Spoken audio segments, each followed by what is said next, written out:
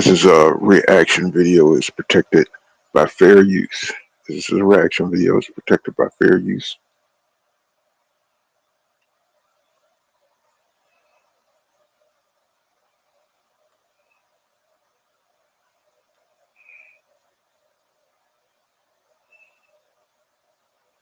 Oh, well, everybody know who I want next. I want Crawford next.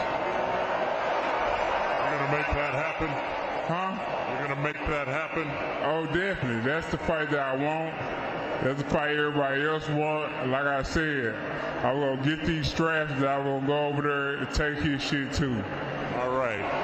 Errol, congratulations. Terrific fight this evening. Thank you, man. Now, strap season, y'all know what time it is, baby. Terrence, I'm coming for that motherfucking belt. All right.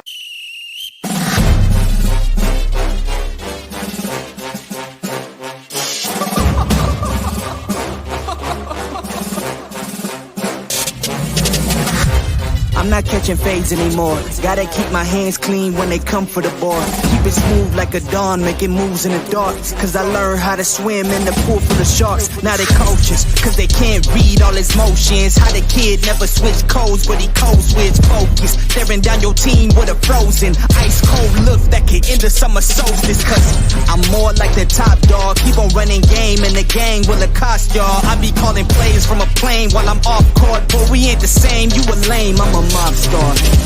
Actually, I'm a top dog on a stat sheet. Off court, but I call plays for the athletes. Laughing when the cop cars try to catch me. Cause I rolled off in a taxi. With my feet up, I'm relaxing. Singing Figaro with no accent. While I pour strings from the streets in. Do it all with a straight face, I'm the kingpin. Top dog, top flow, boss mode. I'm the kingpin. Showstopper, top dog, top five. I'm the kingpin. They know I'm a dog and a beast, man. Yeah, I keep the peace with a peace, man. I ain't got no time for appeasement. Why would I respond to a pawn? I'm the... Hold up. If I let my dogs off the leash, then you might want to get out of Dodge by the evening. Honestly, think it's not the blood and the beef, and they don't leave anything behind at the evening. I can see you soft, ever thought about retreating. If you never have, then they'll give you a reason. Better watch your tone, lose your bass when you speaking. Underneath the mask is the wrath of a... Cause when you learn how to smile in their face, then go cutthroat. Then they wanna call you a con when the blood cold. I remember starving while y'all had a truckload. Now I'm with the mob with the call and the gusto. I'm a top dog on a stat sheet. Off court, but I call plays for the athletes. Laughing when the cop cars try to catch me. Cause I rolled off in a taxi. With my feet up, I'm relaxing. Singing Figaro with no accent. While I pour strings from the streets in. Do it all with a straight face, I'm the kingpin. Top dog, top flow, boss mode. I'm the kingpin. Showstopper, top dog, top five. I'm the kingpin.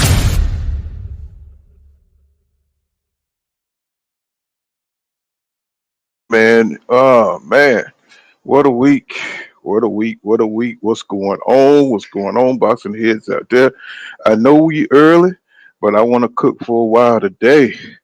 Man, we just, you know, what's interesting, bros, is when I'm on the road, man, it's like that's when everything, all the interviews come out.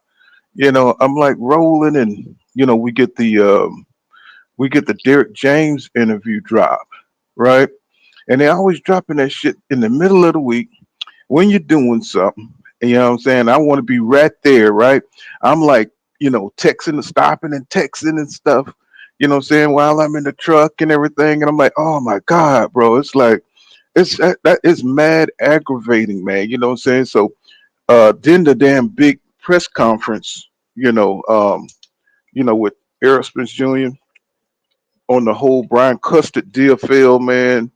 And I was just like, man, I said, I got to get in because I was just sitting there listening to, saying Bud Crawford, he can't help when he do an interview but cap, man.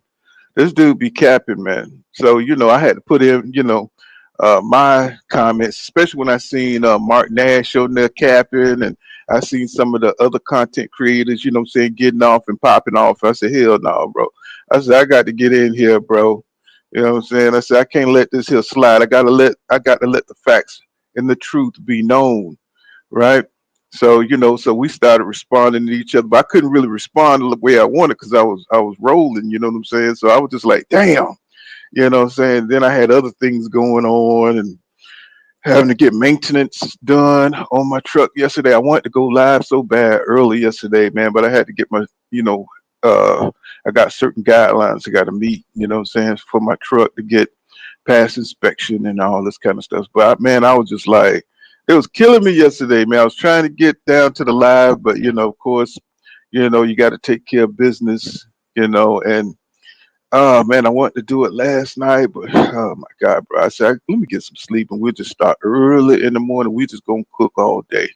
That's what the hell we gonna do, you know. So we had some great interviews, bro. Derek James with on Fight Hub, and he was just breaking down a few things about, you know, what EJ was looking like in sparring, man. And so you don't even hear Derek James talking about how ferocious Errol Spence Jr. is right now and how focused he is right now, man. And even though he come off, if you look at Errol Spence Jr., he looked like he just super laid back. He almost like he's going to sleep, bro. But you could tell this dude is pulling out all the stops, bro. I mean, you see the acupuncture, you see flexibility coaches, you see nothing but straight focus on the big fight. And it just kind of like shows you the magnitude of this fight because he's just like, man, whatever he got to do to get the advantage, you know what I'm saying, as far as getting his body and his mental, you know what I'm saying, in tip top condition, he wants to go in there and really put on a show. And I get the sense from Derek James, from what he's saying, man, putting in, the extra on the pads, you know what I'm saying, asking for extra time. And, his camp is increasing in his size with Ryan Garcia, you know what I'm saying, AJ, and he's got Frank Martin, you know what I'm saying. They all got their own little slots of time. So Derek James, you know what I'm saying, he's growing as a coach, but he's got to focus on, you know what I'm saying, on this big fight with Errol Spence Jr. I think this is the most important fight, to him right now because this is the one that's up. And not to say that, Ryan Garcia and Jamil, you know what I'm saying, fighting Canelo for undisputed is not important. But what I'm saying is, he's got to focus on his first. And that's the truth, you know what I'm saying? The Errol Spence Jr., you know what I'm saying? That's his first. So that should be his main priority right now. And that look like that's what he's doing. And he's focusing in on getting EJ right, man. And they landed in Las Vegas. I mean, I was rolling in, man, when they landed in Las Vegas. I was like, man, shit, you know what I'm saying? So, yeah, I've been like hustling, trying to get things together. And, it's just like, damn, I wish I was a full-time content creator, man. You know what I'm saying? I could sit down, I could really, say get all the little things, you know what I'm saying, dot my I's and cross my T's. But I'd be on the move most of the time, fellas, you know what I'm saying? So, but I'd be trying to get it in for you and, so we can cook and, just cover these things. And man, I'm just like, wow, shit just coming out so fast, bro. And it's like, what, we got 2 weeks left? Oh my God, bro. We got 2 weeks left, man, for one of the biggest fights in 40 something years, bro. And everybody's getting amped up. Everybody is just pumped for this shit, man. I mean, I ain't even put the damn thing in the chat, man. I'm just, oh man, I'm doing things that I ain't even, I'm doing things I don't even usually do. Hold on. Let me see. Let me put my links in the chat. Hold on. So let me see. I'm just all over the place. Let me see. Let me put my things in the chat. Oh God. Let me see. Let me concentrate on doing that. Let me holler at my 300 that's falling in. I see my 300 falling through. So let me just holler at my peoples, you know what I'm saying? I know a lot of people don't like that, but hell, we got to acknowledge the people that support you, screw all that. You know what I'm saying? So what's going on, America? What America One? What's going on? He said, salute, Pool, getting ready for work. I'm tuned in, though. That's what's up, my brother. Salute to you. What's going on? Clean cut in the building. Clean cut always on time in the building. What's going on? Salute to you, man. And Jay Wash 4, what's going on? He says, early morning cook, we in here. Yes, sir. And I want to start early, you know what I'm saying? Because I know when I start early, I can get a lot of time in before I have to start, you know what I'm saying, doing anything during the day. Um, you know what I'm saying? So, when I can start early, we can get a lot of time in. What's going on, Omega Red? Salute to you, brother. What's happening? Let's see. Chef Steve, what's going on, bro?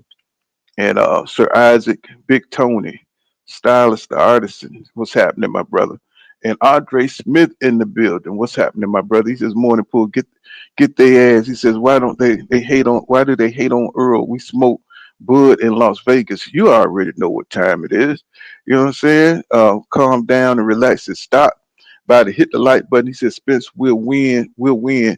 He says Spence always wanted to fight. He says Bud didn't exactly.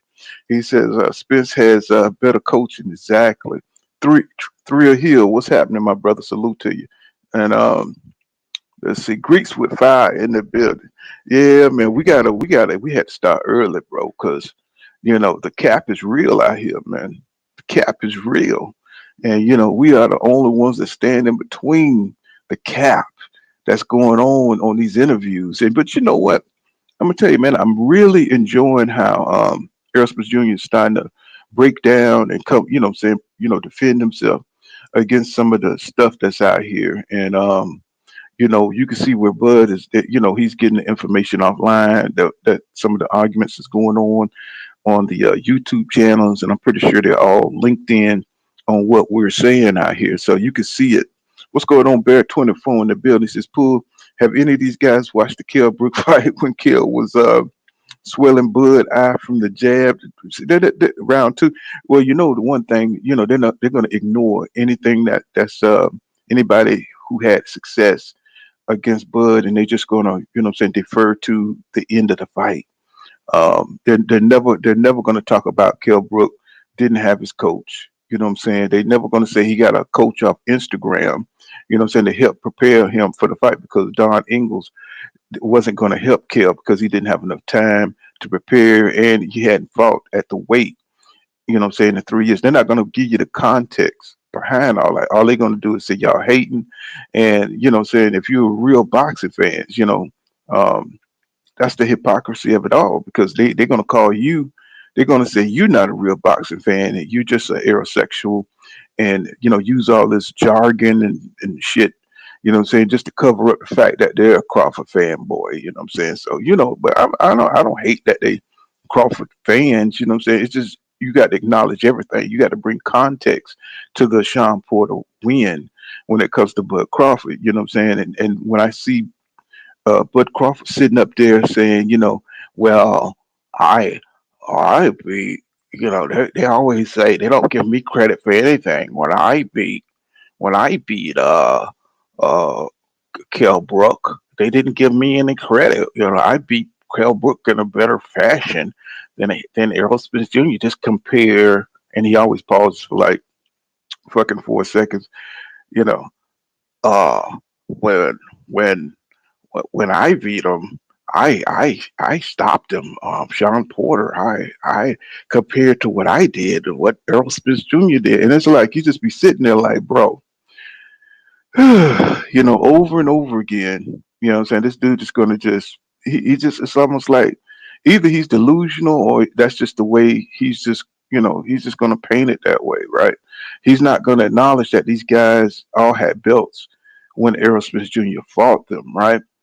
They had even that's what I love about this interview that he did with Brian Custer, because he brings that up.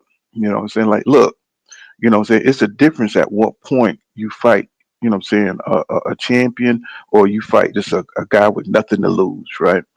And EJ is starting to cover these kind of things in his interview, and I say, okay, good. The champ, what I'm saying, is like really, what I'm saying, starting to pay attention and really getting, what I'm saying, defending, what I'm saying, and defending against some of the cap that's out there that Bud Crawford and his team is putting out there, right? And So, that's what I like about the champ right now.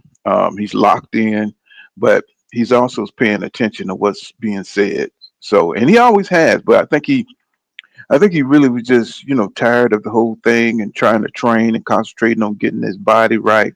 And if you could see some of the footage, man, some of the training that this dude is doing, I mean, the flexibility shit is just like out of sight. That's like something that I don't know if all boxers always done that, man, but I mean, his shit just look like next level to me. I've never seen this dude had EJ, saying on his back, saying, and cracking his back, and um, saying he was doing acupuncture and just and stretching and doing a lot of stretches and um, that's just something I never seen. So I was kind of hoping he get Blu-ray back up into the mix, somehow. I don't, but that's kind of like old news or here or there. But we all know what he looked like when he was on the Blu-ray. But EJ know what he's doing. Derek James, maybe what I'm saying, like it's a camaraderie thing. You know what I mean? Like far as the scheduling and.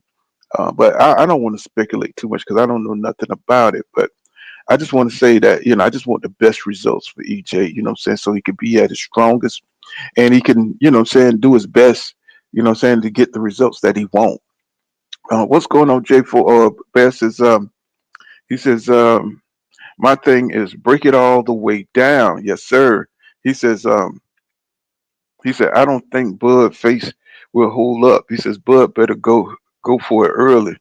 And Greeks with Five says Michael Garcia told the truth about Crawford. Yeah, he said you fought washed fighters and bums literally. You know what I'm saying? What's going on, my brother? He says, my how you say that? My 7079. He says, they never talk about Bud bad balance either. He said, look at how much he falls over when he exchanges. I think that comes from a number of things. I think it's the torque he puts on his punches when he think he's got a definite opening, and he's light in the ass. So what I'm saying, when he do hit, what I'm saying, he's really trying to put a lot of torque on that punch. And we've seen EJ do that against Ugas, what I'm saying? Because when look like when they throwing punches, sometimes it don't look like they have a lot of power on it until they miss a punch or how much they putting on that punch. And then once they miss, you see their whole body swing. Because when EJ was fighting Ugas, and he would do some hooks and he would miss, and you like, God damn, he put some torque on that shit. So that's why they be breaking down, man, because you just can't tell once it hit the body how much torque it has unless they react. And early on, you're gonna be able to absorb some of those punches. But when they miss and you see how hard they swinging, you're like, God damn, man, he put some torque on that shit. Or if he do like a up jab or up hook, and you see a miss and you see how much torque, because sometimes his body goes, what I'm saying, the momentum goes behind the punch, and you just like, damn, what I'm saying, he really banging in there, bro, and they be banging harder than you think.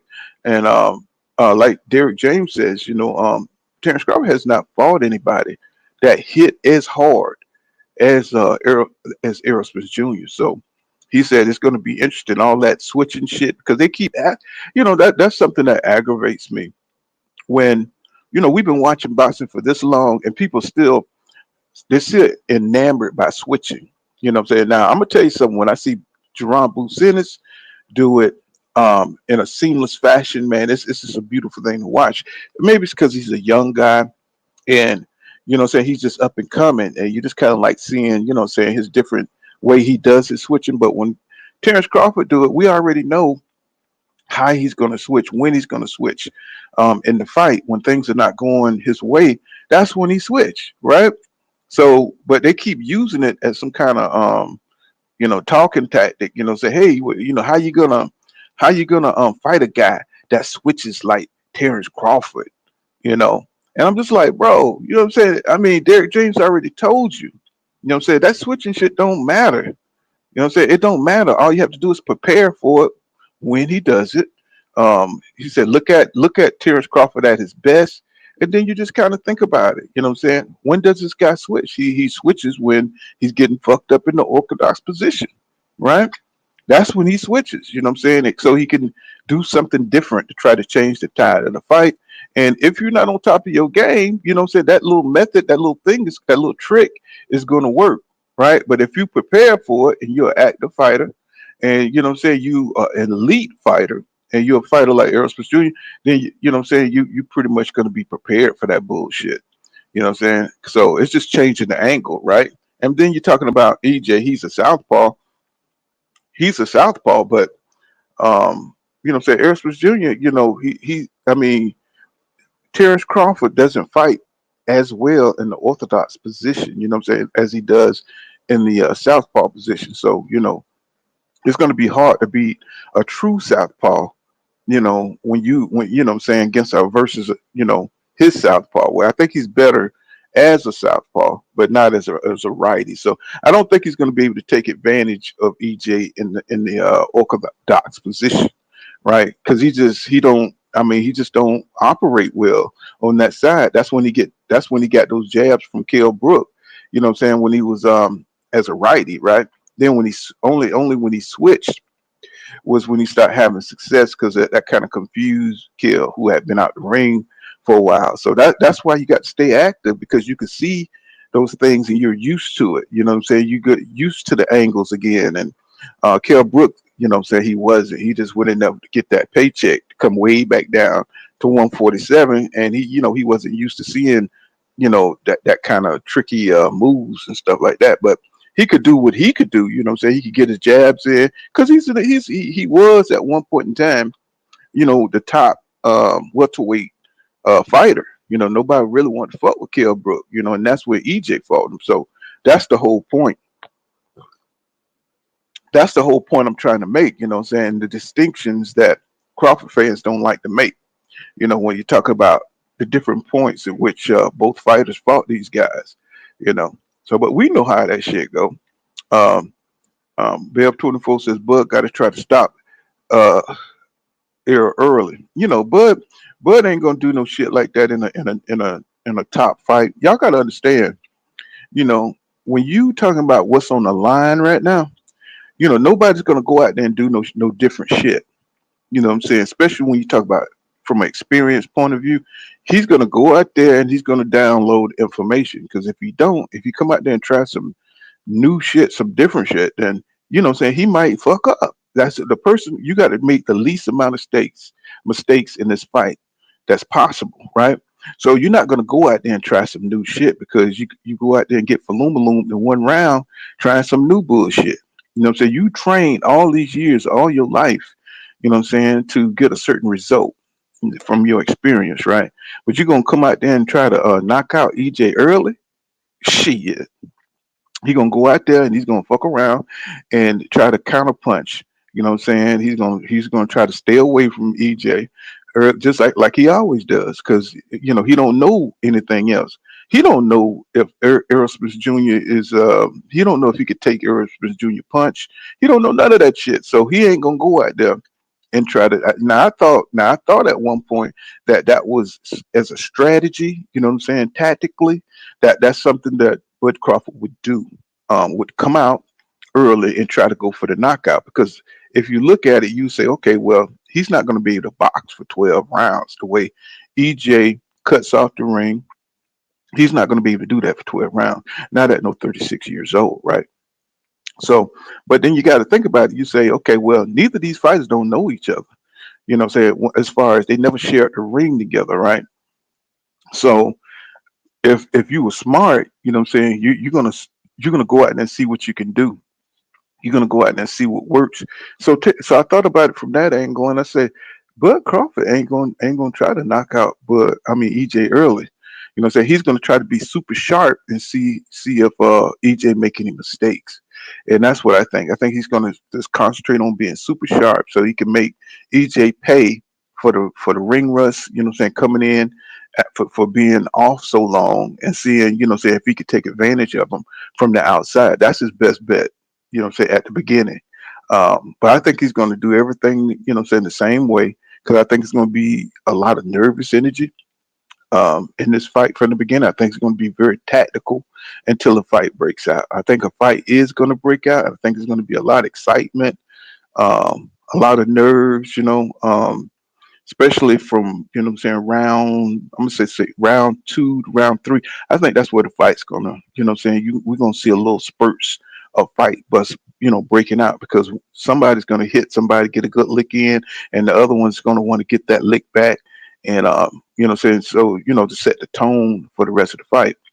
And I think that's what's gonna happen. But I think as far as Bud Crawford goes, I think he's going to really, really, like try to be strategic, go out there and, do what he do, download information. He's going to go down with what he knows. And I don't think he'll dare try anything new, like trying to, come in and, trying to catch EJ between shots early. He's going to use his conditioning like he always does and try to wear you out, how you chase him around the ring and you be tired and shit. And um, catch you, pot shot you till you get tired and you slow down and he catch you, from, you slowing down. And that's his shit. That's what he does. And that's what a lot of guys like, they like that kind of boxing style.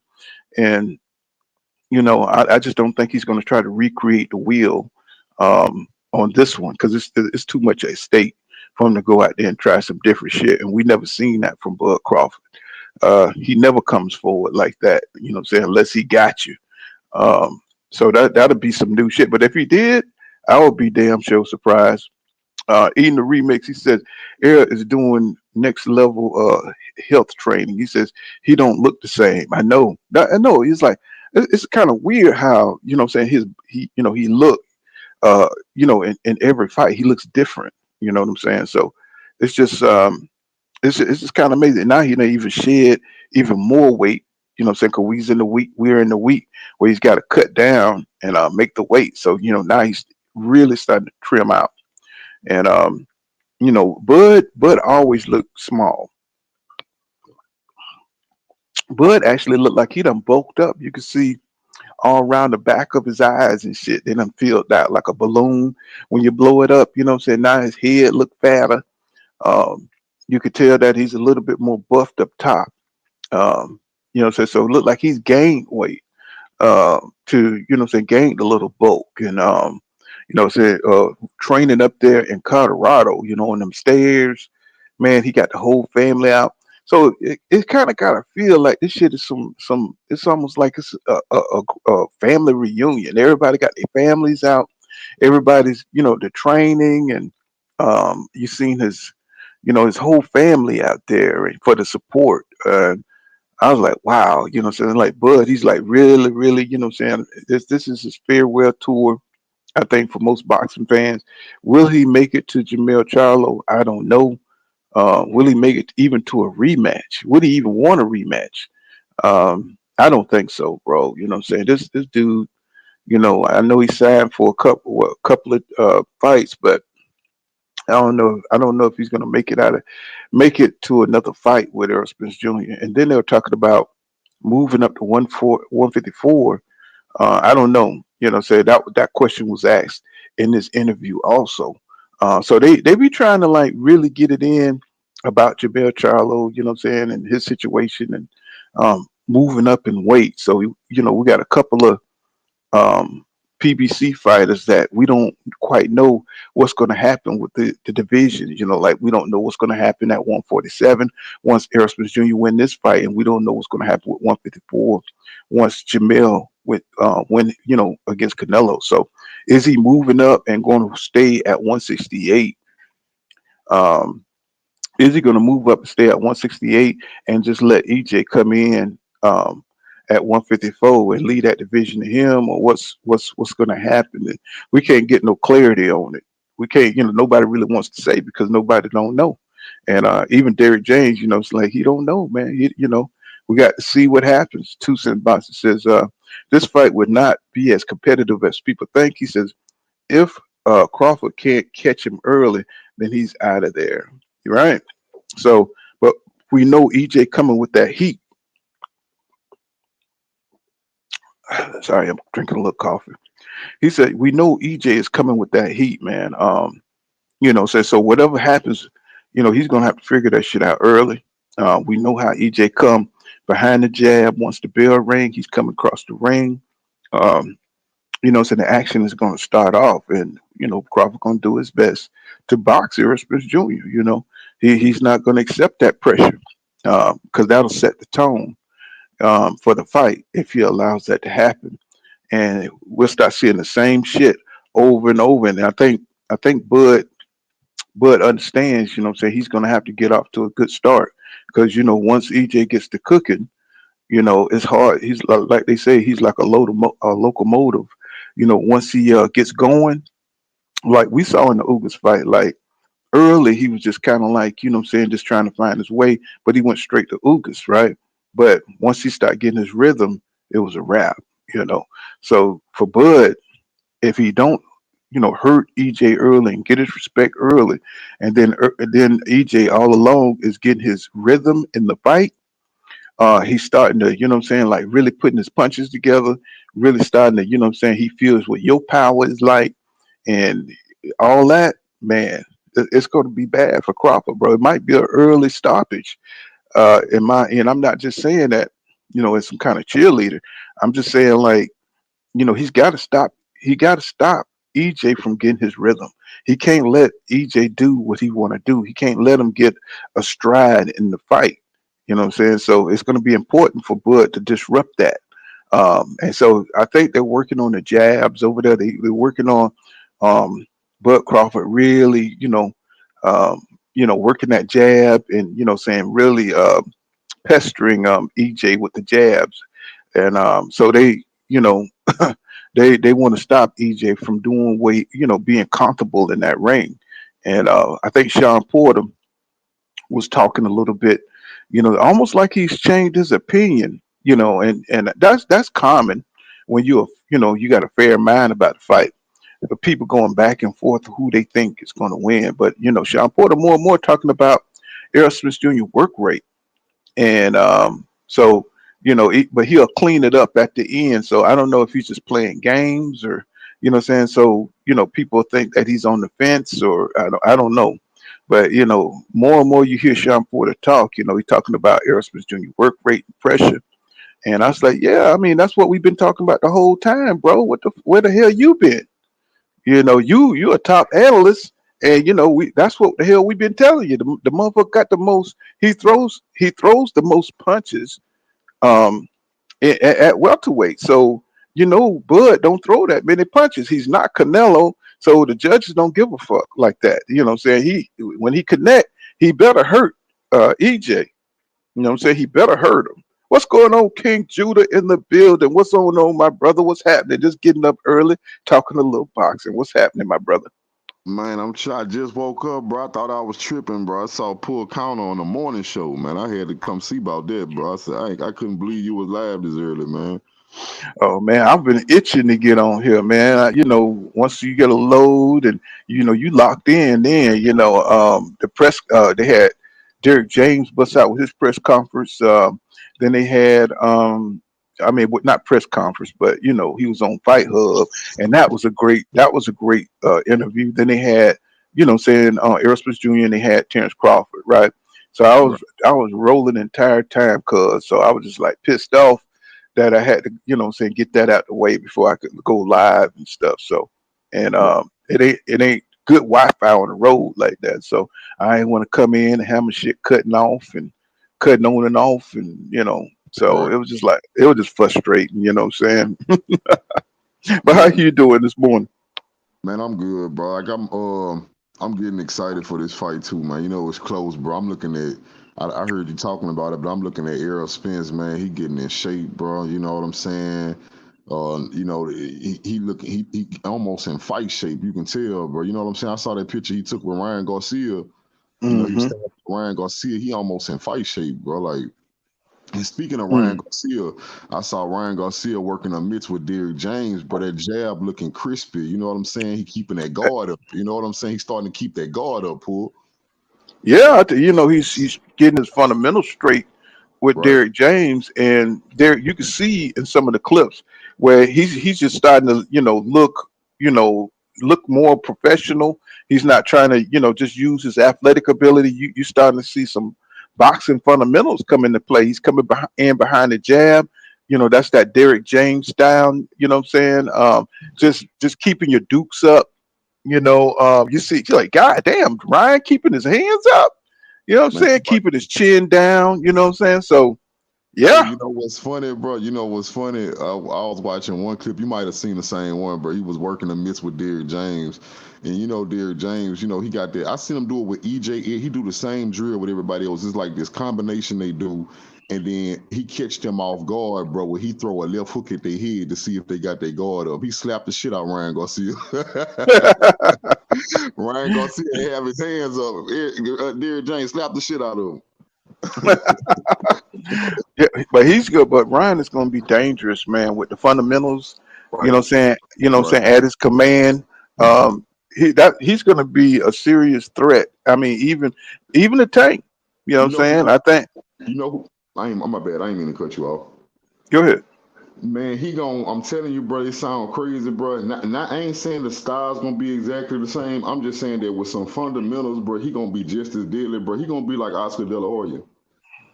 Yeah, With the you know, fundamentals, he gonna be like Oscar De La Hoya. and I think he's going to be better at boxing because Oscar was more of a brawler. Right, You know what I'm saying, but a brawler with a hell of a fire left hook that will bail him out of trouble.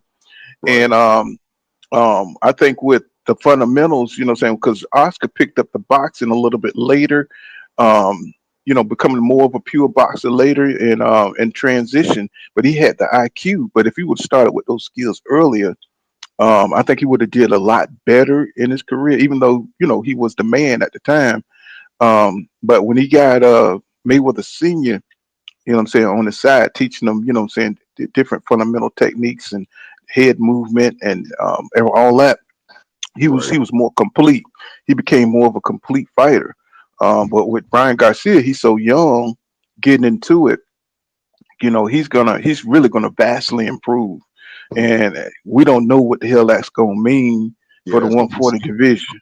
That's gonna Hmm. be scary. I ain't because I had to think about it, bro. You know what I'm saying? I had to think about what that mean working with Derrick James, bro. For Ryan Garcia, because I was looking at Ryan going to 140, Devin going to 140. Like this a whole different ball game.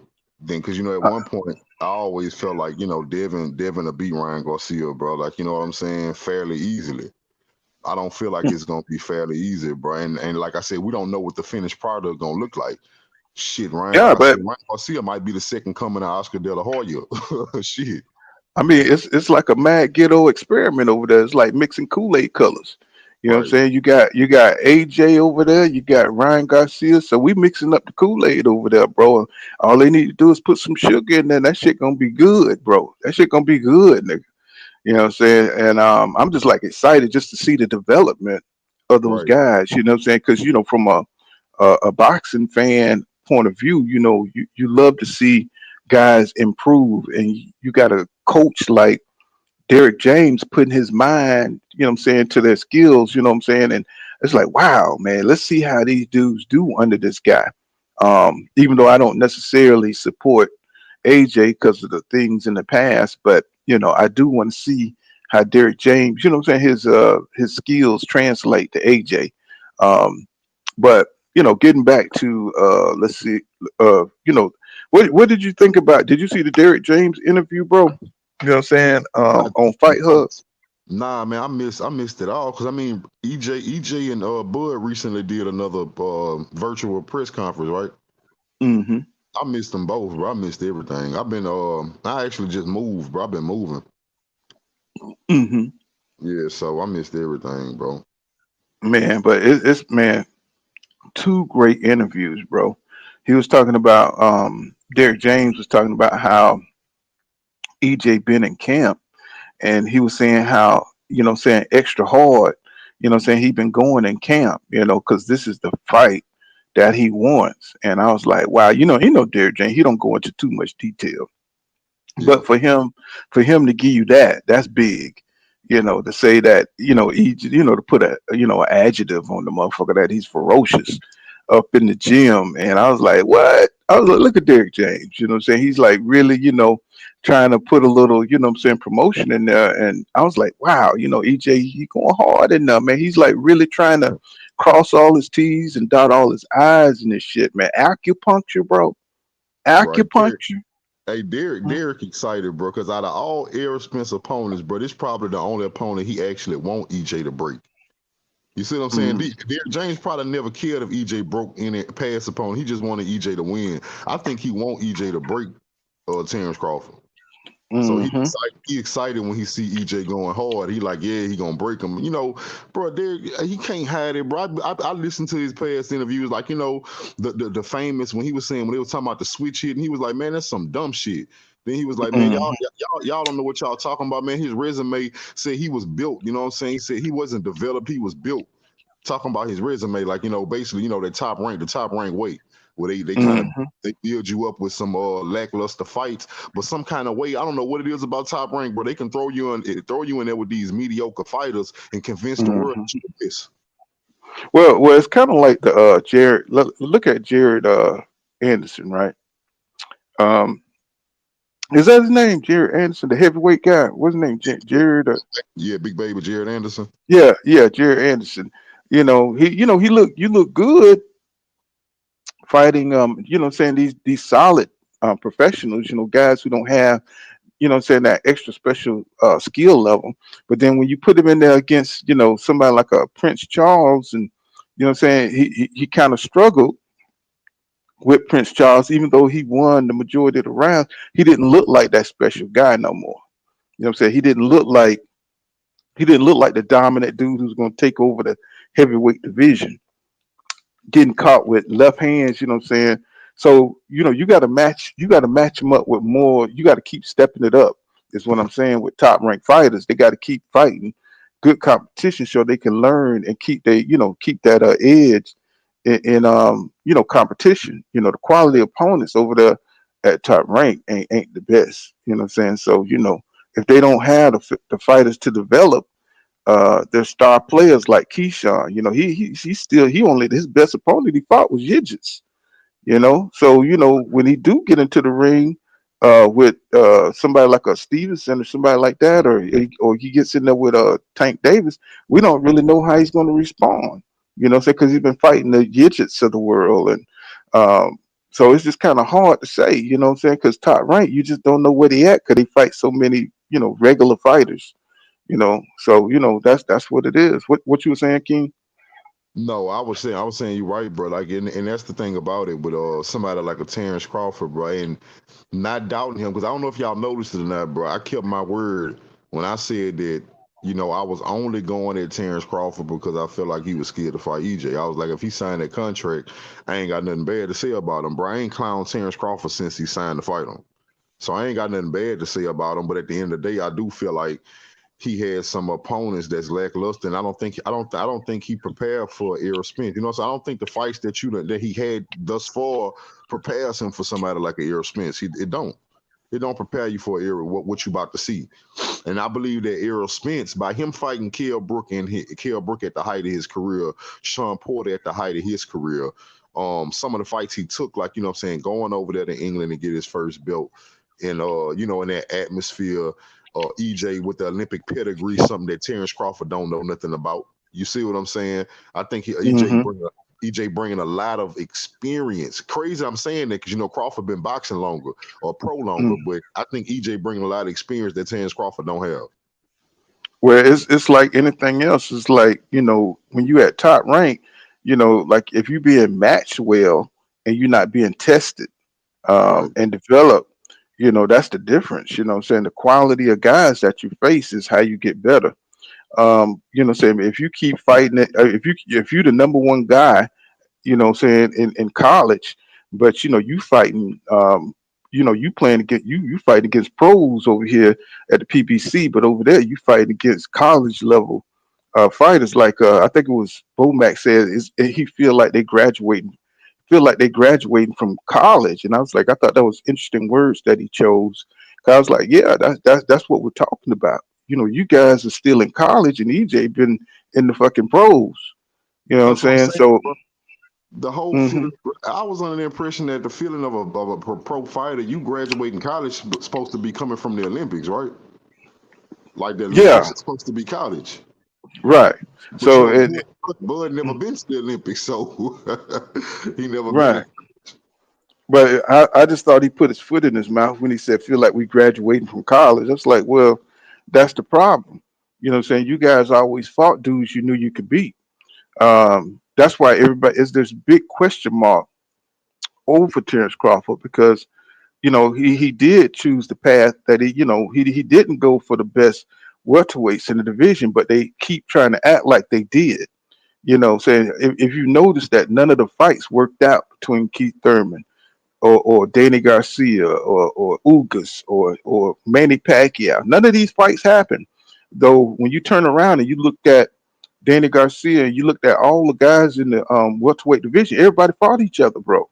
Except so maybe one guy or something like that. That's why Sean Porter got got the losses he got on his record because he fought everybody. Say Right, what you want, but we right, know where Sean is on the totem pole, right? But we right. can't say that about Crawford because he wouldn't expose himself. Even though he talks shit, he's like that dude that's always on the sideline on the basketball court talking shit about your skills and shit, about how your finger roll is fucked up, or how your jumper is trash, but he never gets out on the court. You know what I'm Right. saying? And play with everybody. You know what I'm saying? So he talking shit from the sideline fighting Jose Benavidez. What you said, boy? He that dude that's always shooting on a goal by himself somewhere. He find that one goal by himself. He don't never want to come play. He just shoot by himself, huh?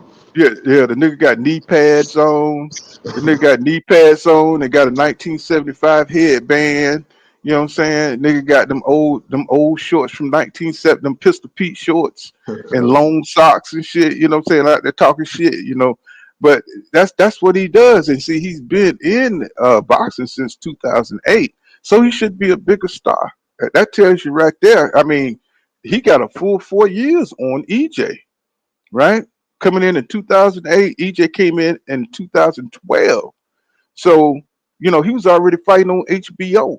You know what I'm saying? I knew who Crawford was. You know what I'm saying? But, he disappeared because they was looking for matches he could win, right? Building them up with dudes like, hell, we still don't even know where these guys at that he fought down there at 135, down there at 140. There's a lot of these guys, you never see them fight again. It ain't because it ain't because Bud Crawford just beat them so bad. It's just that they were title holders and they wasn't meant to be in boxing that long. They was able to beat somebody who was weak that held the belt, and he had more athletic ability. He was a special fighter that was able to come along and dominate people in a weak division. So I don't understand why that's so hard for people to understand because we've seen it in boxing time and time again. Triple G, when he took over the middleweight division, it wasn't nobody there, bro. You know what I'm saying? It wasn't nobody there. It wasn't no special fighters in the division when Triple G was dominating. That's why he fought Steve Rose and people you never heard of, and you know what I'm saying. But when the middleweight division was popping, when you had Roy Jones Jr., when you had Bernard Hopkins, when you had Lights Out Tony and that motherfucker, and you know what I'm saying, it wasn't no names after them to fight like a Triple G. That's why he stayed in the fucking amateur so long. You know what I'm saying? These dudes stay in the amateurs because they looking at the division when they can jump in. It's almost like what I'm saying, when you jump roping and you want to come in and you don't want that damn rope to hit your ankle because you go in at the wrong time, you get Falumaloom. So, Triple G know what he was doing. Lomachenko knew what they was doing. They hit the pros when they, what I'm saying, at the right time when it's an opening. Right, Now, right. so these niggas coming in, they waiting for the division to get weak when they in the Olympics and stuff. So they nope, I ain't going in there. You know what I'm saying? You got too many good fighters in there. You know what I'm saying? What's his name? What's his name? Danny. What's his name? What that was up at welterweight? They waited for him to get older. For New York, Brooklyn. What's his name? Danny. What's his name? They wouldn't fuck with him until he got start looking bad in the ring. Anna Uh, Jacobs. Danny Jacobs, with the big ears. They wouldn't fuck with him before until he started slowing down. You know what I'm saying? So that's when he got his shot when he looked like trash in the ring. You know what I'm saying? They would not give him a shot when he looked good, when he was on top of his game. And even then, you could even argue that Danny Jacobs won that fight against Triple G. You know what I'm saying? They kept giving Triple G jab like double points. You know what I'm saying? So, it's Right. just like, go ahead, what you saying? Now I'm about to say now. That's right, bro. Now what I don't like when well, I'm jumping back to Bud Crawford, bro, in that because I did watch a boxing ego. He reacted to the video, so I didn't see the interview myself, but I saw his reaction to it. So he was talking about how Bud Crawford was saying they was asking him where does this fight with EJ stack up on his career as far as all his career fights Hmm. with a straight face and said, yeah, well, EJ, this fight will be top three. And Ego was like, who the hell, what two fighters is better on your resume than EJ? How you gonna say EJ is top three and not number one when it comes, saying your resume? Because then this fight gonna be for undisputed at the most glamorous weight class in boxing. Because I believe the welterweight, at this point, to me personally, from what I've seen over history, I think the welterweight division is the most glamorous division in boxing, even over heavyweight. Yeah, it is. So Oh, oh, oh. you beating Mhm. EJ and becoming 2 times undisputed at welterweight. There's no fight on your resume bigger than that. Period. Well, let me take that back. The heavyweight division is the most popular when you got good heavyweights. When you got good heavyweights, they take over. Yeah. You got when you got somebody like a Mike Tyson or you got like a Deontay Wilder, and you got a number of those guys up there, they're going to take over. But as far as the next glamorous division is the 147 division. You know what I'm saying? They just take over. Um, but what you were saying about Bud Crawford is correct, man. He's always saying these little, capping things like that. Like he really feels some kind of way about his resume. He hates, he's really hurt that people think that his resume is weak, and it is weak. He wants more credit, and you can see how he always try to guide the conversation back to that. You know what I'm saying? He's always trying to downplay EJ and what he's done because he always referred to the people that EJ fought as those guys. He fought the guys that he fought, and I fought my guys, and what I'm saying. So he's always trying to like downplay what EJ has. Oh, he's been able to do what he did in the division. But you was in the same division, my brother. He keep acting like he was part of the 147 division, and I mean he was part of the 140 division, and EJ was part of the 147 division. No, bro, y'all was at the same time. You keep trying to separate yourself from the Danny Garcias and the Keith Thurmans when you was right there. I keep hearing it go. Boo. Oh, there you go. He keep trying to separate himself like he was part of the 147. He wants to be known for what he did at undisputed at 140 instead of what he did at 147, where you got a number of fights at 147, bro. So it's like he keep trying to separate himself. No, bro, you was right there. You was right there at the 147 division. Everybody keep talking about when he got that one belt from Jeff Horn, he stopped right there. He stopped developing right there, right?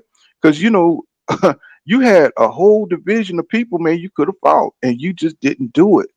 And that's something that they try to skirt over. He don't even want to talk about how the fight was made and anything like that because he understands that he's on the shit side of that. Anything that points to him, being held to accountable for holding up the fight, he don't want to talk about it because the fight is here now, and I understand that.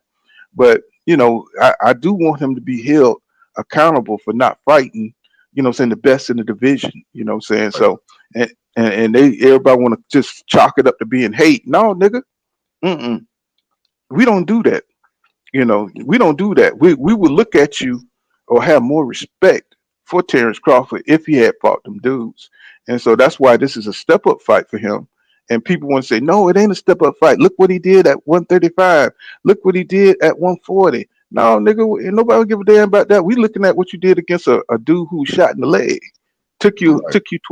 took you 12 rounds to knock that dude out, bro. That ain't special. You know what I'm saying? Boy was coming off a layoff and he was putting hands on you. Mm-hmm. So and again, boy, that came up 2 weight classes, bro. What you Right. doing down there? What you doing down there? Shrinking yourself down, fighting those little midgets. You know what I'm saying? You fighting midgets, bro. You know what I'm Now he saying? tried to So make an excuse for that too. He was like, yeah, because they said, how do you feel about EJ being so much bigger? People saying EJ so much bigger. He was like, I've always been a smaller fighter. You know how you talk. I've always been a smaller fighter. Even when I was at 135, and no, he said 140, and the division before that, he was like, yeah, I was tall. He said, yeah, I was how you said it. Yeah, I was taller than those guys, but I was still smaller than them. Just capping, bro. right, Man, you know what I'm saying? And that and we never seen no way. exactly, like we don't know boxing, bro. You know, you down there straining. The reason he was goddamn wobbly kneed because he was eating Roman noodles. That's all he could do to keep the weight. You know what I'm saying? You know what I'm saying? The nigga couldn't eat a piece of meat, man. That nigga blow up back to damn 175 shit. You Hey, know what I'm saying? So, he couldn't even put the whole salt pack up in his ramen noodles. mm because you know you eat salt, you're gonna retain water. So Right. you know he down there killing himself, beating the shit out of them damn dudes the size of 12-year-olds. You know what I'm saying? So you know, but it's amazing that he was able to function at that weight. Um, you know, say because a lot of fighters can't do that shit for that long. Um, so you know he can miss me with Ricky Burns, bro. You know what I'm saying? What is anybody know about Ricky Burns or what way he's gonna place in history? Nobody don't give a shit. Nobody don't care. You know what I'm saying? Because nobody ever heard of no damn Ricky Burns, right? Ricky Burns or Ndongo, all these people that he defeated at these weight classes. Now, if you talk about Mikey Garcia, you talk about Shakur Stevenson, we know these guys because that's the divisions that they're in. That's where they campaign at. You know, what I'm saying nobody really was looking at the damn 135 division.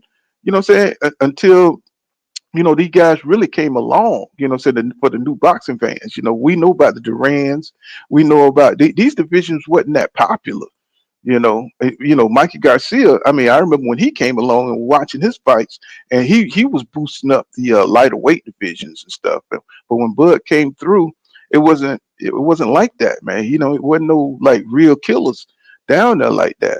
Lipinets came in at 140. You know what I'm saying? When Bud was there. Then the Matias came in when Bud was at 140. He didn't fight. See, anytime one thing you can see, you know, when the talent start coming, that's when you start seeing people moving up. You know, you start seeing people getting up out them divisions when you start seeing, you know, better and better athletes coming. And then once they get the fuck up out of there, you know, I'm not saying that Bud couldn't beat some of these guys, but he just didn't fight them, and that's a tell for me. You know what I'm saying? When you don't fight the dudes who are coming in with better skills and stuff and more willpower and determination. When Triple G saw, you know what I'm saying, all the talent coming in, like Canelo scene, the David Benavidez's, and they're not fighting the top dudes, so they just move on, and they get away from the top of the division or the best in the division, and they try to skate around it, and that's when you can tell that them dudes ain't what we think they are. They're not what they think. You know, he haven't fought none of them dudes. So, you Honestly, know, I mhm. was just about to say, honestly, at the height of his career, I'm not even being, I'm not capping or just clowning or nothing, bro. I'm not convinced that Terrence Crawford can beat a prime Danny Garcia. After what I saw, Right. after what I saw Kavaliauskas do, Kavaliauskas was able to do it against you. I'm not convinced that you can beat Danny Garcia. I'm not. Danny Garcia is better, and he got more power than Kavaliauskas. You know, so like he just we haven't seen Bud tested against somebody with that kind of iron chin, somebody with those intangibles where you can't just hit them a couple of times, you know what I'm saying, with power and they fold. You see what I'm saying? And that's the point, the whole point of it. He haven't fought anybody with the punch resistance and somebody who can come back and give you their own power. Somebody who can do that, who can give you trouble in the ring. We haven't seen that. And they attribute that to Bud being so good. And I attribute to that him being match well. You see what I'm saying? So, you know, that's the difference in how I look at shit. And you know, I think I like how EJ is starting to pick his resume apart. You know, starting to come back and saying, you know, it really matters when you fight a guy. You fight a guy that's got a belt. What I'm saying, that's at the top of his game. And EJ was saying like when you get a belt, it makes you better because you now you got something to lose. When he fought Kell Brook, he had something to lose. You know, made EJ come over there to England to fight him. What I'm saying, amongst his people. And Right. Sean Porter, what I'm saying, after battling everybody in the damn welterweight division, he finally got a belt. So now he's got the swag of a champion. You know what I'm saying? He pulling out all the stops, just like EJ is right now, Hey, that's pulling out facts. all But the. that's why that's another. I forgot. You see, you just made a point that nobody ever brought up about Sean Porter when he fought EJ. That's another reason why Sean Porter trained so hard and went so hard at EJ is because he was defending the belt. Where if you remember the All Access, what I'm saying, it was his dad. He was like, "We are going to give Errol Spence Jr. his first loss." Right. So they did military tactics, what I'm saying, to make sure this man was going to fight harder, have more endurance, more stamina. What I'm Right. saying, he was going to outman the man. What I'm saying, we're going to outdo. And then EJ did had a fat camp and beat this guy. What I'm Right. saying, he had a fat camp. He didn't do the Blu-ray training. What I'm Right. saying, he didn't do the strenuous, what I'm saying, he didn't have the gorillas traps and all that shit when he fought uh Sean Porter. What I'm saying, he was at his worst and he beat that guy. That's when he was still drinking and partying and all that stuff. So these things that they don't put into context. Well, that ain't Bud Crawford. That ain't his fault. That ain't Sean Porter's fault that he was out there partying and stuff. But the thing is, if this man could do that to Sean Porter at his worst, what would he have done to Sean Porter at his best? You see what I'm saying?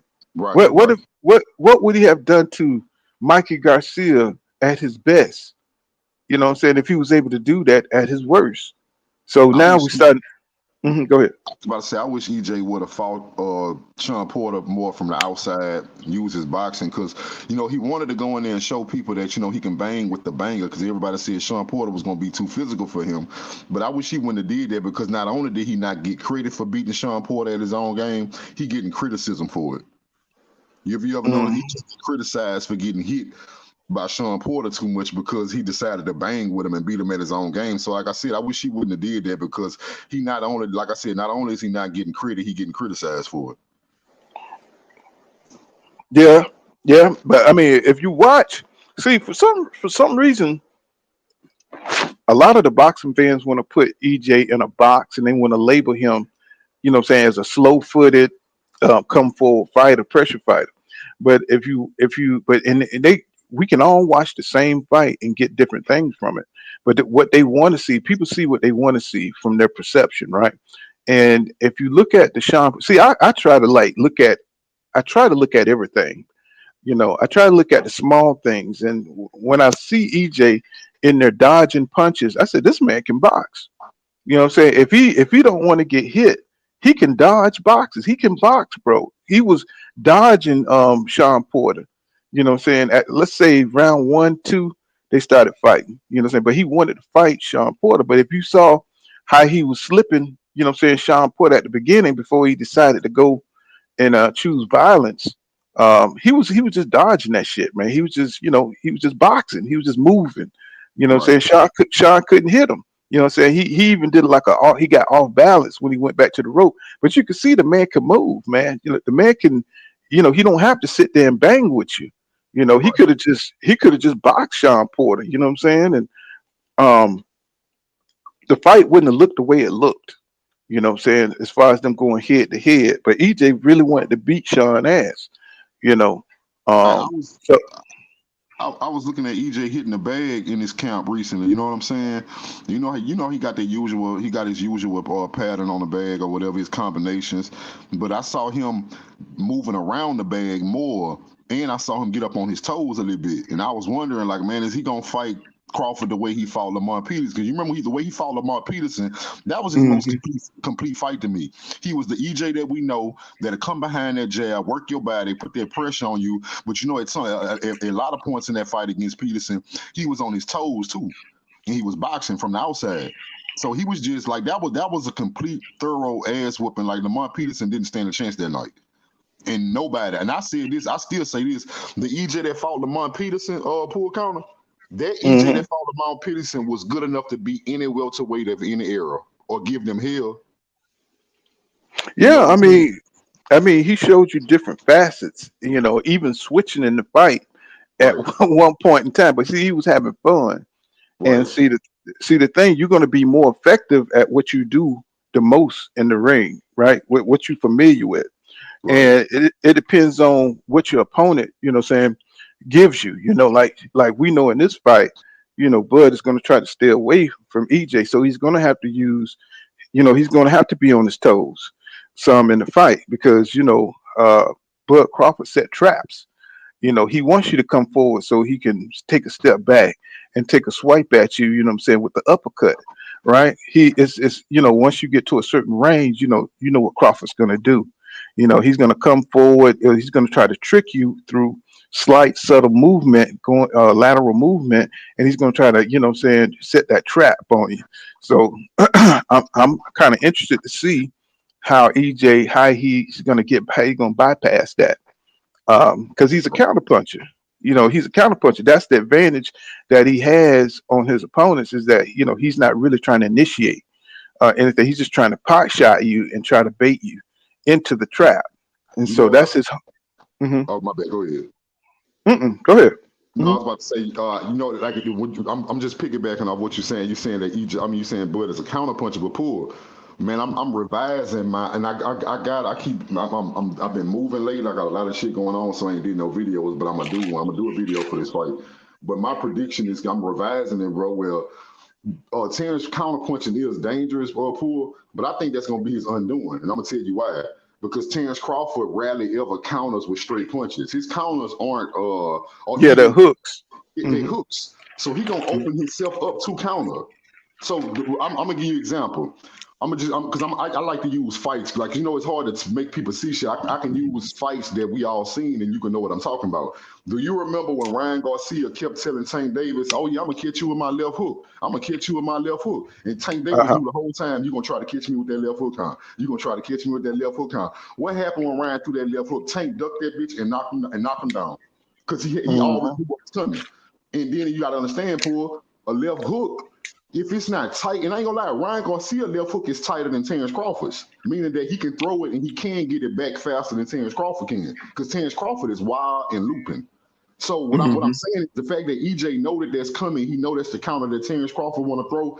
If Terrence Crawford missed that hook, EJ gonna be in his chest. And see, you understand this how I'm looking at this fight playing out. If Terrence Crawford trying to keep EJ off him, it's gonna be with his little jab, his foot movement, turning a little bit. The little defense he got, that's gonna keep him safe.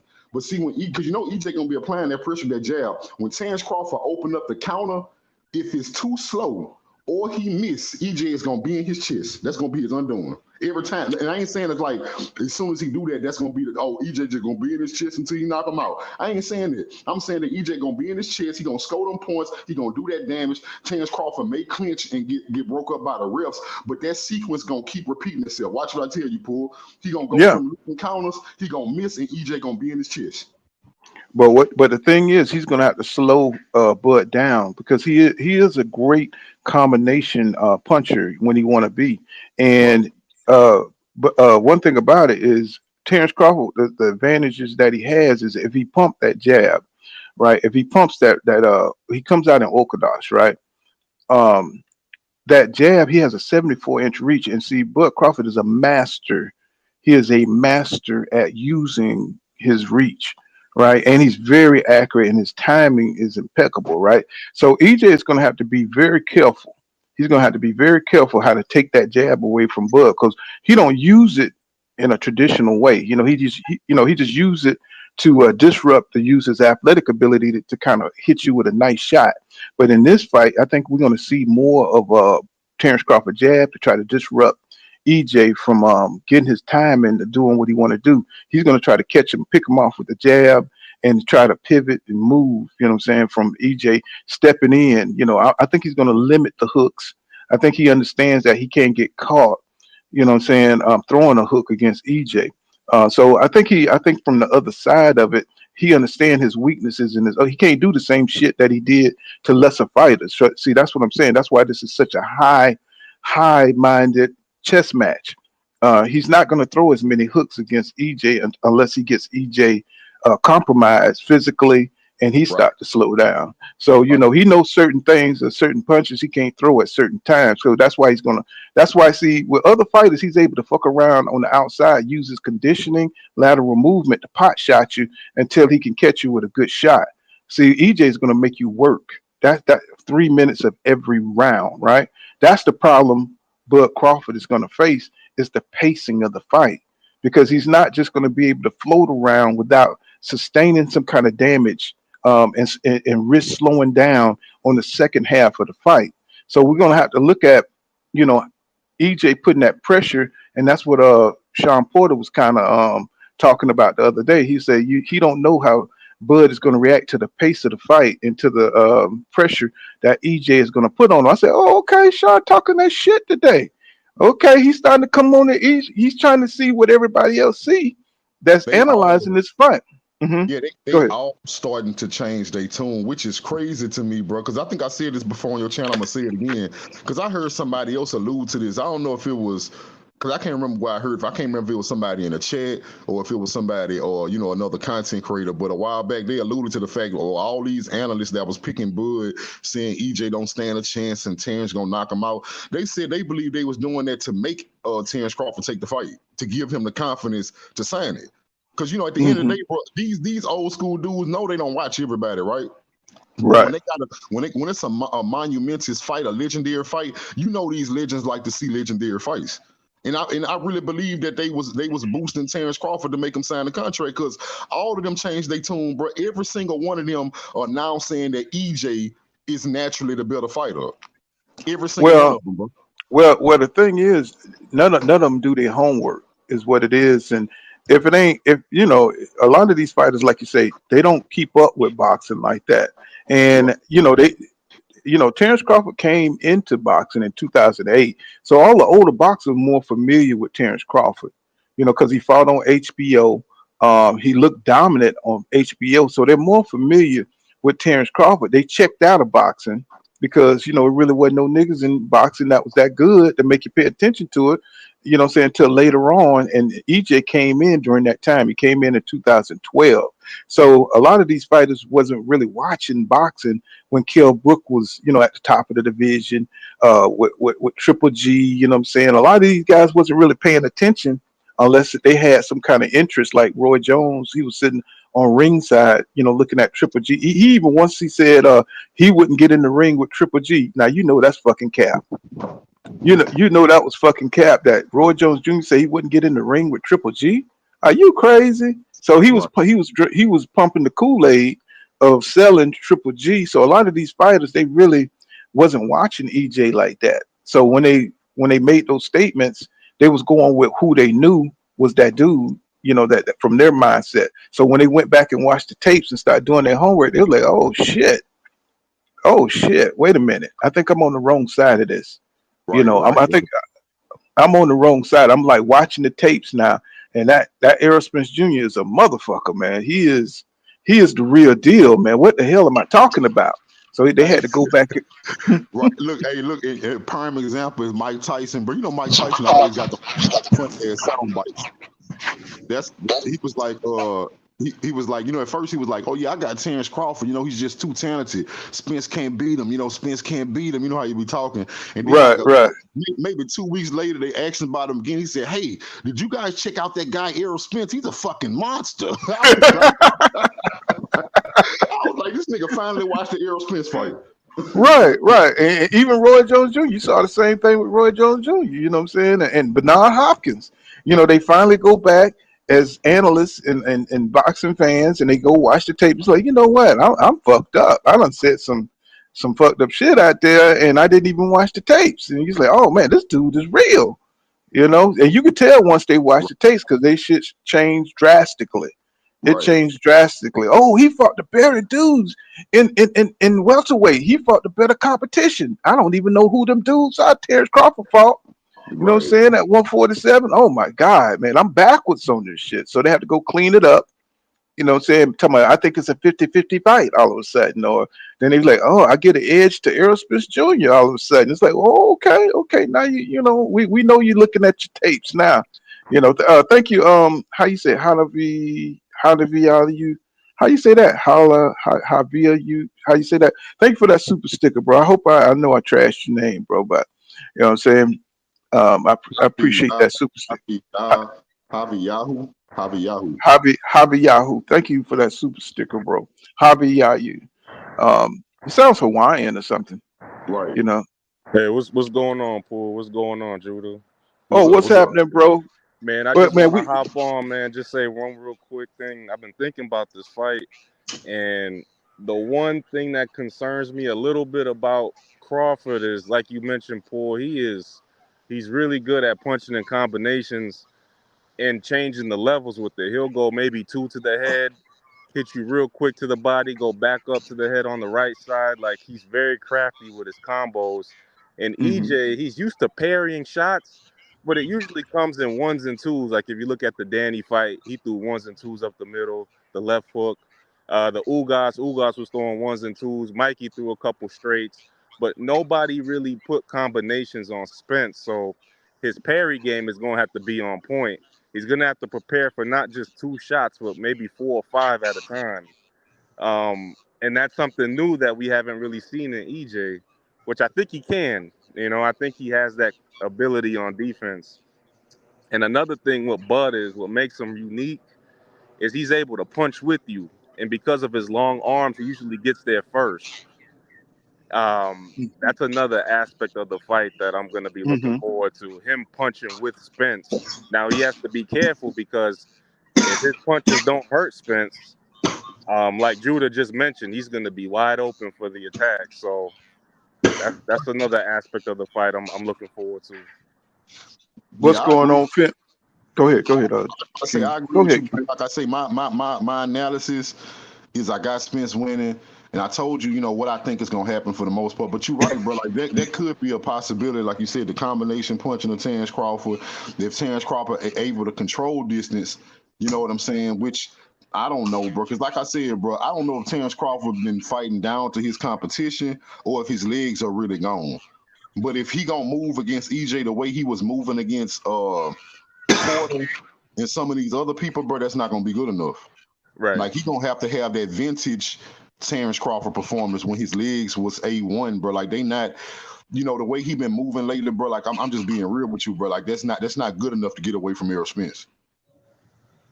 But let What's me going ask on, you Finn? this, Judah. What if he Go has ahead. enough heat on his punches to where he doesn't need to move much? What if his punches hurt Spence to the point where he doesn't need to move around the ring? He just needs to keep a certain distance and have that barrier to where if Spence knows he crosses it, some heat is coming back at him. What Facts. do I you mean, think about that?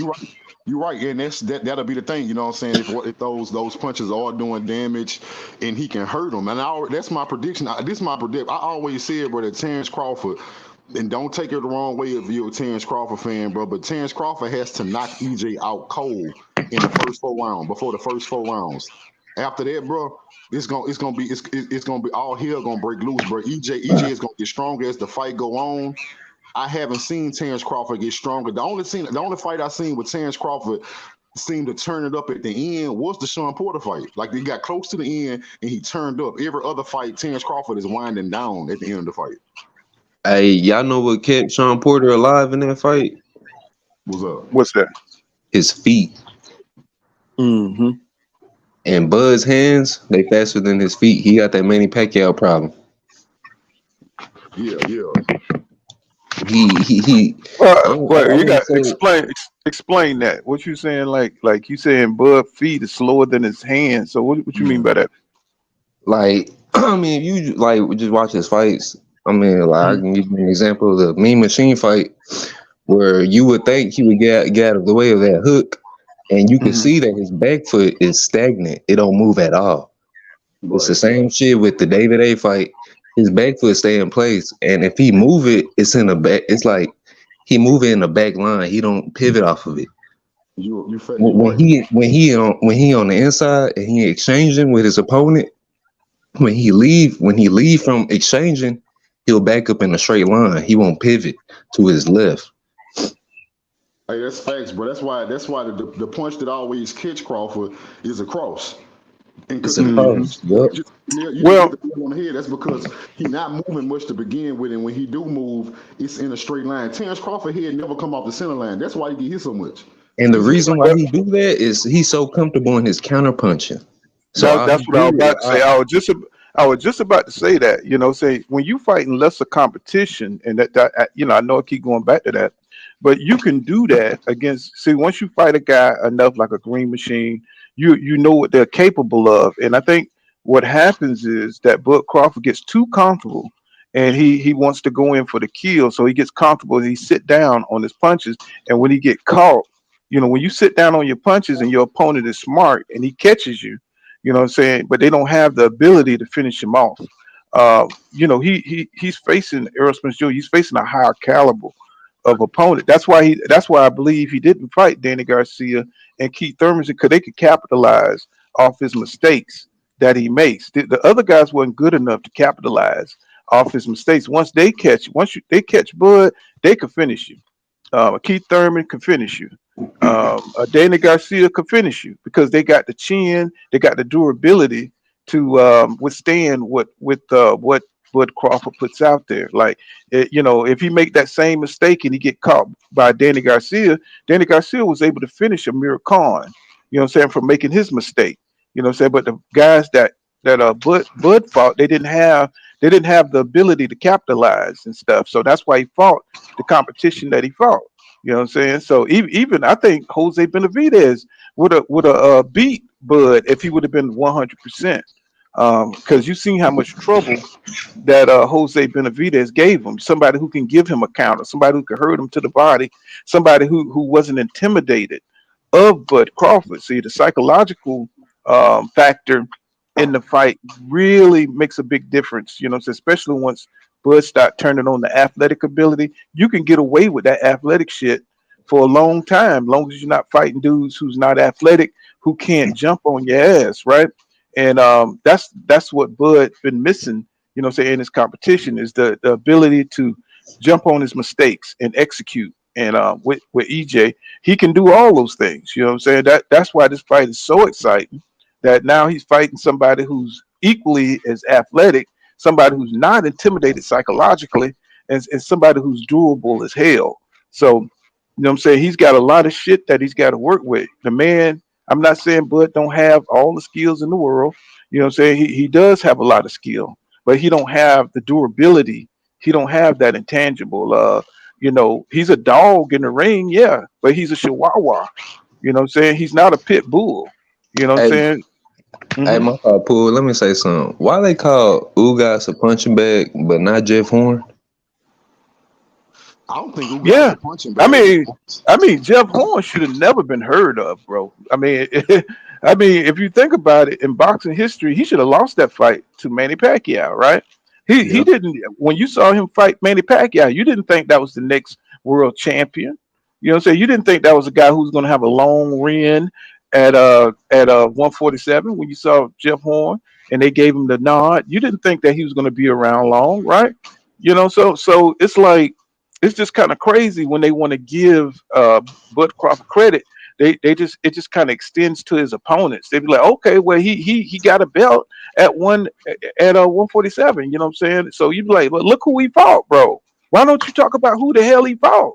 You know what I'm saying? When EJ got a belt, he fought Kell Brook. You know what I'm saying? He fought a hard fighting ass Kell Brook. Kell Brook was a switch hitter too. You know what I'm saying? I mean, they don't talk about all that shit. It's the quality of an opponent when you fight them, and you can't look at Bud Crawford and put his competition on the same level as Errol Spence Jr. You just So can't do it, bro. Hmm. So this is my thing, bro. They got that wrong, bro. A lot of people they do that, brother, because they trying to take credit from EJ away by using a good opponent. One that Terrence Crawford got beat by twice mind you, and one that he avoided in the pros, and one that he came Yeah. out after they asked him. They said, "Hey, if Ugas is able to beat Errol Spence, will you fight him for undisputed?" And he not undisputed. Yeah, yeah. Would you fight him for undisputed? And Terrence Crawford told the whole world no. That's after he told us that undisputed is all he wanted at 147. But he said if Ugas was to beat Errol Spence, he would not fight Ugas. So what they tell you? So Ugas is not a punching bag, bro. He is stationary. He is flat-footed. But I'm gonna tell you why he's not a punching bag. He's not a punching bag because Ugas is an elite counterpuncher. And Ugas has great upper body movement, meaning he has defense to And avoid punches. upper body size because he dropped Sean Porter. A lot of people don't realize he dropped Sean Porter. You know, I mean, when Sean Porter was talking about that fight, he was talking about it like he won it convincingly. You know what I'm saying? Even though he did mention that a lot of people think he lost that fight. Yeah, because he dropped you, bro. They didn't call it. Hey, y'all You know see what the I'm saying? copy box numbers for that fight? The what now? The copy box numbers. Y'all see the copy box numbers for that Ugas and Porter fight? Nah, I didn't see it. No, They had, they I had don't remember. Ugas winning by 2 rounds. It was like 7-5. And you can see it in the fight. You can see Yep. it. You know, they talk a lot of shit about Ugas and they talk a lot of shit about Danny Garcia. But you know, how you gonna talk about shit about people you didn't fight? And Danny That was Garcia beat Benavidez more convincingly than Crawford. Crawford needed like a fucking Hail Mary knockout. so. Yeah, y'all think we're saying this to down Crawford? What we're saying, he never gets the proper criticism of his fights. They never break down the context in which he won these fights and or won the fights that he won or the people that he fought.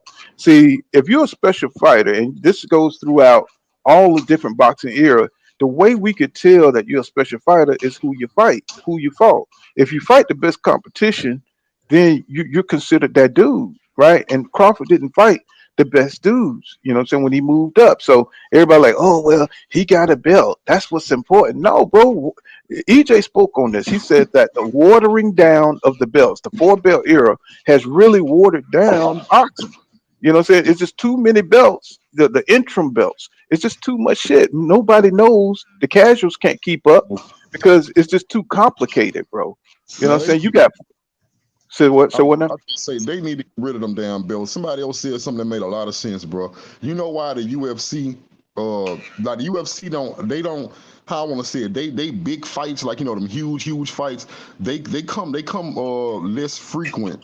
You know what I'm saying? The opportunities come less frequent, bro. But when UFC have a huge fight, it's huge because it's only one belt. See what I'm saying? When a champion is faced to fight a number one contender who is actually, good and it makes for the historic UFC fight, it's monumentous, bro, because it's only one belt. It's only one belt, it's only one Right. champion, and whoever wins take all the glory. So it's like every time we see a championship fight, it's always undisputed. You see what I'm saying? It's always for undisputed. And that's what boxing needs. But I think these sanctioning bodies make so much money off these belts. That's why they have so many belts. And then, like I say, it's about money. So a lot of these sanctioning bodies or these organizations, they able to maneuver certain fighters once they get a belt. You see what I'm saying? For even more money. Like, okay, I know you're not that good, but we was able to secure you a belt. So we gonna move you like you the bitch. You know what I'm saying? Hey, We Right. gonna promote you but like you but the bitch. hey, but could y'all imagine that if there was like one belt for each weight class? That'll be crazy. Like it'll That'd be a be tournament style. It'll yeah, be a that'd be tournament crazy. style where you have to win. You have to win to become the challenger. You see what I'm saying? So it won't be Right. a popularity contest. It'll be where do you Right. rank? Where do you rank? Do you really? Are you really? You know what I'm saying? Or have you Right. really earned the Yeah, title? you be Right. fighting contender to fight the Right. champion. Yeah. Then we would see What up, Paul? Canelo would have to fight David Benavidez. You know what I'm saying? He couldn't have go around him. What's going? What you say? What's going on, Nadi? What's happening? What's up, baby? Man, just listening to y'all cook, man. It's good cookout in the morning, man. I love when I hear some good, sensible, logical boxing talk going on, man. I just had to jump up here with y'all, and I wanted to just speak on a few things that y'all was talking about Bud with his combinations and how EJ, if you watch his fights against like Mikey Garcia, Ugas, and Danny Garcia, how he eliminates the counterpunching ability of good counterpunchers. You know what I'm saying? He Mhm. got his jab. It serves for a variety of things, bro. Like he gauged the distance with it. He'll work his way inside with it. But I think the thing that's gonna fuck Bud up, I mean mess Bud up, excuse me, is it serves as a rhythm disruptor. You know, Yeah. he'll get his combo off, and then right when you come forward and he retreat a little bit, he'll just stick it out there, and you might even hit him with it out there, but it takes some steam off your punches because you're getting hit in the mouth. And when Bud comes forward, I want y'all to watch the Sean Porter fight. When Bud decides to bite down and come forward, you know, EJ don't do too much exchanging. What he do is he just throw a hard left hand to your body when you try to come forward like that. And when I tell y'all, Bud is not gonna be able to to take that. When he come forward, he gonna watch what he doing. Just like everybody say, EJ gonna watch his punch output because Bud can. When Bud get hit with that Hmm. first left hand from Go throwing ahead. too many punches at once, man, he then gonna get hurt, man. That's all for now. Yeah, I agree. I agree, bro, because he, like I said, he already don't have the best foot movement no more. And if EJ working his body from the, from the start of the fight, and he actually, you know what I'm saying, he take his legs away with them body shots, bro, it's gonna get ugly for Terrence Crawford, bro. It's gonna get ugly. Yeah. And see, that's going to be important in this fight. EJ attacking the body. He's really going to have to put in that work to the body. I saw where Bud Crawford was, doing the, saying getting his body right for those body punches, and you know, that's going to be important for EJ to slow him down.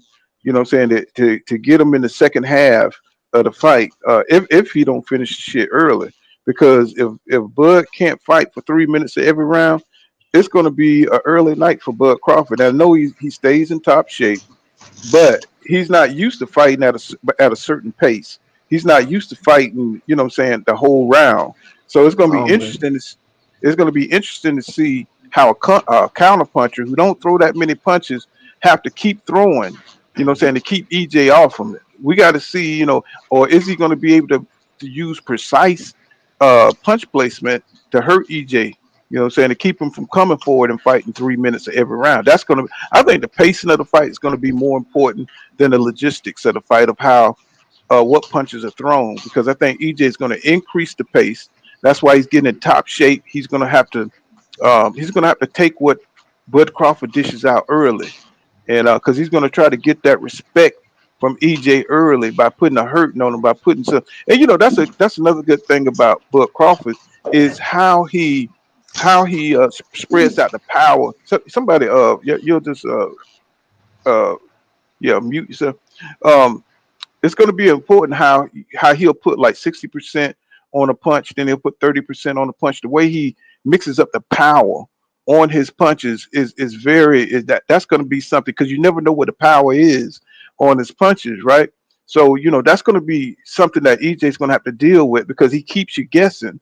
You know what I'm saying? Which punch is going to be hard. You know what I'm saying? So he mixes it up real well while he gets into your head. You know what I'm saying? He may hit you with a little small jab that next time he hits you with that small jab, it'll have 70% power on it. So he keeps you guessing which punch is going to be hard, which punch is going to be soft. And see, I don't think EJ gives a shit about none of that. He don't care, because he's willing to take a punch to get his shit off. He don't care about what you're doing. So, and that's going to be the difference. I don't think Crawford ever fought anybody. He can't get into their mind by mixing up his punches, mixing up the speed and the power on his punches. You know what I'm saying? He's fighting a bull, in Errol Spence Jr., somebody who's going to come forward and take everything he got just to get to his body to slow his ass down. And so it's almost like, EJ fighting a simplistic style of breaking you down. So he keeps it simple, right? Whereas Bud, he's trying to get into your head. He's trying to, he's trying to discourage you by counter punching. He's trying to move and frustrate you. That shit ain't for to work with EJ. He's for to break your ass down in a very simple manner. He's going to take what you got. You know what I'm saying? If you don't knock him out, then he's going to break your ass down. He's going to get to your body. So you slow your ass down. And once Bud slow down like that, he's going to be that work rate is going to come into the pacing of the fight.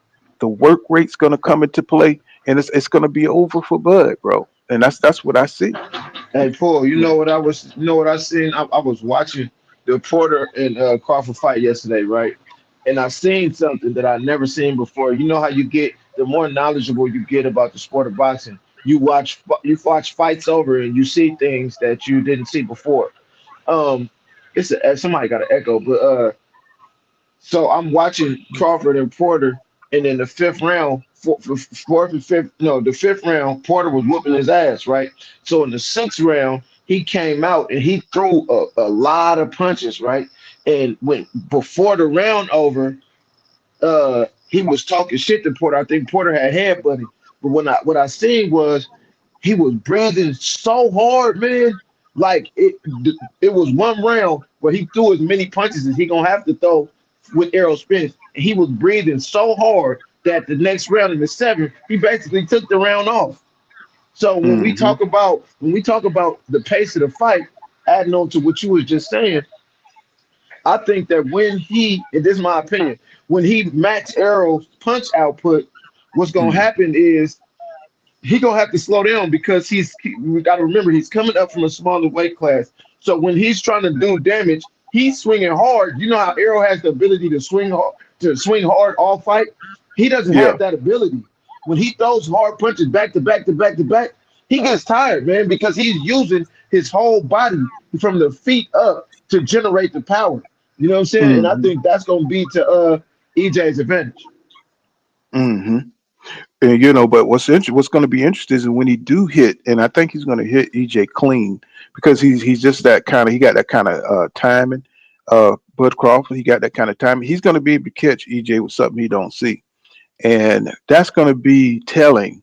That's going to be the telling part of the fight when Bud does land those punches that EJ don't see because he's very crafty, and how EJ takes that punch. If EJ eats that shit and he eats that shit and his power ain't all that and EJ just keeps coming just like he took Danny Garcia punches. What I'm saying, what EJ just kept coming, what I'm saying, just kept cutting the ring off on Danny, and Danny looked like he was in a panic when he hit him with that uppercut.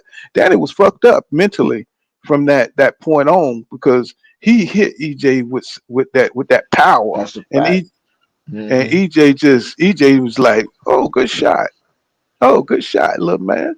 You know what I'm saying? And Hmm. he mirrored his ass on the rope, and that motherfucker was jumping back. You never see Danny Garcia jump back and forth like that. And I said, if that same thing happens with Bud Crawford, and he puts his power into that shot, and EJ just looks at his ass like, okay. You know Hmm. why they fucked him up? EJ messed their head up when they do that, bro. When they do catch him with something good, because when you catch somebody with your best shot, bro, it do two things. It'll do two things, bro. It'll either hurt them, you know what I'm saying? Instantly, you can tell they hurt, and it changes the fight, or it'll get their attention to the point where you make them more cautious. But when you catch EJ, bro, it does neither. You don't hurt him, Right, and it don't slow him down. right. He keep And see coming. that, and that's one of the intangibles I'm saying that's very important when you fight, higher quality opponents.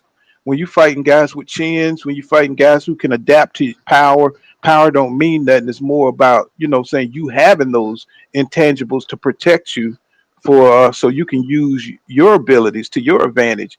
Eric, I think he's really going to try to go to EJ's body because they saw the Danny Garcia fight. They saw how Danny was able to hit EJ to the body. They saw how Ugas was able to get to EJ body, and Yeah. I'm wondering if Terrence Crawford them think that that's a weakness because I did see where some of the body punches were bothering EJ a little bit.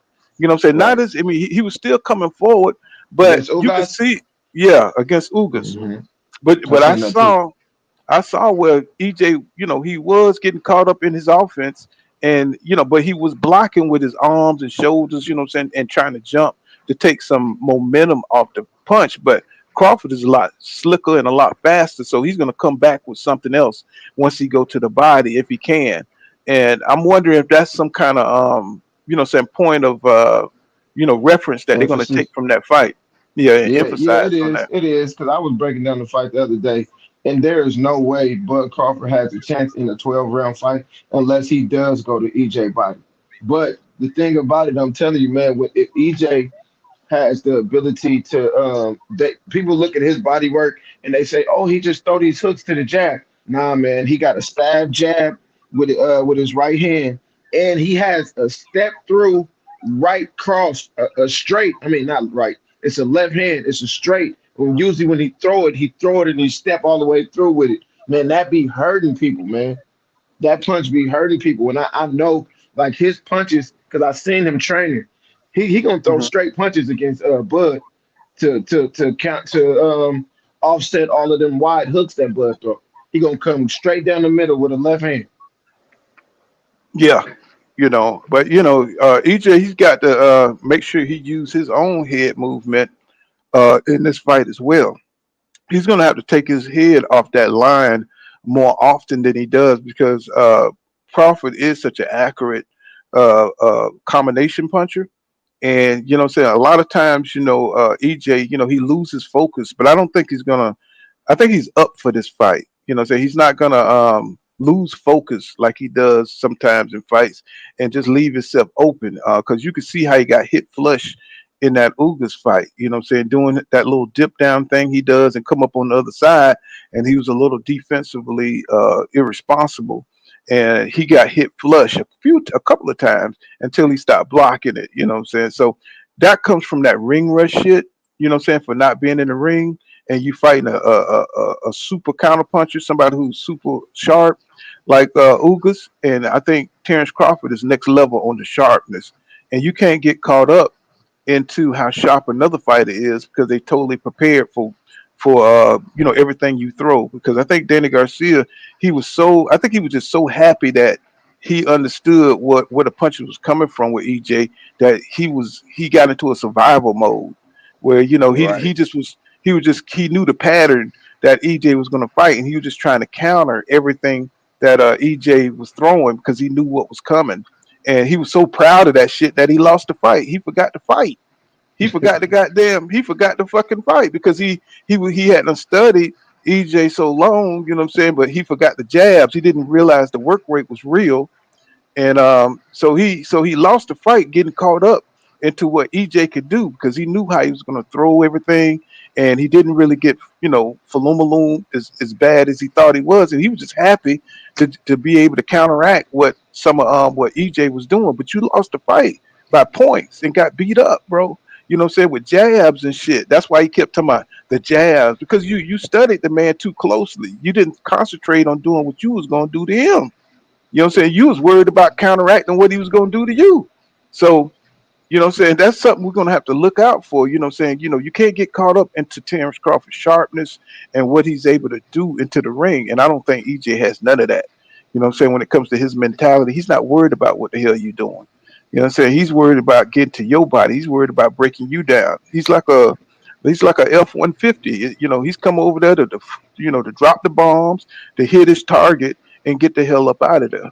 You know, Armando Ian, let me say Armando Ian. Thank you for that $10 super chat. It goes to the channel. He says, salute pool in chat. He says EJ has attributes of a honey badger. Exactly. Once a honey badger gets inside, that's all she wrote. Also, all she wrote. And I understand what you're saying by that.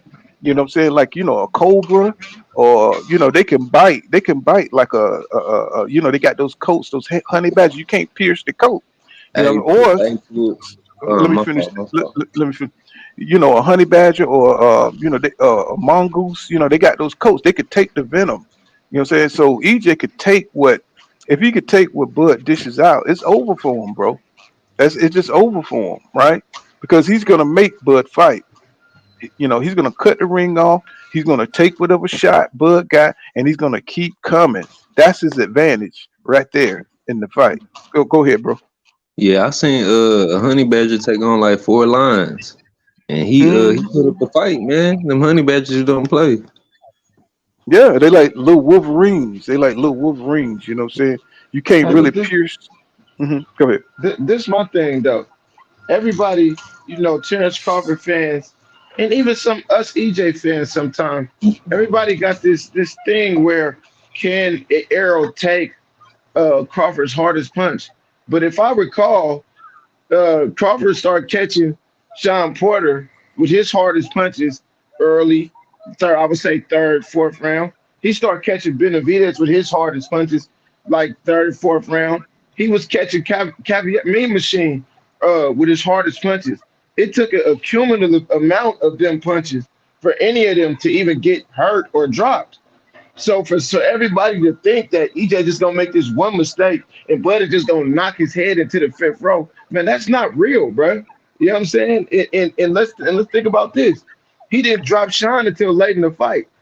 And I think I know we all can agree EJ has a better chin than Sean Porter. You know what I'm saying? And then that's one thing. And that's another thing that I wanted to ask y'all about the ring rust. Now, after 30 fights, I think what this would be EJ's 29th or 30th fight, right? After Mm. 29 or 30 fights, a car accident, a retina tear, right? Another car accident. Do y'all think that this time off will equal to ring rust, or do y'all think his body was in a position where it was good for him to take this time off to fully heal? Mm. Well, I think it's both. I think it's both. I mean, saying because anytime you not, one thing about it when you fighting is you destroying your body, you're getting beat up, but say your muscle memory, saying you're getting sharper and you keeping active, right? But then when you take that time off the heal, saying then that's good for your body because every fight takes something out of you.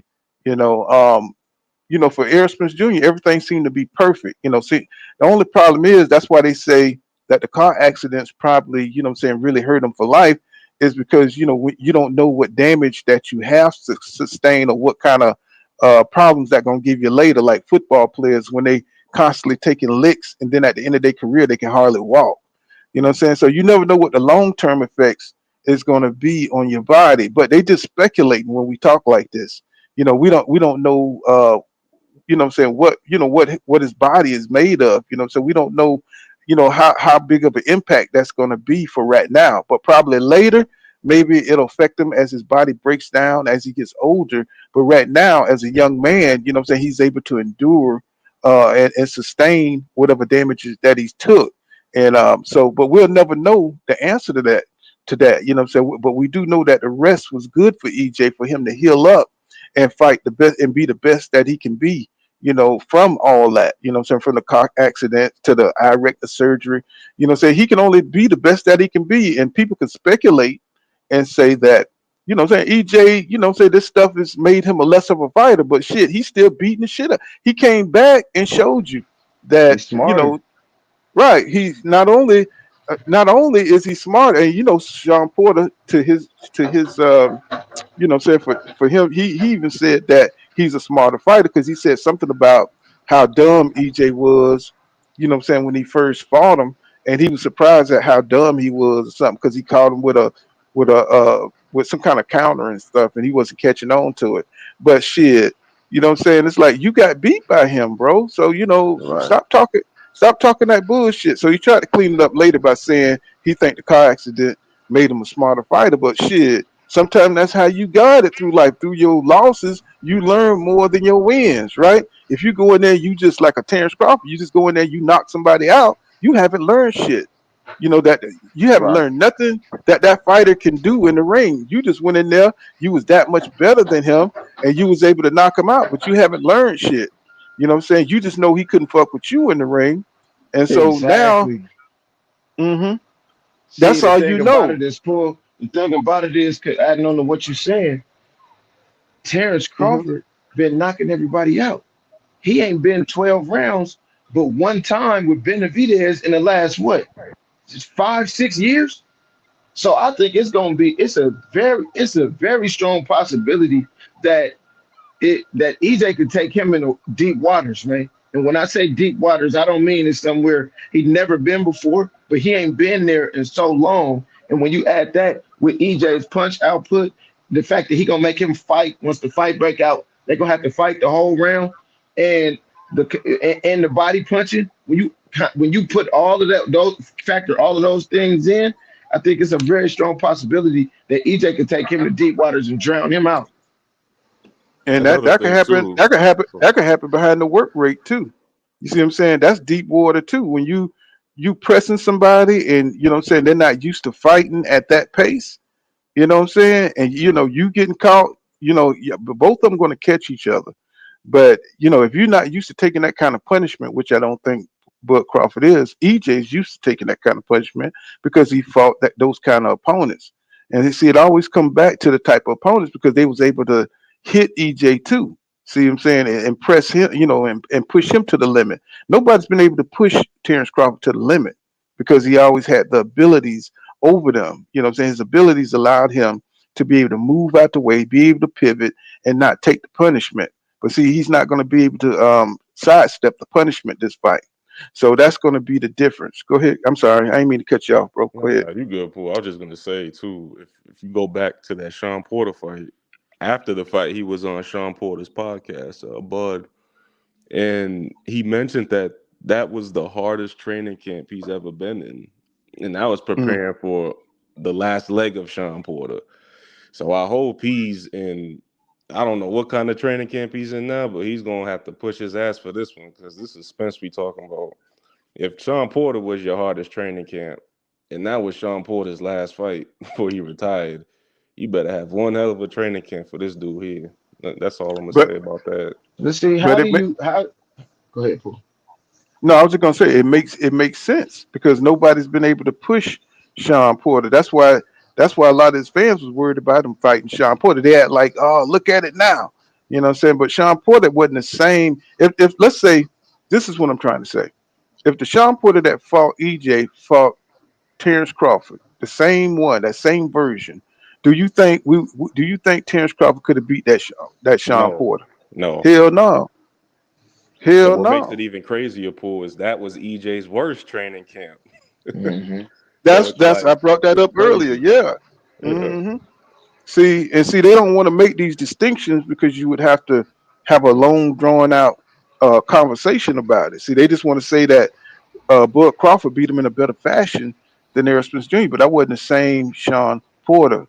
That was not the same Sean Porter. Even his dad, he was doing everything his dad said during that training camp. His dad, y'all saw the damn all. His dad was a tyrant. You know what I'm saying? And they had four other coaches.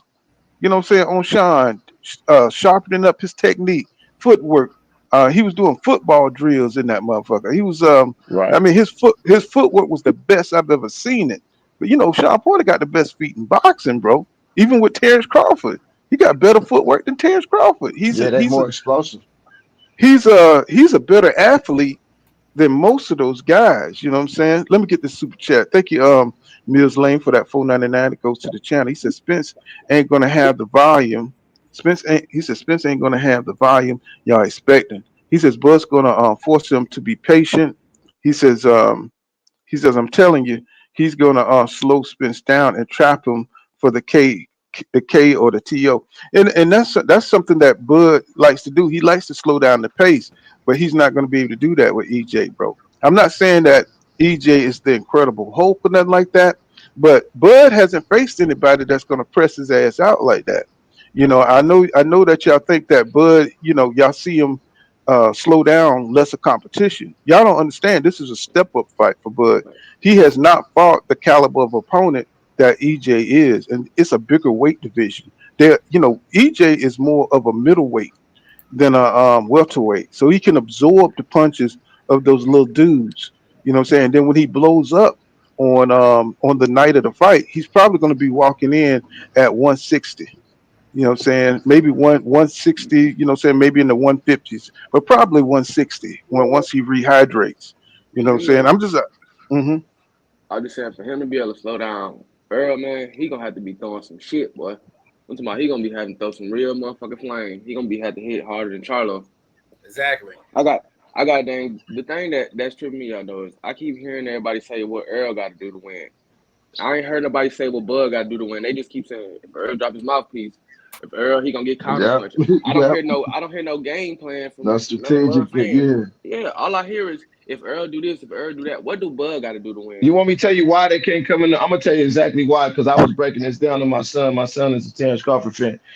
I was telling him for Crawford to win the fight, without getting some kind of surprise knockout. What he gonna have to do is he gonna have to box Errol to the point where he frustrates Errol. Because when Errol gets frustrated, he keeps coming. He keeps coming. And that'll set up a shot to whether either knock him out or to just keep him off balance with Bud's power. But the reason why they can't say that is because in order for Bud to outbox Errol to that point, he would have to be going in reverse and turning Errol in reverse and reverse and reverse and not be this Bud Crawford we know that want his lick back. Okay, he might be disciplined for a minute and not get his lick back one time, but let's say EJ hit him again. After 2 or 3 times in a row, Bud gonna start coming forward.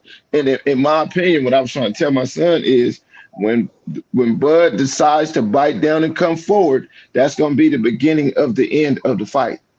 Once Errol hit him and he hear that crowd roar like that, that's gonna engage him in the fight already. So he hear the crowd roar.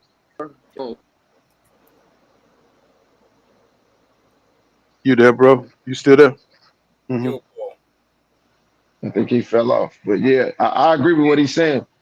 The noise from the crowd, him knowing his sons, his kids is watching, all of that is going to play a part in him feeling like he has to stand his ground. You know, even if he's not coming forward, I can see him trying to stand his ground. And once Errol get a chance to dig into your body with you not retreating or not trying to get out of the way of them shots, if you watch the Ugas fight, and Ugas is a bigger man than Bud Crawford, when EJ whipped, I think it was like the 3rd or 4th round, might have been the 5th, where he whipped Ugas with a right hand to the body, boom, made him stumble. Then he hit him on the left, boom, and then he like fell forward again. Then he came with the right hook up top. Man, when he able to hit Bud like that, man, I'm telling you, Bud, I don't believe that Bud can be able to take them type of shots. Yeah. I think EJ got my bad, Paul. Go ahead. No, go ahead, bro. Go ahead. Do your thing. I was just gonna say everybody keeps saying that Bud can outbox Errol, and my whole thing is I think EJ got better feet than Bud. You know what I'm saying? Especially at this stage of his career, I think EJ got way better feet. His movement ain't as like fluent, but it's more effective. You know what? You know what I say about that foot? Can you hear me? Mm-hmm. Go ahead, bro. You know what I say about his footwork, right? He got quick movement, but EJ got, experience and educated movement. Like Bud maybe a little bit quicker, but EJ got educated and experienced movement. Like a guy was saying earlier, like how Bud's going to throw combinations and be able to get off his combinations, and EJ is going to have to parry 5 combinations. Who parries 5 combinations? He's gonna parry maybe 2 of those combinations. But if you watch the majority of his fights, when guys is throwing combination punches at him and he see him coming, he backs the fuck away from that shit. He's showing the hell too. He backs away, then he moves back in for the kill. I think it's very telling. I think something that's very. Oh, I didn't mean to cut you off, bro. Go ahead. Even well, EJ knows what he want to do with his footwork. He knows what he's trying to do with his footwork. Crawford is searching for a result with his footwork. You know what I'm saying? EJ fights in a certain way and a certain style. So it's an educated footwork. You know what I'm saying? Right. I think EJ can move laterally. He could do all that stuff, but he understands. But with the footwork that he does is designed to get on the inside and put the leverage on his punches. The science on his punches is to break you down. Whereas Crawford is more of his footwork is to confuse you and to create angles and to create openings. See, so it's just 2 different styles of footwork, and which one is going to be more effective in the fight is going to be interesting to watch. I think something that's very telling is Bernard Hopkins, one of the most smartest champions. You know what I'm saying, around his weight class. He didn't just switch his pick. He said that when he broke the fighters down, Errol is more skilled than Terrence Crawford. Now that right there let me know that like we not tripping when we say the legends, they just picking him based on kind of like a majority rule type shit. You know what I'm saying? When I heard him say that, I said, you know what? Because that's what I see too. You know what I'm saying? Bud might be quicker and a little more dynamic. But when you could pick between dynamic and a steady train, you know what I'm saying? You're gonna pick the train because it can't be stopped. That dynamic shit only works for so long until your athleticism fade. You know what I'm saying? Do y'all Mm-hmm. see EJ? I mean, do y'all see Bud coming in trying to push EJ back in first bell, like to get respect? No. Or Hell y'all no. think, y'all Hey, see that? but hey, Well, can Well, I I well, add mean, on well. to You know that? what? Can You I know add on what to though? that You know what beehive? though? You know what though? Hold on. Let me say this, and I'm gonna leave the floor, but it's not gonna take that long. You know what? It's. I think the question you just asked is very interesting because that's gonna have a big determining factor in the fight. Because if Bud, he might have to, because Bud, if he decide to go backwards, he gonna waste a lot of energy trying to move around. Now, when you combine that with the body punching and the punch output and all of that moving around, bro, it's not no way he's gonna be able to go 12 rounds. I seen the dude training, right? And I see what he's training for. He ain't stupid. Like a lot of people may think he's stupid and all that other weird shit. He ain't stupid. He got the same damn game plan he always has. He's gonna mhm. go out there and he's gonna try to read EJ. He ain't stupid to run out there and try to jump on that man. It's like you know, remember that what was his name? Chocolate something. I can't remember the one guy named Chocolate something. But Danny Jacobs ran up on. Is it Chocolate? Chocolate? I can't remember. Chocolatito? Nah, Nah, he's talking about Peter Quillen. yeah, that fight. Remember that fight in the first round? Mhm. Mhm. He ain't Yeah. doing that Well, type.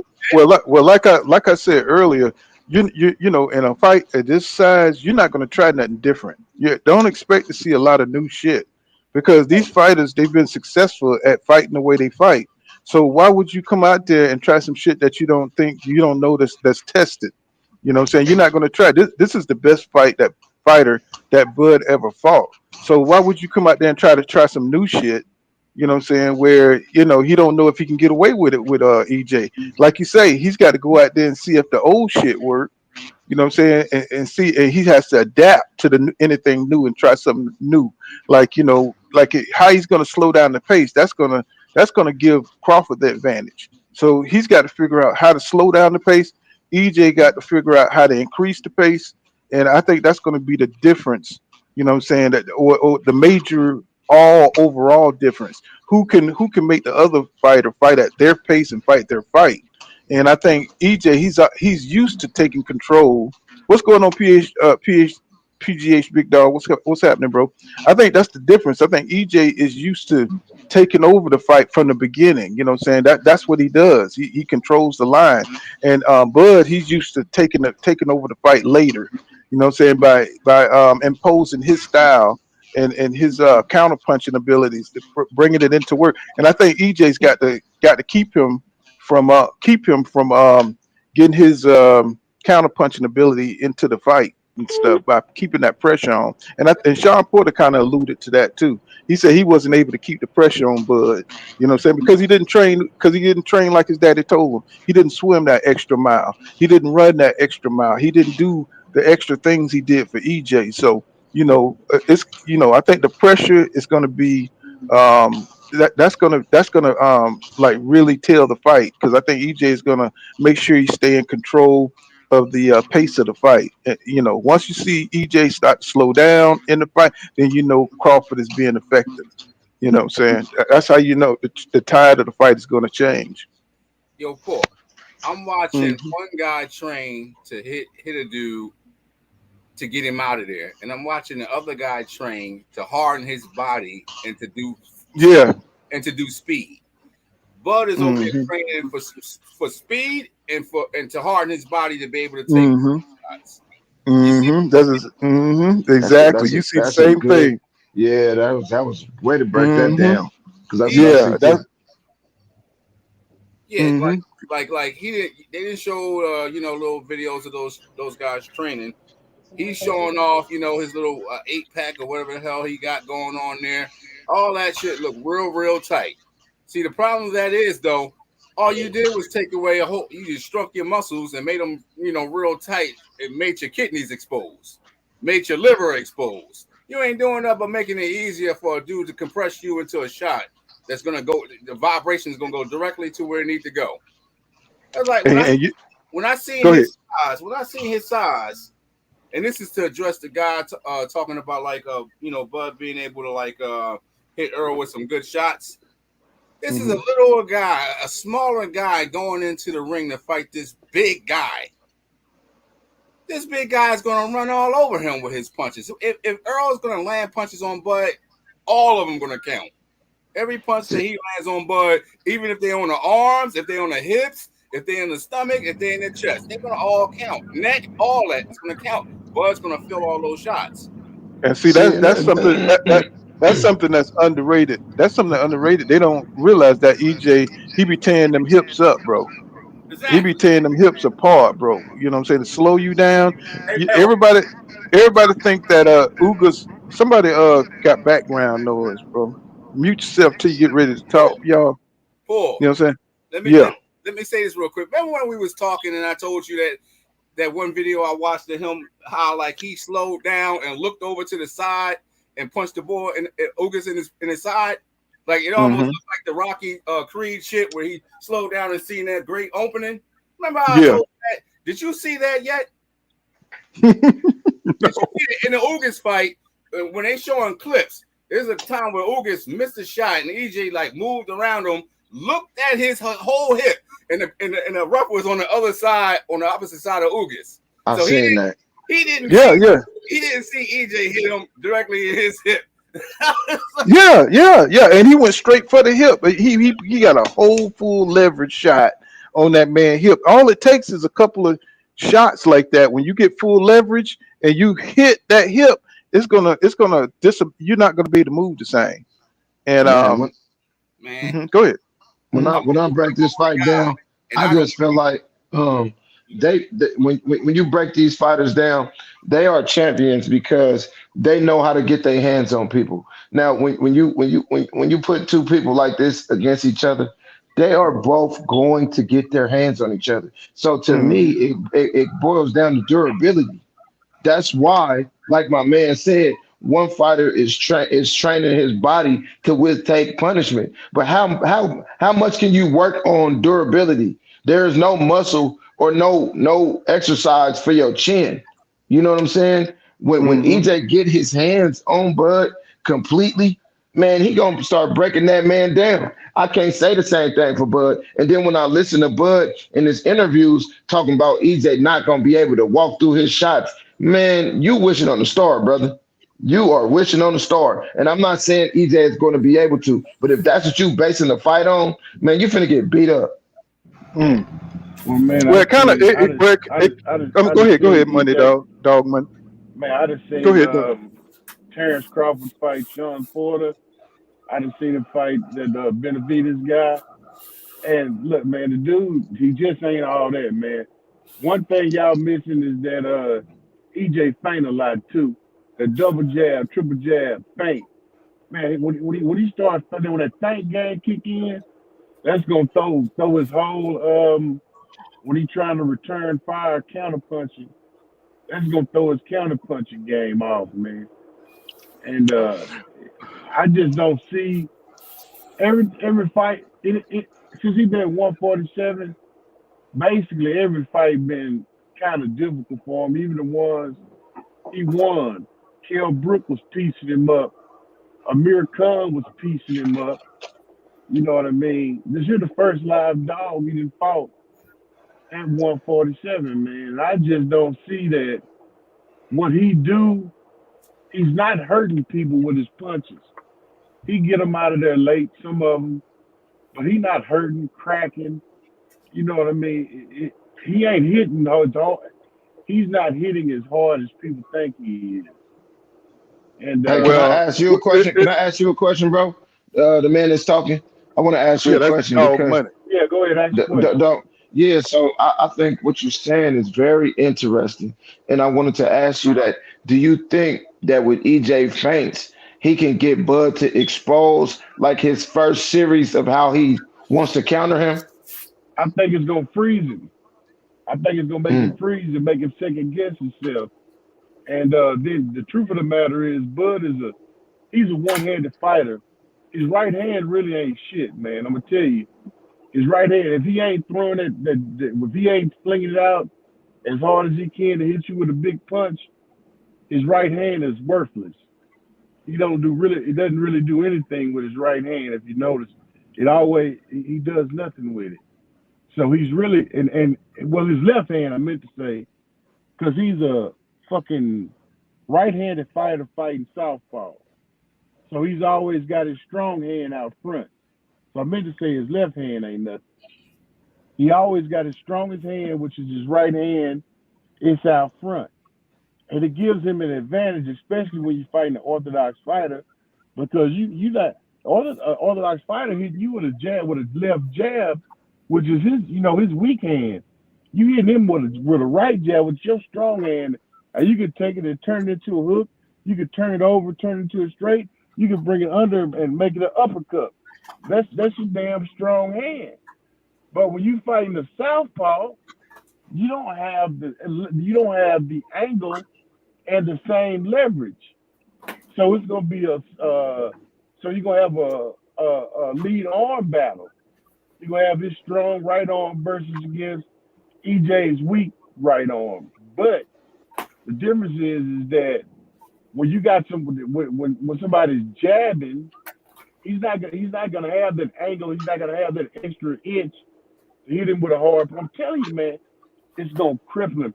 That's the reason why they kept him away from left-handed fighters at top rank, bro.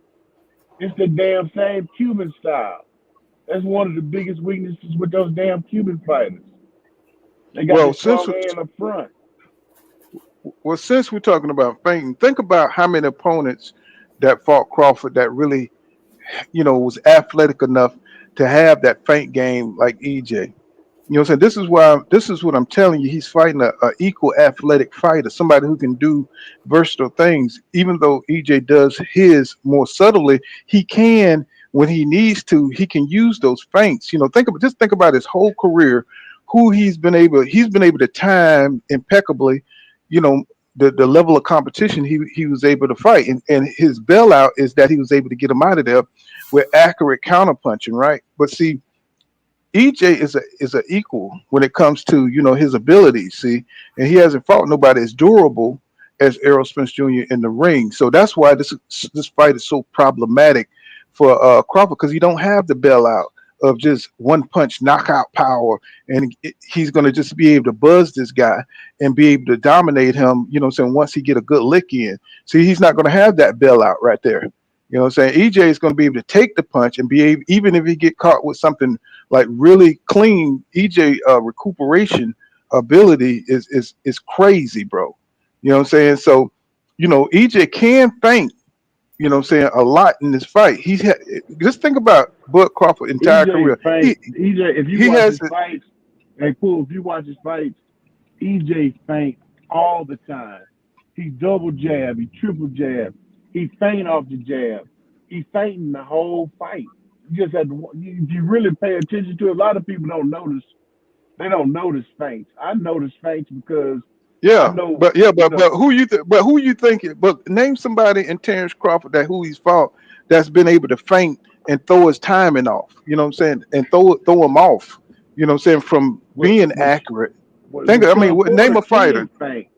Sean Porter can feint, but Sean Porter, man, he wasn't himself that fight, dog. Right. We talked about that. You know what I'm saying? He wasn't trained up like he trained up for Errol Spence Jr. He didn't really want that win the way he wanted it with Errol Spence Jr. But name a fighter that came in fainting like that really like throw him off. You know what I'm saying? His accuracy, and we haven't seen it. And then the dudes that he did fought, like a Felix Diaz, he was too small. He was way too small for Crawford. Crawford had to reach. He's always had the advantages. Like that's why I call him the Black Canelo, because he always fight them dudes who he's more athletic than. People he got the weight over. He had the weight over Hank Lundy. Hank Lundy talked about it. I'm saying? Hank Lundy had the skills to deal with Crawford. He just didn't have the size. You know what I'm saying? And it's just it's just kind of obvious to me, the way this fight is going to turn out. And I don't feel the nervous energy that other people feel. You know what I'm saying? I think this is going to be I think it's going to be a good fight. I think it's going to be competitive up to maybe round 5. Or what I'm saying? I'm looking for a technical knockout by Errol Spence Jr. probably about round 8 or 9. I think it's going to be evident that Terrence Crawford not going to be able to last up in the 12 rounds. Go ahead. I was gonna say, Paul, you think it's gonna be like Golovkin versus Kell Brooks? Who against Kell Brook? Who? Hell no. Triple G. Triple G. No, No, it no, wouldn't be a no, better no. fight Ain't than that. no. But Kell Brook had more skills. He was just too small. He didn't have the punching power to keep Triple G off him. You know what I'm saying, like that. You got a guy coming up 2 weight classes. You know what I'm saying. The power differential is ridiculous. And um, no, I think it's gonna be. I think it's gonna be more of Bud's not used to fighting a durable opponent. Say he's used to being able to hit somebody, hurting them, and getting their attention and making them slow down. I don't think he's gonna be able to make EJ slow down, and he's not used to fighting for 3 minutes every round. I think that's the key for Errol Spence Jr. is that durability, the work rate, and also being able to walk through Bud Crawford best counter punches and stuff. And I just think Bud don't. He's not used to that. He's used to people folding. He's used to getting into people's head. And EJ, he's got that ignorance, man. He got that ignorance. You know what I'm saying? He don't give a fuck. You hit him. You know what I'm saying? He's still coming. We've seen it in the ring with EJ. His durability. You know what I'm saying? His ability to feint, to throw opponents off, to do something. You know what I'm saying? Different. You know, even though it's packaged under a fundamental style, EJ does a lot of things in the ring, man, to throw you off with his arms, parrying shots, catch and shoot, all that little trickster stuff. You know what I'm saying? I think Derek James, with his fundamental way of thinking, he's just going to pragmatically outpoint you. Say either EJ's going to outpoint you or you're just going to get beat up. You know what I'm saying, in the ring until he gets your ass up out of there. So you really that's why we say that Bud Crawford has to knock out EJ because he's not going to beat him on the scorecards at all. Paul. Yeah. Mm-hmm. Yeah, this is addressing Bud Crawford's knockout power, right? This is for all you. This is all for all you Bud Crawford fans out there listening. Go back and look at the Sean Porter's fight for both of those guys, and you look at the replay on the knockdown. You tell me what Sean Porter was hurt more. EJ almost tore Sean Porter's jaw off in that replay. You tell me which one of those Sean Porters was hurt more and who got the knockout power. If it come down to one punch knockout power, that's a perfect example. Sean Porter got hit by Crawford with an uppercut going while Sean Porter was off balance. EJ almost tore Sean Porter's jaw off. Had that man arm all loose in the air from trying to throw a punch and all. Way better knockdown. Well, think about this. Would you rather get knocked out or would you have your rib and spleen broke or your orbital bone broke? It tells you who punches the hardest. It might be a cumulative or whatever, but which one would you rather? You rather get broke up and be in the hospital? EJ sending people to the hospital, bro. You know what I'm saying? But when he knock out folks, he's knocking out guys that not supposed to really be in the ring with him. You know what I'm saying? Kell Brooks shouldn't have shared the ring with Bud Crawford. And then another telling thing is, he's not trying to fight the top dudes at their best. Like he should, instead of fighting David Avenesian, he should have fought Boots Ennis. He should have fought Boots Ennis. Why didn't he go that way? He said he didn't hear nothing from Boots. You know what I'm saying? Boots would have fought him. He would have rearranged his schedule. Somebody mute your mic. Got a lot of background noise. I like that lie he told too, though. That's a good. You lie. like what? I said I like that lie he told too, though. That was a real good lie. Yeah, but and see, see, this is I'm trying to get people to see. Anytime there's a threat or top competition, the fight don't work out with Bud Crawford. Fight don't work out. But if it's somebody he could just beat, the fight works out. No, you know what I'm saying? Hey, Paul, it ain't somebody that he could just beat. If it's somebody he could just call up on the phone.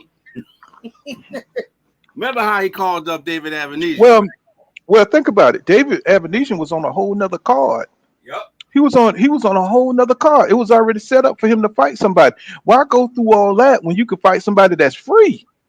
Somebody that's open to fight. No, that's a dude that you could beat. that was a dude that didn't have the skill level to hang with you in the ring, right? So you don't want to fight a Boots Ennis, somebody saying that's you supposed to be pound for pound number one, but you don't want to take the risk of fighting a Boots Ennis. You know what I'm saying? We seen EJ at Boots fights. We seen him FaceTime Boots, and we know Boots is a highly skilled, dangerous fighter. And you saw EJ scoping him out. We never seen that. We don't see this kind of stuff from Bud Crawford. You know what I'm saying? So that's another way you could tell who's real and who's not. You know what I'm saying? Bud Crawford is not going to scope out competition. He's not going to see who's the next dude that he may have to face in the ring because he has no intention on fighting them motherfuckers. He have no intention on fighting the best. I was just say, Go ahead. Bud and his circle living like a little bubble, man. You know what I'm saying? They in a bubble, man. They like oblivious to what the fuck going on. Or at least they act like it. They know what's going on. They know what's going on just fine. They know that, man, me, myself, I think that nigga hoping and praying that bull crap he been doing, that he really a good fighter because he don't believe in himself. Because if he believed in himself, he never would have took that Avanesian fight. Ding, ding, ding. Right. You know what I'm saying? Or you want to fight the best in the division, and Bud, he don't try to fight the best in the division.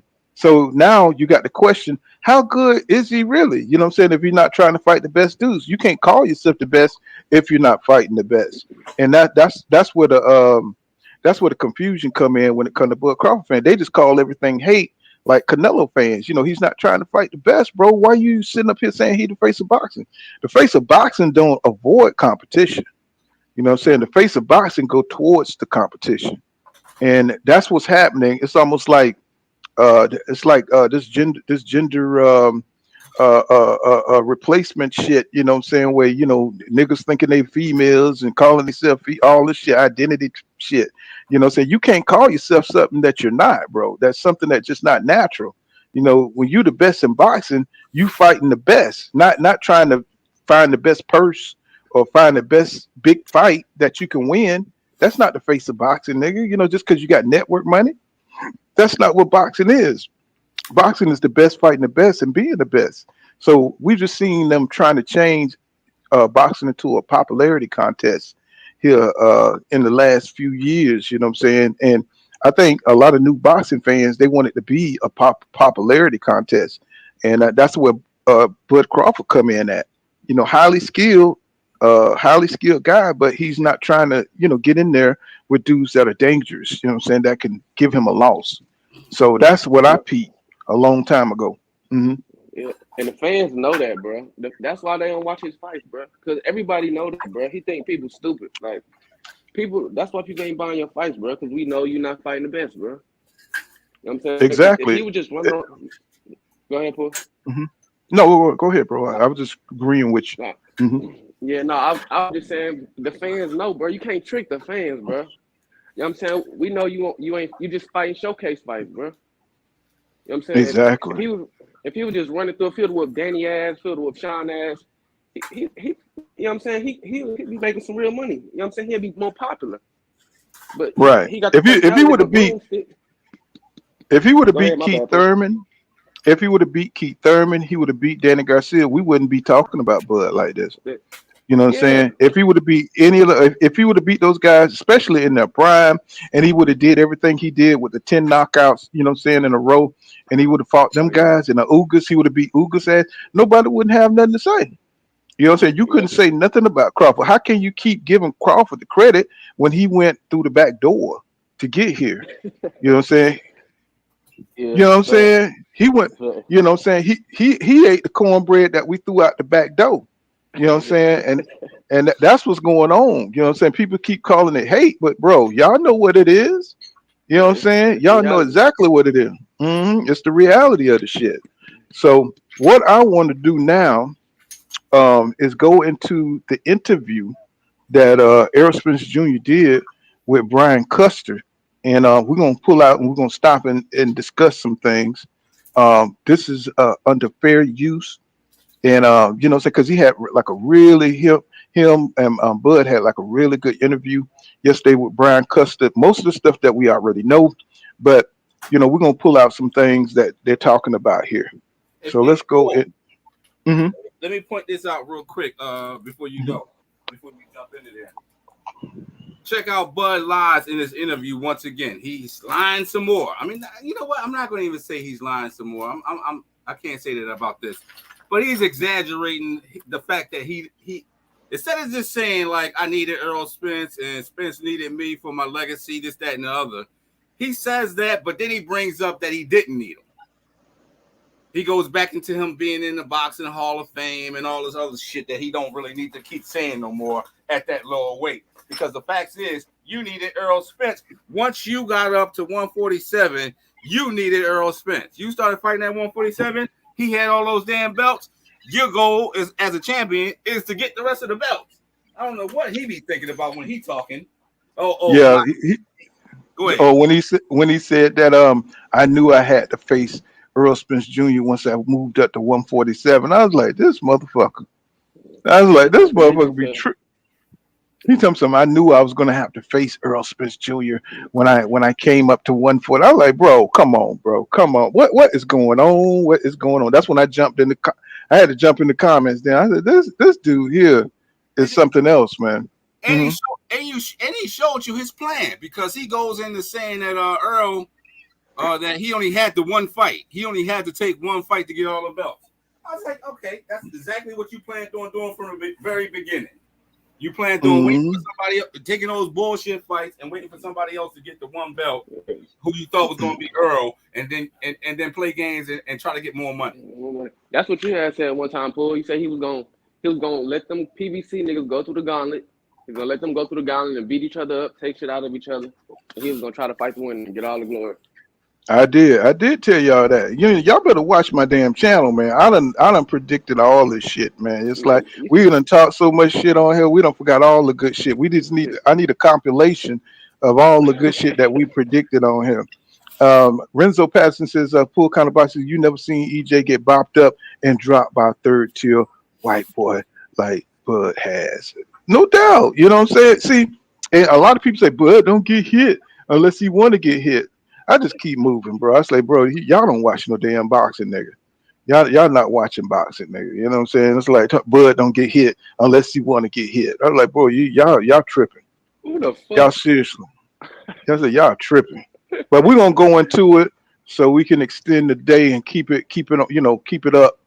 And let's see, the interview is kind of laid back, but saying for the sake of boxing, saying we're gonna dissect it.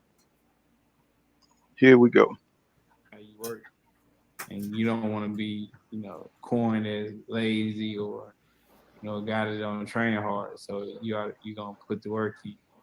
So it's great just being in there with those guys, just feeding off each other, talking to each other, and it's great. But Derek does a great job of, giving us all a time slot. So we not, sometimes we do be in the gym together, but a lot of times, I get my time, Anthony gets time, Frankie gets time. It's not just bunched in, we're all just in the gym together. So he makes sure that everybody gets their time, because everybody has an important fight coming.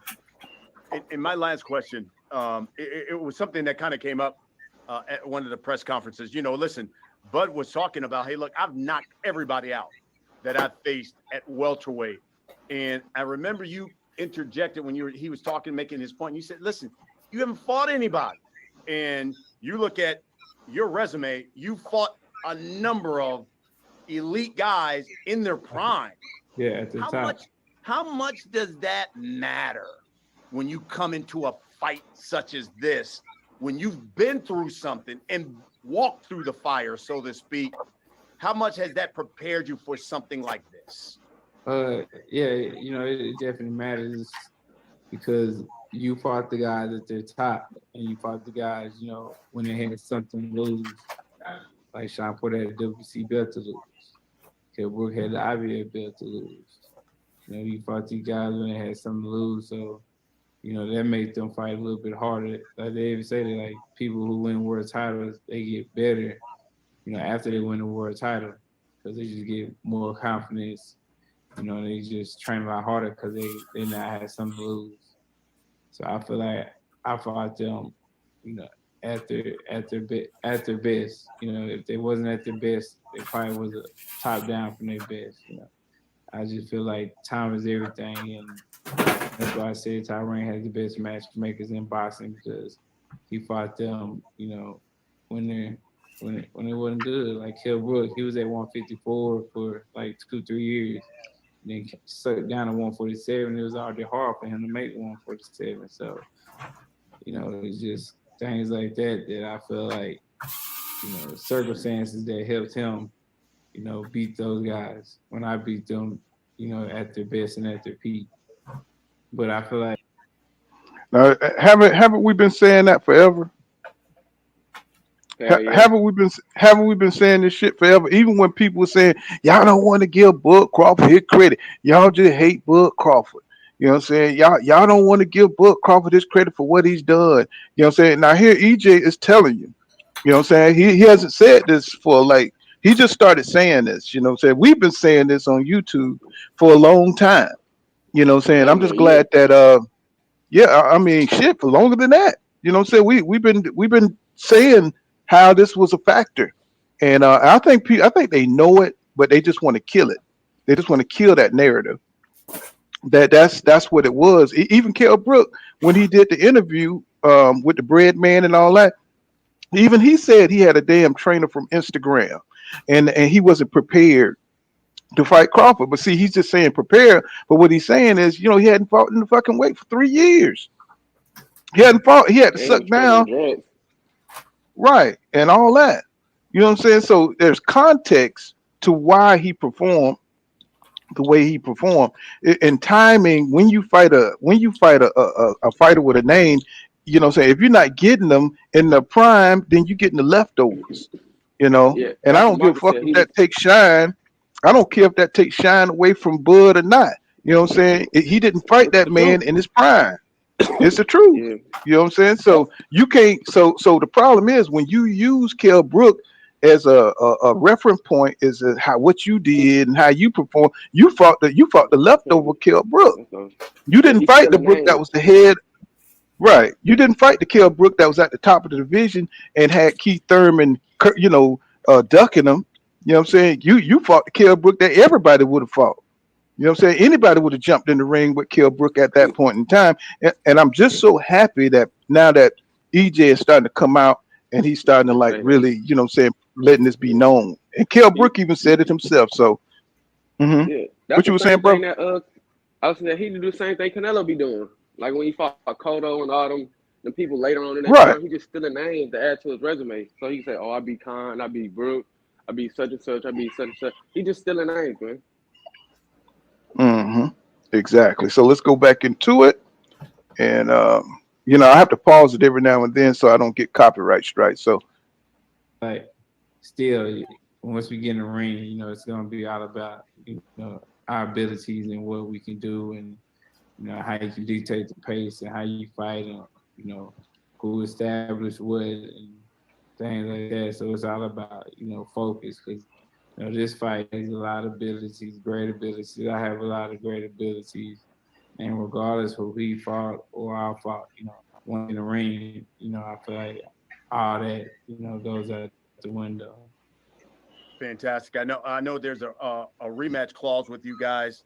Number of people will want to know, obviously, you know, whoever wins, I'm sure they're going to want a rematch. You think that the second fight will be at 147 or 154?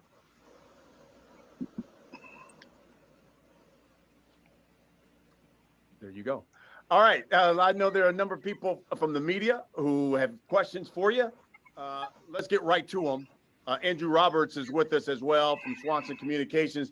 Andrew, let's let members of the media ask questions there to the unified champ, Errol Spence Jr. Thanks very much, Brian. As a reminder to media, if you have a question, please hit the raise hand icon at the bottom of the screen. Our first question is going to come from Andrew Jones with Anscape. Andrew, please unmute yourself and you can ask your question. Thanks as always, other Andrew. Just real quick for Errol. Errol, what was your favorite part of the first episode of All Access that you were able to see, if you did see it? And before the Leonard Blondu fight or before any fight, when did strap season man down strap season become the tagline that you are now known for? When did you start saying? My first part was when we had a little get together with my families for Father's Day, and my girls had drew me up and painted little posters saying they love me, putting my age on there, all that type of stuff.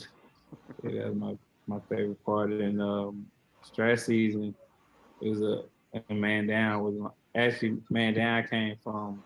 I was looking for something to put on my Instagram as like the title or whatever. And I was just going to the song. Then he said, "Shots fired, man down."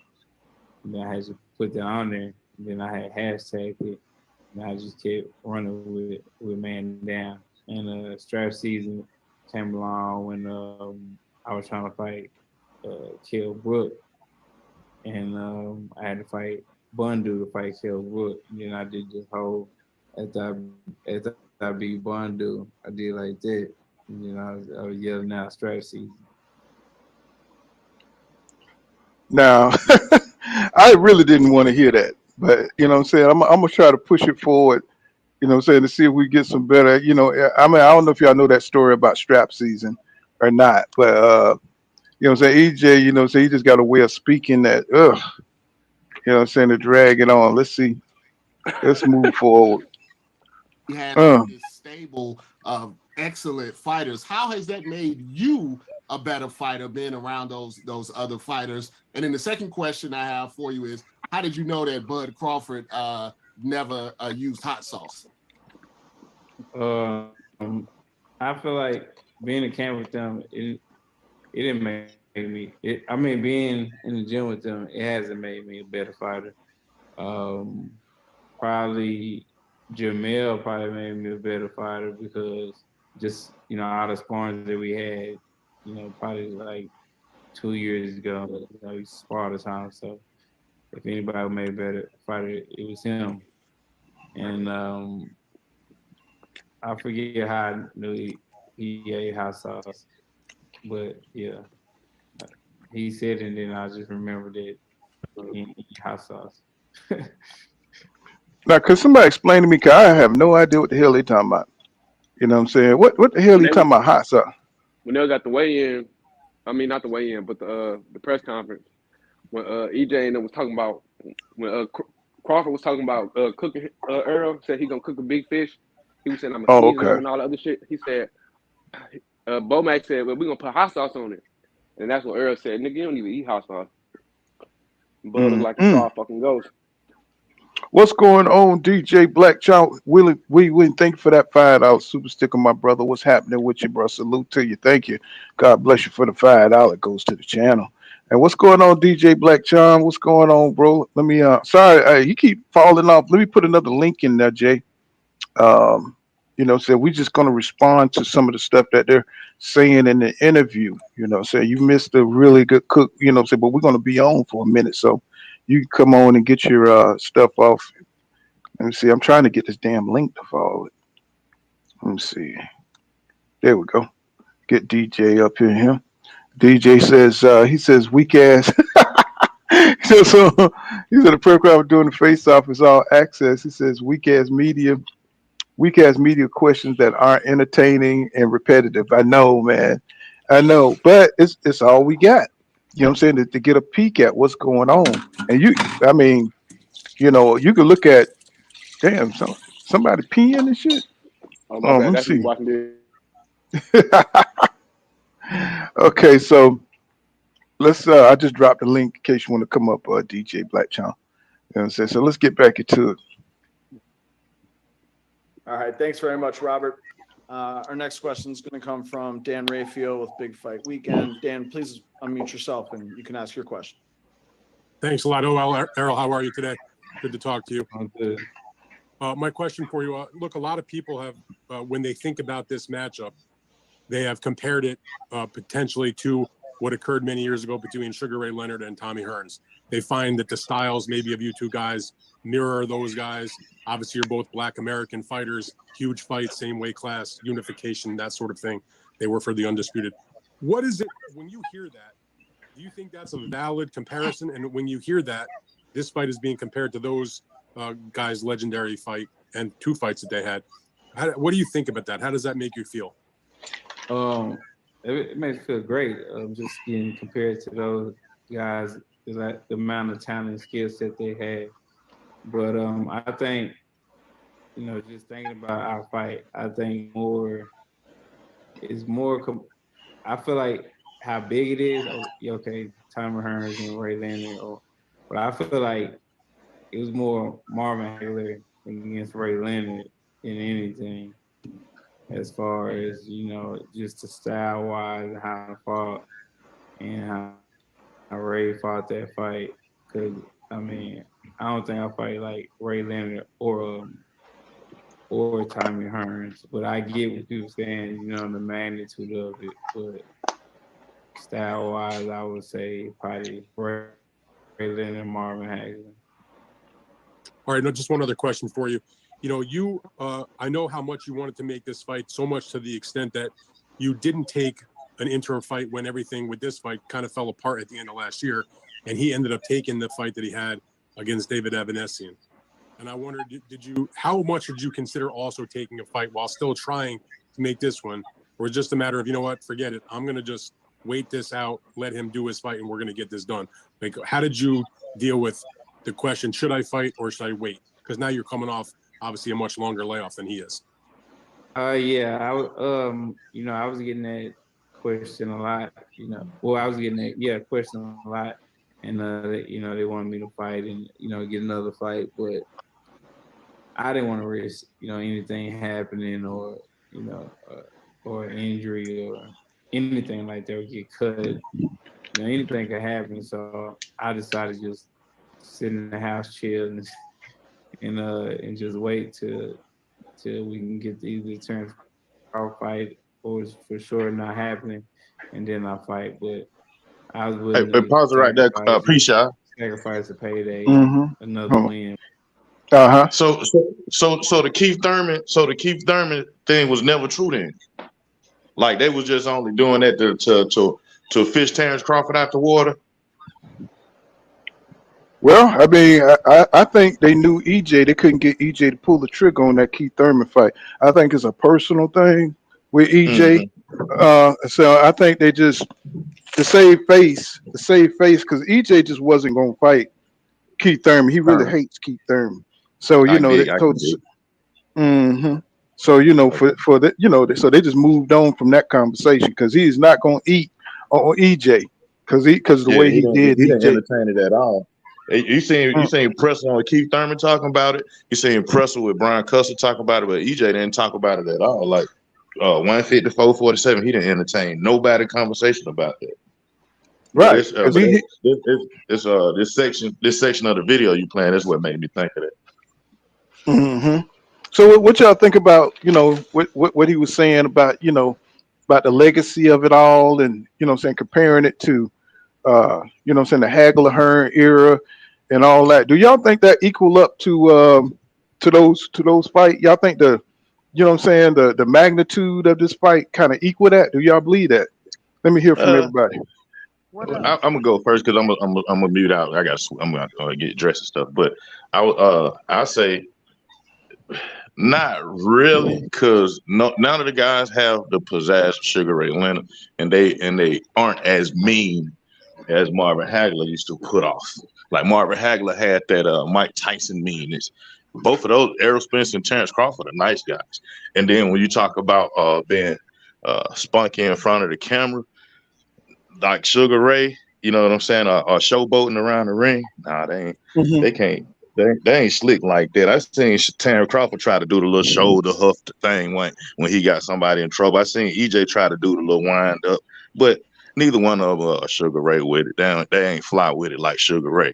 And then they ain't mean as Marvin Hagler. So it'll be a cool fight, but I don't think they're gonna be. I don't think they got that WWE effect like those guys had. That character effect, I mean. But yeah, that's my. Well, the only thing I could say is for this era, it is for this era.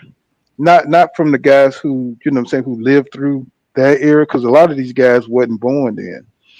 But for this era, I think this is their it equals up to that magnitude for the people that's in boxing, because but I know those guys, they kind of, you know what I'm saying, they kind of was beyond, they reached more casual fans back then, but we lived through that era, so we knew the magnitude of the fight.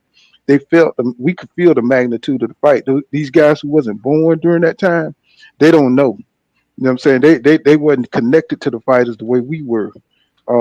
So they I don't. want to hear from these young boys now since you said that. I feel you know. Mhm. What y'all think? You know what I'm saying? Wait, I don't know. I think everybody here old as hell, except for Inside Square Circle, except for King Judah. He just fell off. Slime season, I think he young, and I think everybody else we OGs on him.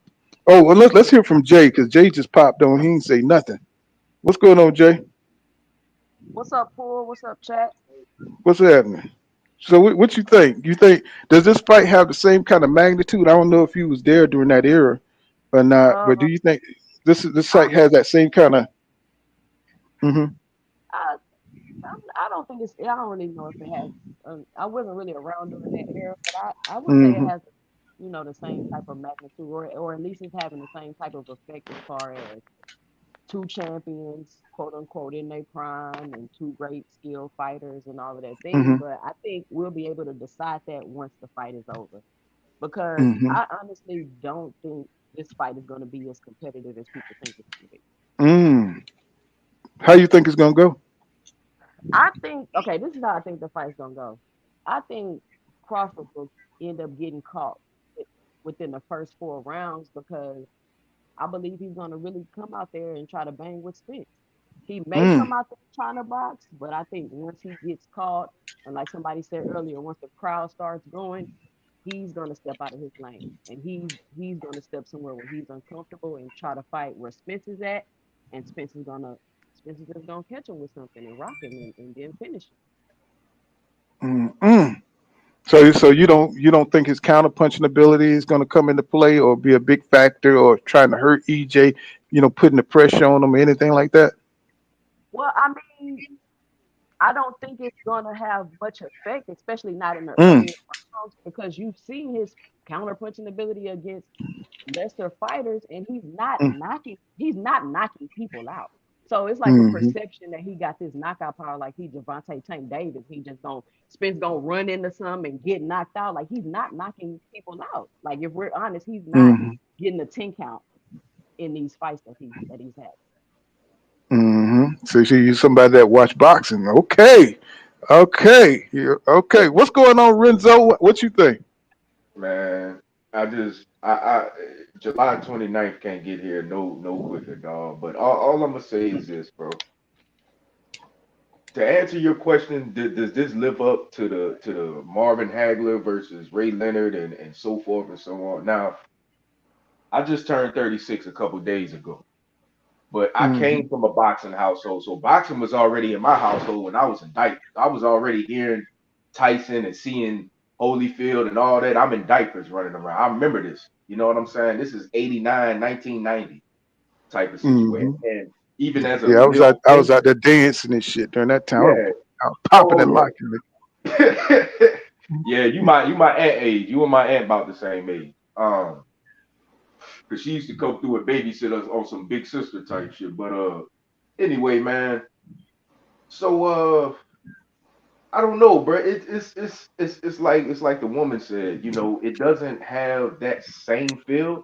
It's because it is not because they just not that good. Well, yeah, they not as good as Marvin Hagler but that's not a bad thing, and that doesn't mean they not great either. It's just like, through harder times builds harder characters. You know what I'm saying? And yeah. more, and not even necessarily harder character. Just build somebody with more character than what the average person might have. You know what I'm saying? Even you look at Sugar Ray Robinson, bro. He didn't say much. He didn't get on the Hmm. microphone to do all this talking. He didn't say much. At the same time, he had character, bro. It showed through his smile, through the way he handled people, through the way he knocked motherfuckers out. Um, and as far as who gonna win and how I see this, bro, Bud has to fight the perfect fight. Because, like the woman said, he's not gonna go out there and tank day. Errol don't have to worry about one shot. Period. Bud gotta worry. Even though Errol ain't a tank hitter either, Bud more so has to worry about one shot than Errol has to worry about from Bud. So Bud has to be the most perfect Bud that he can be. Errol just got to be Errol and just better, just better, just Errol, just a slightly tweaked version. That's it. Errol just got to go in there and be it. Matter of fact, you could take the Errol who fought Ugas, slap him in there with any version of Bud, and I'm still kind of confident that Errol would walk him. Because either way, and even if Bud lands some Hail Mary shit that Errol don't see, or just go to Errol body early or whatever, come out early, whatever you gonna do, Errol's gonna fuck him up. It don't matter what the outcome. It don't matter what July 30th. I don't give a damn if we see all 8 belts on Bud from his undisputed 140 run to undisputed today. I don't give a damn if he got all 8 belts. That man, he gonna look like Martin after he fought Tommy Hearn, bro. He either gonna look like that or his body gonna feel like that. Either way, unless he do some Hail Mary voodoo shit on EJ is hurting this boy bad. And I land my plane. See what I love about, the people that, the hardcore fans is like Eric R. He's like he says, he said they didn't fight in their 20s. You don't see a lot of prime fighting going on here. People fighting later and later in this era. And when you seen, Sugar Ray and Hearns or Marvin, they fought in their 20s. You see what I'm saying? And it's like it makes it early 30s. When you look at the Hearns and the Sugar Ray, they were in their 20s. You know what I'm saying? It makes a difference when you see Roy Jones Jr. and Bernard Hopkins, square off in their, their 20s. It's a difference because they're at the peak of their vitality or their youth. Right. You know what I'm saying? So you just feel like you. Go ahead, Jay. And also, I think another reason why it's not, I know it's being compared, but the reason why it's not that big of magnitude is because we still waiting on Crawford to be proven. It's not like he's been proven. We're still trying to see if he's who we think he is. So if you ask me, in my personal opinion, I feel like Crawford is high quality food. He manufactured his career and fed himself to the best PBC fighter for a big payday. See, I've been and y'all know y'all heard this on this channel. It ain't no hate towards Terrence Crawford. It's just like when you call yourself pound for pound number one, you got to be pound for pound number one. That means you beat everybody ass in your division. You beat the best in your division. You know what I'm saying? You're not beating, the Jose Benavidez. You beating the Danny Garcias. You beating somebody saying something. I will say, we can't act like Terrence Crawford can't scrap though, because if we act like he can't fight, he's gonna put up a fight. He is top of the line, even though he ain't even top of the line. But he top of the line, but ain't nobody saying that. But ain't nobody saying that. I'm saying people say he high quality food and he ain't whatchamacallit. No, he is. That's what we say. We're saying that the reason you get called high quality food is what Jay pointed out. It's like if you don't go for the best, if you think you're the baddest man, somebody stop that tapping on you know what I'm saying? You know what I'm saying? Mute yourself. What she's saying is the reason he's in this position, and we look at Terrence Crawford like he is a top fighter, but you're not facing top competition. You're not moving like you're the best. Like when you the best, you fight all comers. You know what I'm saying? That's what being a champ. What I mean by high quality food is the closer we get to this Errol Spence fight, the more it's coming out how manufactured his career was. And even in the interview, I don't think we got there yet, but Spence exposes it even more when he says, okay, yeah, me and Crawford fought the same people, but when I fought them, they had something to lose. When you fought them, they had something to gain, which was a payday. Sean Porter was thinking about retiring when you fought him. He wasn't thinking about winning. Kell Brook was just obviously trying to get a payday real quick. He was on the tail end of his career. And Amir Khan, that was obvious that was just a payday. Everybody already knew Amir Khan was going to get whooped by Crawford. Yeah, you heard Virgil Hill Hunter, said that he just tried to keep the man in shape for the fight. He said he's seen where he must be getting knocked out and sparring and shit because he was saying Canelo, what I'm saying, he was ruined from that, from fighting Canelo when he put the Falumaloom on him. So Bud go for the low hanging fruit, bro, and to have all those fights and not have one signature fight. Besides, you got to go all the way back to Gamboa, who came up 2 weight classes to fight you, bro. That's just sheer pathetic. You know what I'm saying? And you could build yourself. See, you could pass in school, right? And they just pass you along. But then when you got to take, what I'm saying, the exit exam, what I'm saying, to get out of school and you can't read, then bro, you're high quality food. You know what I'm saying? Now you fit to take the test that really show who you are in the ring. Not nobody ain't saying that you ain't got skills, you know what I'm saying, but you haven't fought the best to really prove yourself, and you never put yourself into the gauntlet like Errol Spence Jr. did. That's why when Derek James says that Errol Spence Jr. is developed, that because he fought the best in the division and proved that he was the best. You know what I'm saying? Bud, he took the side road. He took the feeder road, you know what I'm saying, and just used the propaganda, you know what I'm saying, on Errol Spence Jr. name, you know what I'm saying, to come to you know what I'm saying, to say he the best in pound for pound, and he used that PBC bias that's in the media. You know what I'm saying? They don't promote them like that. They don't promote Jamel Undisputed the way they promote Lomachenko, or the way they promote NOA, or all these dudes. They haven't done half the shit that these guys did. Look how they promote Canelo, and he was given a damn major sanctioning belt fighting a sparring partner. You see what I'm saying? So it's just like these guys got it out the mud for real. Jamel had to fight through. He had the hardest undisputed I've seen, you know what I'm saying, in a while. And they won't give this man the credit that's due. EJ, he got a hard undisputed run.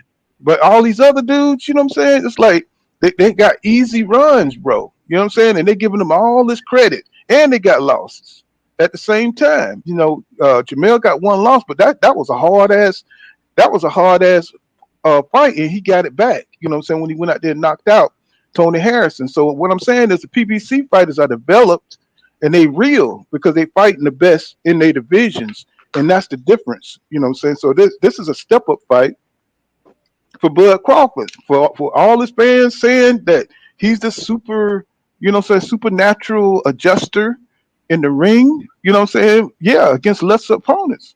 But when you got somebody who can step with you, just like when Teofimo Lopez, he was able to turn angles with Lomachenko. His shit was, it was over for him, for the fight, to win the fight. Lomachenko came back later, but when you got somebody who's athletic, who can turn with your ass, who can move with your ass, it's going to take longer to figure him out. It's going to take longer to have success in the fight, and EJ don't give you that time. You know what I'm saying? He's beating your ass while you trying to still figure it out. You know what I'm saying? And that's what I'm trying to tell people, that pressure is going to be the key. The pace of the fight is going to be the key to beating Bud Crawford. He likes to take his time. He likes to be calculated, and he's going to have to put some hurting on EJ to get that time so he can pot shot and get his counter game together and stuff. And I don't see that happening. You know what I'm saying? If you look at the Porter fight with Crawford versus Porter, just look at the first few seconds when Porter came straight at Crawford. What did Crawford do? He got them shelled up. Exactly. He backed them up and started to try to grab Porter. Not one time. It was only when Porter started to wind down and tire out, because we know he wasn't the same Porter that fought Spence. We know he wasn't dedicated. His dad and him already attested to that. You know what I'm saying? And the thing is, it's like, bro, like Porter's his best friend, bro. Porter is laid up there, is openly and actively pulling for Bud and giving him strategies to beat Spence. So we can't lay up there and say that, oh man, Porter just making excuses. Porter hate Bud, and Porter this and Porter that. Man, he just a sore loser. Come on, bro. Sean Sins have changed his stance. He said EJ gonna beat him up. That's what he's been saying for the past couple of days. But he trying to help Bud win the fight. Yeah, he tried to help Bud with a fight about a week ago. Him and B-Hop trying to give him different pointers and stuff like that on what he could do with a a person that cut the ring Whack. off like Errol. But his last little interview a couple of days ago, he was talking about he leaned towards Earl now, but no, I can change he changed his stance too. He leaning towards EJ now too. Yeah, because they Sean Paul finally. been knowing this whole time that Earl Spence was gonna beat Terrence Crawford. He been knowing this whole time. I don't know why he didn't want to say it. Now he in the video talking about if I had to make a bet, it'd be on Earl Spence's press Yeah, conference. yeah, that's the one I'm talking about right there. Who said that? Yeah. Who No, said that? Sean, you know he's gonna Well, beat him.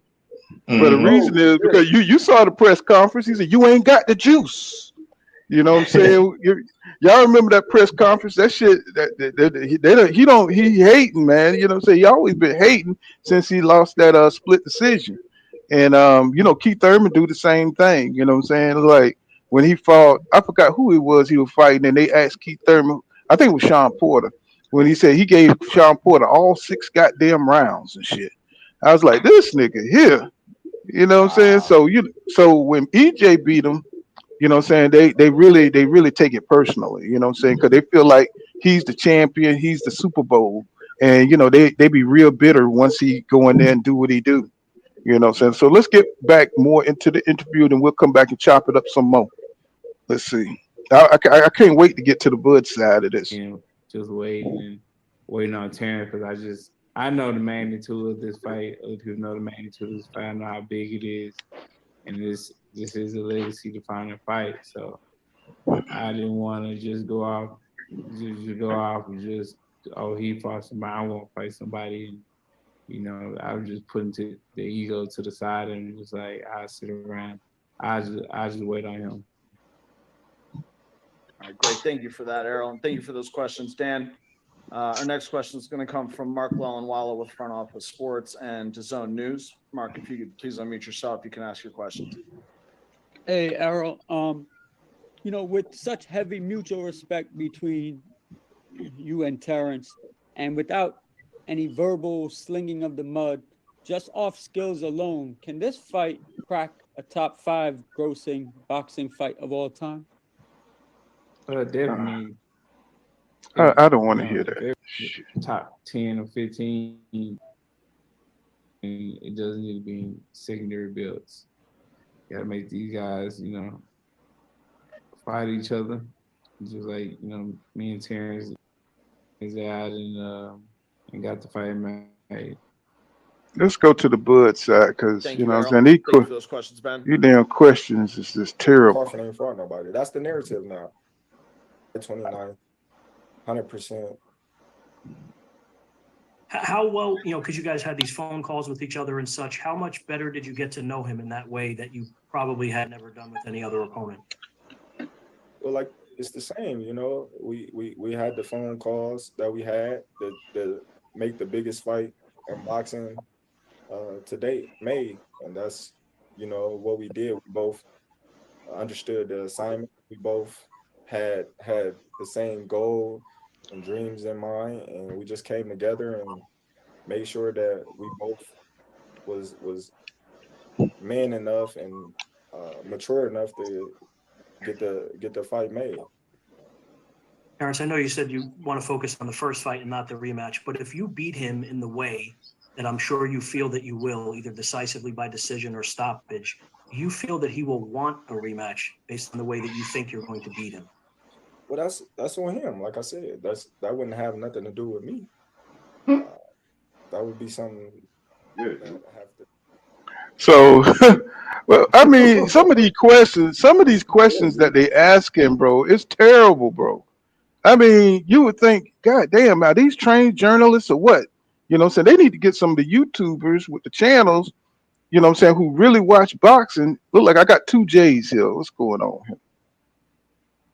Okay. So, yeah, you would think that they would ask better questions, you know what I'm saying? It's like, I mean, some of this stuff is just on autopilot right now. They're not really getting to the meat of it, you know what I'm saying? Asking about this dumbass shit about where does this fight lands in the top 10. Nobody gives a shit about that, bro. We want to talk about strategy. We want to talk about how you feel about the fight. You know what I'm saying? This kind of shit, man. These questions, I don't know how they got platforms, how they even they are media, bro. I mean, it's like, damn, bro. You putting Come on, everybody Pooh. to sleep. Come on, You know Pooh. what I'm saying? You know they always letting some random white boys in. Hey, Errol, if you win, are you gonna buy your mama that new Broham? You gonna get her that new Cadillac? Always asking some random ass off the wall ass, and they be letting them in and shit. My bad. But I understand that these guys are tired, man. They're training hard as fuck. You can see it in Errol Spence Jr. He's tired, man. He's just like exhausted. That's why he's so lethargic. You know what I'm saying? He's just, these guys are going to the gym. They're putting in this media work, and you can see, what I'm saying, it's taking a toll on them. You know what I'm saying? But it just takes a while to get to a good question, man. It's like, damn. You know what I'm saying? It's like, whew. But anybody else got anything on that? Okay, we'll get back into it then. Can you hear me? Yeah, I can hear you. Oh, okay. I thought You going in and out, Jay. You going in and out. They can't hear you. that it was You kind of going? strange that they both weren't on there at the same time. Mm-hmm. Well, I think Bud is in Colorado, and I think Spence is in Las Vegas. You know what I'm saying? So I guess they But I mean, they look like didn't he's at even have home. they could have had them both up on the screen asking them questions. I don't know what's that about. That is kind of strange, though. But And it's then I the same also thought the result. first press conferences they had, they didn't have a crowd. It seemed like it was just media people. I thought that was weird too. Damn, good.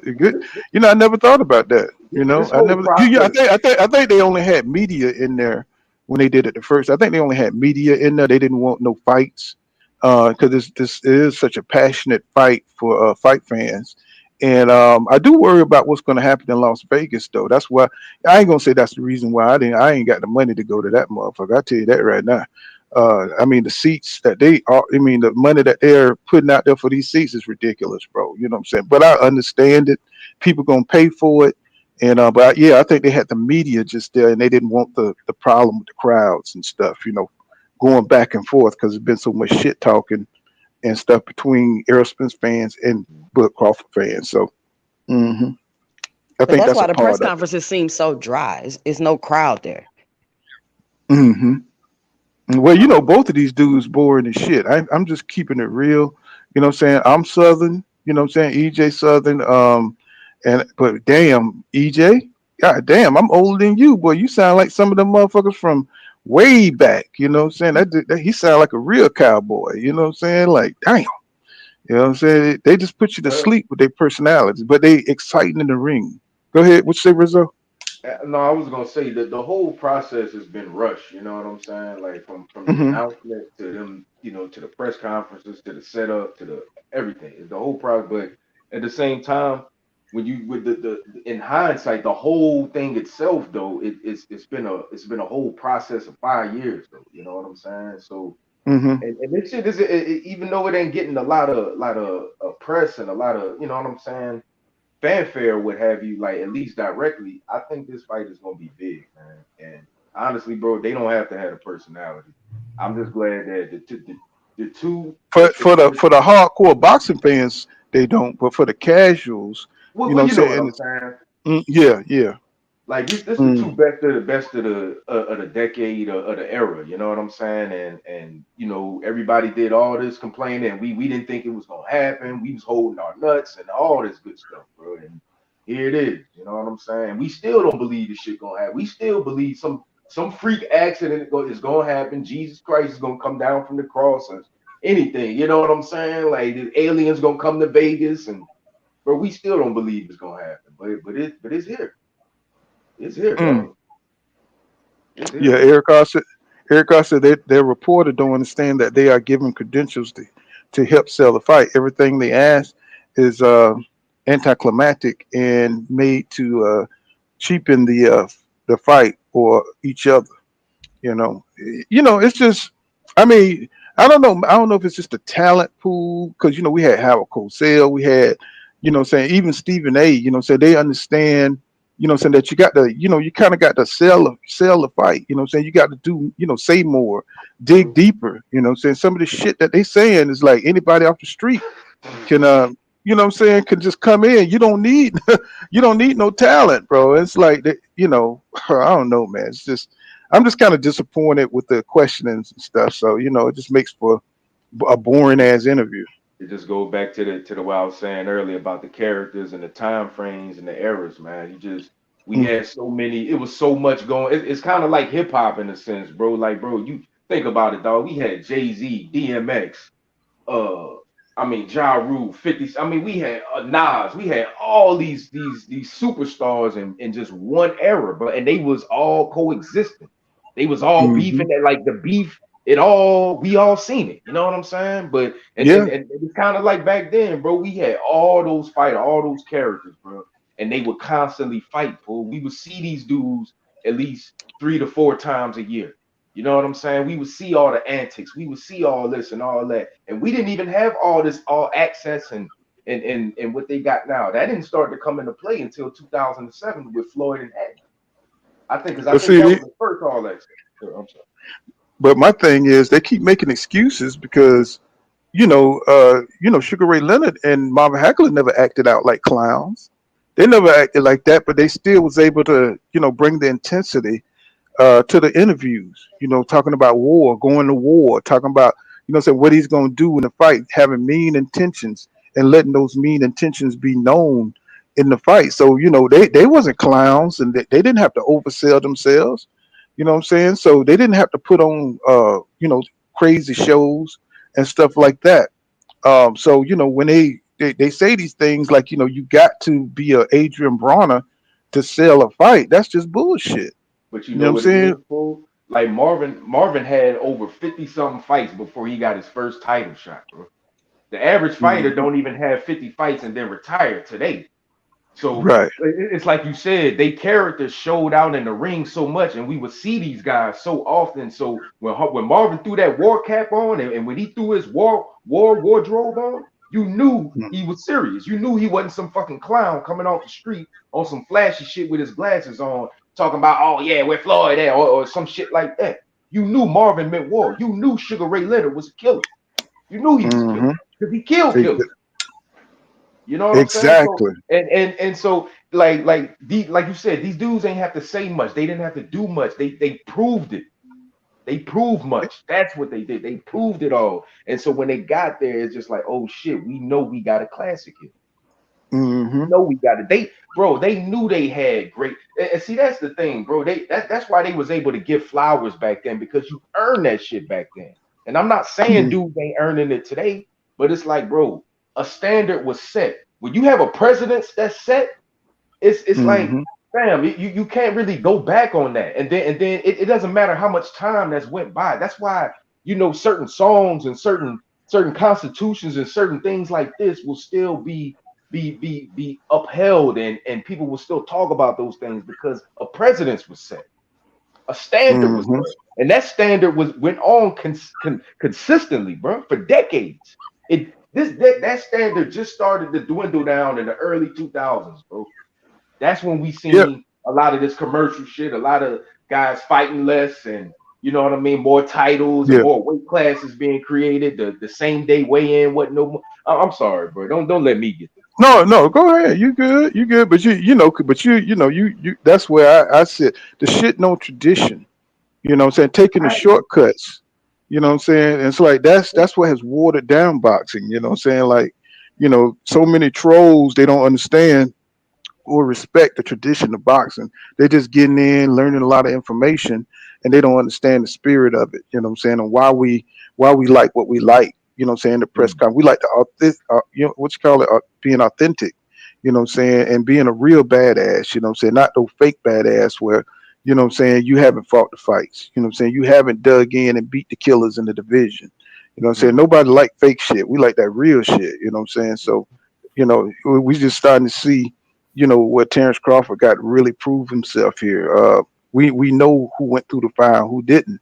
So you know that's why we critique him so much. But let's get back into it. See what Bud Crawford capping on today. to do with him. Like I said, like I'm going in July 29th, 100% focused, mentally, physically, emotionally, spiritually, and ready to win the first fight. I'm not thinking about a rematch or second fight or any of that at this point in time. My last question for you, Terrence, is why do you think that he has tried to diminish your win against Sean Porter in the way that he has? And what is your retort to that? Well, you got to understand, a lot of fighters and a lot of people have been doing that to Terrence Crawford for a long time now. So it's nothing new. That's kind of like a seesaw effect.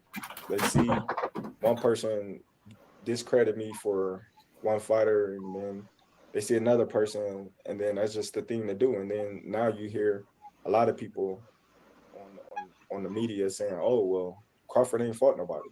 Crawford ain't fought nobody." That's the narrative now. If you look at the comments or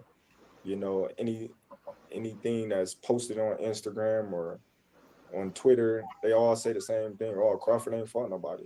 Everybody's catching on So now. I'm used to it, and I just laugh because there's always an excuse after an L. Shit is funny to us also. Now that don't hold water. That don't hold water. See that's what I mean by him being disingenuous. Jay, you keep falling off. Say that don't hold water. Because it ain't that. You know what I'm saying? It's that, bro. I mean, you didn't fight them dudes. Like Jay was saying earlier, you didn't fight them dudes when they had titles. You didn't fight them in their prime. You fought them afterwards. You act like people are gonna overlook that. You know what I'm saying? So they're trying to love. Okay, yeah. You think people gonna overlook that shit? You know what I'm saying? And just give you the credit? No, bro. We hardcore boxing fans. The casuals will do that. You know what I'm saying? They'll look at Kell Brook and they'll look at Sean Porter and say those are names, the same names that fought Errol Spence Jr. But the hardcore boxing fans gonna look at when you fought them. You know what I'm saying? What kind of condition they was in? What kind of training camp? We watch all that shit. That's why we have all access. You know what I'm saying? To see what kind of condition the conditions are around the fight. So that's why you get discredited. You know what I'm saying? Not because, people dislike you. It's because you fought them, at a time where they didn't have shit, where they didn't have the desire, to be the best. You fighting a retiring Sean Porter. You fighting a Kell Brook who haven't made the weight in 3 years, bro. You know what I'm saying? That's the difference between the Kell Brook that was a champion, that Keith Thurman ducked. You know what I'm saying? People were ducking. He beat Sean Porter. You know what I'm saying? In Sean Porter in his prime, bro, when he was a young Sean Porter. You know what I'm saying? So, people wasn't fucking with Kell Brook like that.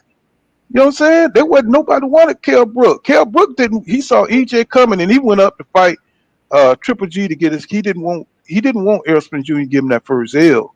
So he was gonna, if he would have won that title up there at 160, he wasn't coming back down.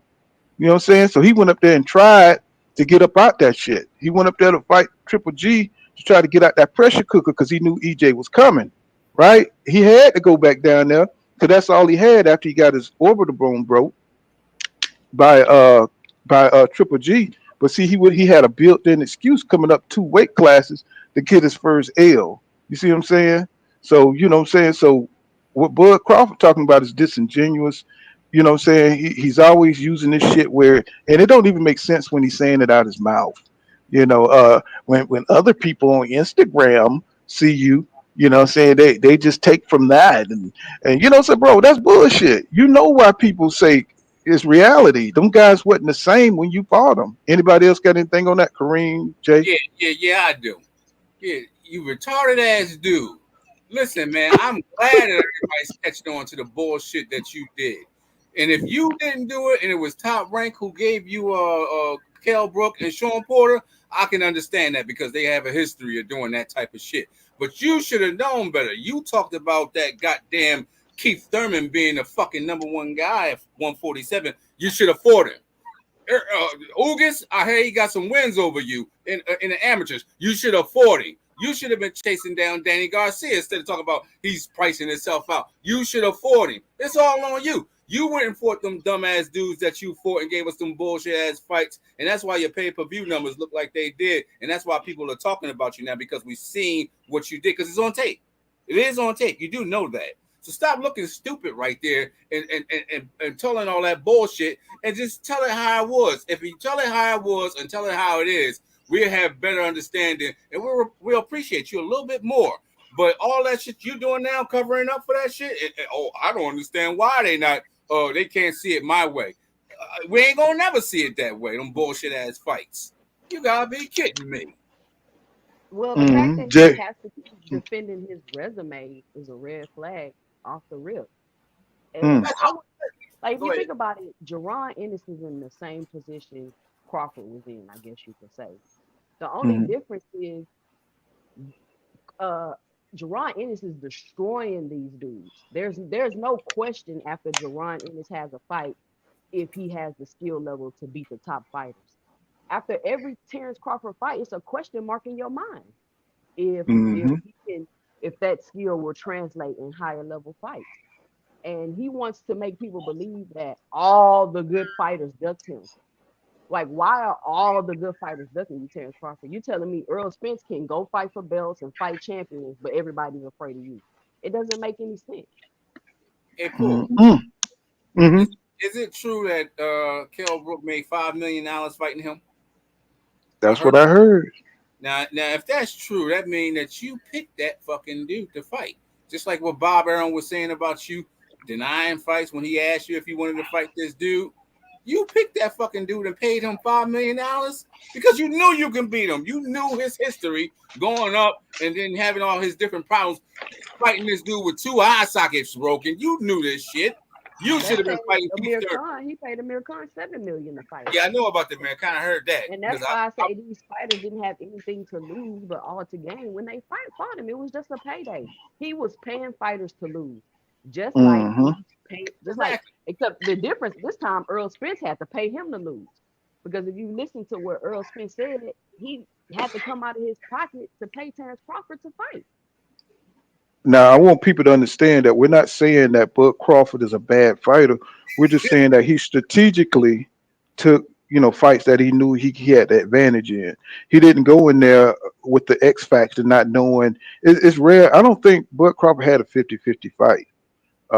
That's the thing. If he would have fought some 50-50 fights and he would have came out victorious, then I don't think anybody would have any criticism of his career. But he's vehemently defending his career, man. I'm talking about, like, it's so weak, the opponents that he had. And as hardcore boxing fans, we follow this shit closely. So we knew the dudes that he would fight and wasn't shit. I mean, what is Ndongo doing today? What is Victor Poster doing today?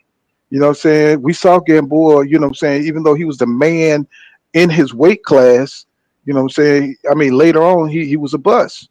You know what I'm saying? And not to just diminish him, but you can like really, look at how great a fight is about what his opponents go on to do in the divisions. And his opponents really didn't go on to do shit because they were title holders. You know what I'm saying? They wasn't real champions. They didn't have wins. Go ahead. Hardcore boxing fans don't even know who Terrence Crawford fought. You don't even know these people that Terrence Crawford was fighting at 147. Jay, you got a channel, Jay? Yes, I do. 2 Cents Boxing. Okay, you 2 Cents. Okay. I know you did. You're 2 Cents Boxing. That's what's up. I said, JV, own it, man. Let's see. Let's see what. Manufacturing career. I mean, just admit, like, we want to say Terrence Crawford is a bad businessman, but if you really want to look at it, and we're honest, he's a boxing genius. He's fought nobody. He got paid, and he made himself high quality food, and now he fed himself to the highest bidder at PBC and got more than he deserved. I mean, he pulled it off. So congratulations. So, but he just can't cry. He just can't come back and cry that people peeped his game. You know what I'm saying? You just can't cry about that, bro. Once the jig is up, the jig is up. And so, people understand, what I'm saying, what he's all about right now. So let's get back into it, see what my man talked about. All right. Thank you, Terrence. And thank you for those questions, Keith. Next up, Andrew Jones with Anscape. Andrew, if you could please unmute yourself, you can ask your question.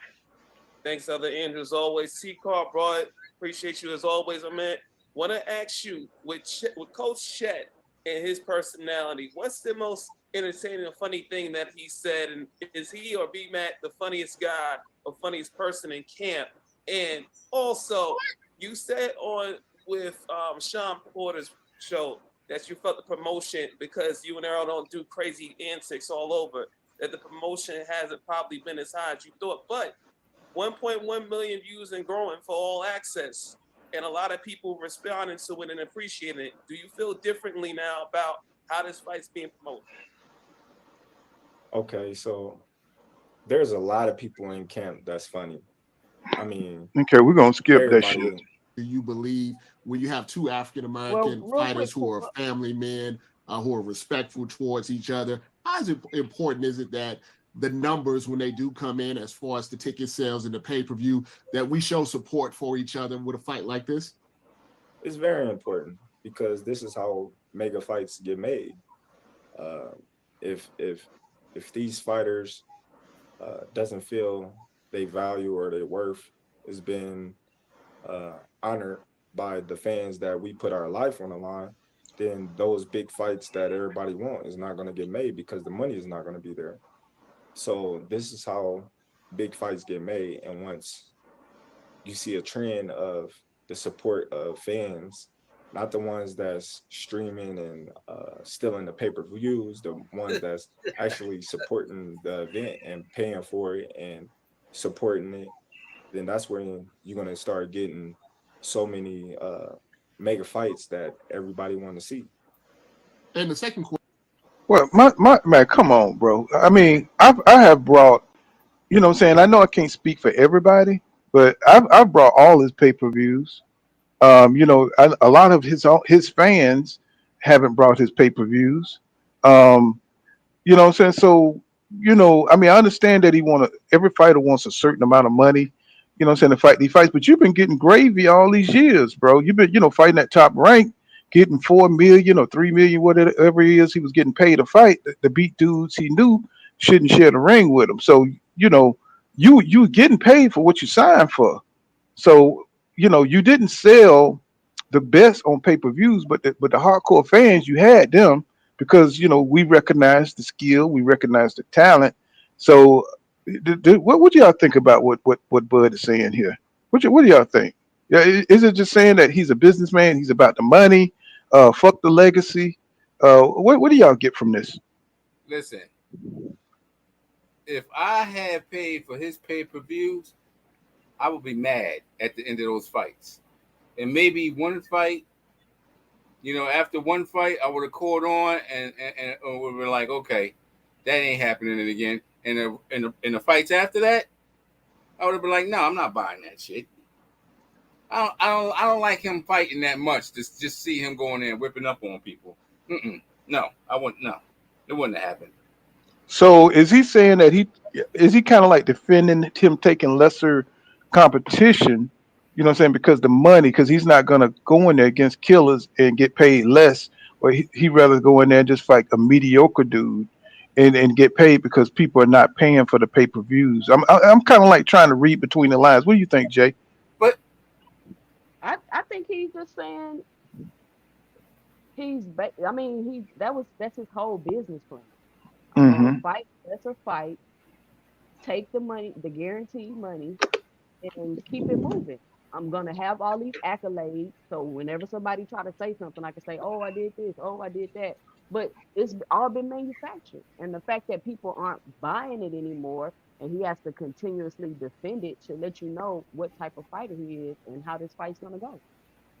Y'all subscribe to 2 Cent Boxing, y'all. That's what y'all hearing. You know what I'm saying? This great breakdown. You know what I'm saying? 2 Cent Boxing. I'm saying respect it, bro. Please check out our channel. You know what I'm saying? I'm gonna drop the link in the chat. I just got started. I'm trying to get to my 500 followers. I'm at 86 right now. So if y'all like what y'all hear, go subscribe.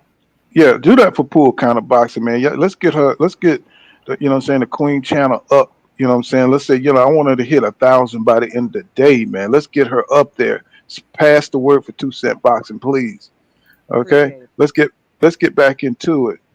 Question that I had for you: with a fight like this that has so much anticipation, how important is it to you to put on a show for the fans. So like you said, they are talking about it 10, 20 years from now, or is just the most important thing is just following the game plan, getting the W, and how do you kind of balance that out when you know when that bell ring, everyone is going to be looking, you know, they've been talking Hagler, Hurts, and all of this type of stuff. They're looking for that type of fight. How do you stay in that zone and also, you know, make it a good show for everybody who did pay to see it?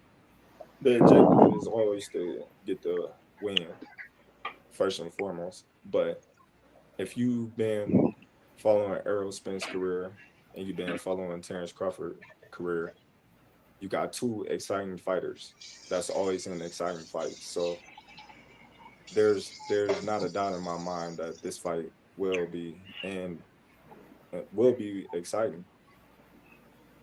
Paul. All right, thank you, Robert. Yeah, I know. It's like the Amir Khan fight was not exciting, bro.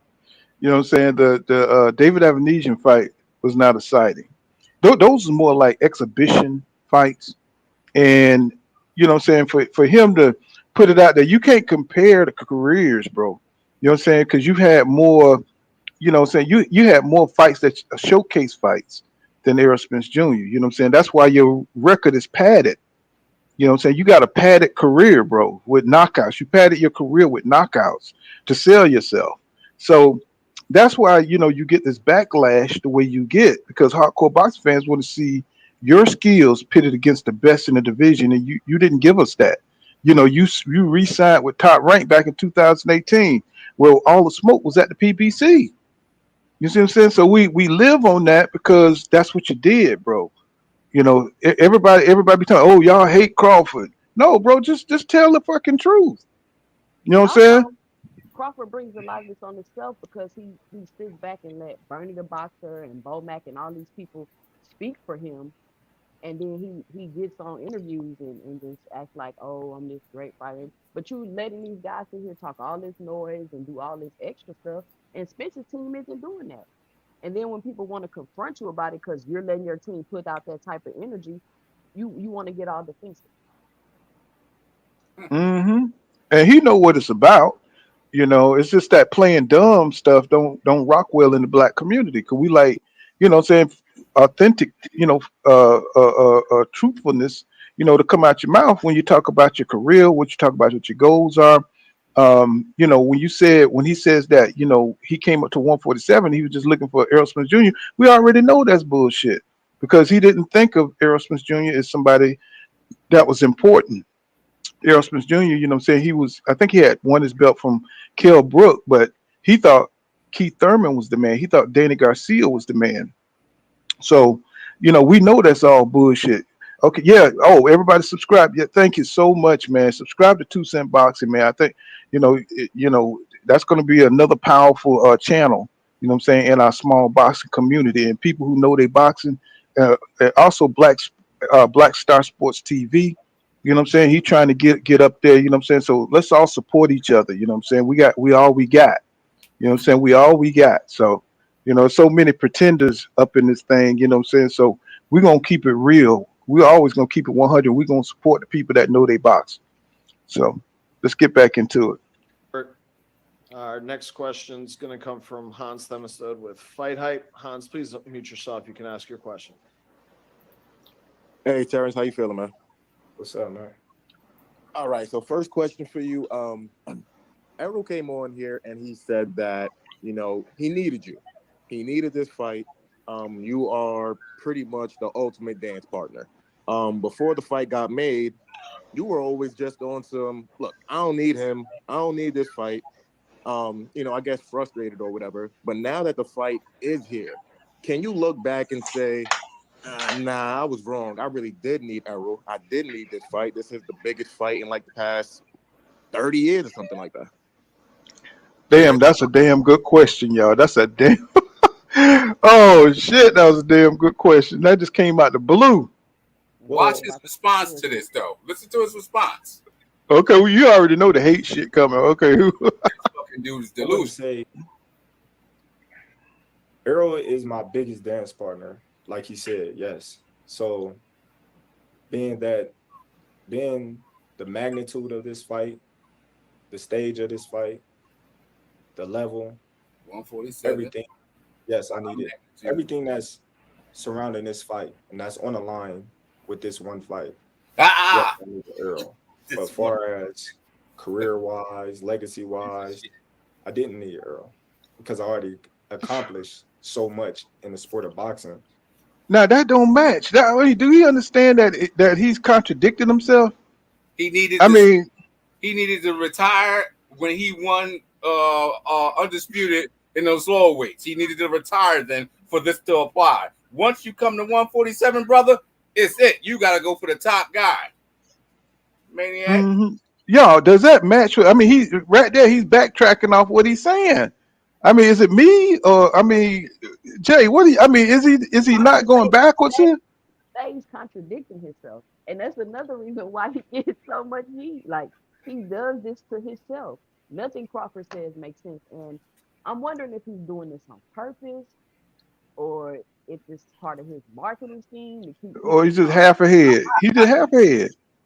like I'm marketing himself for that because he doesn't seem like an unintelligent guy. Mm-hmm.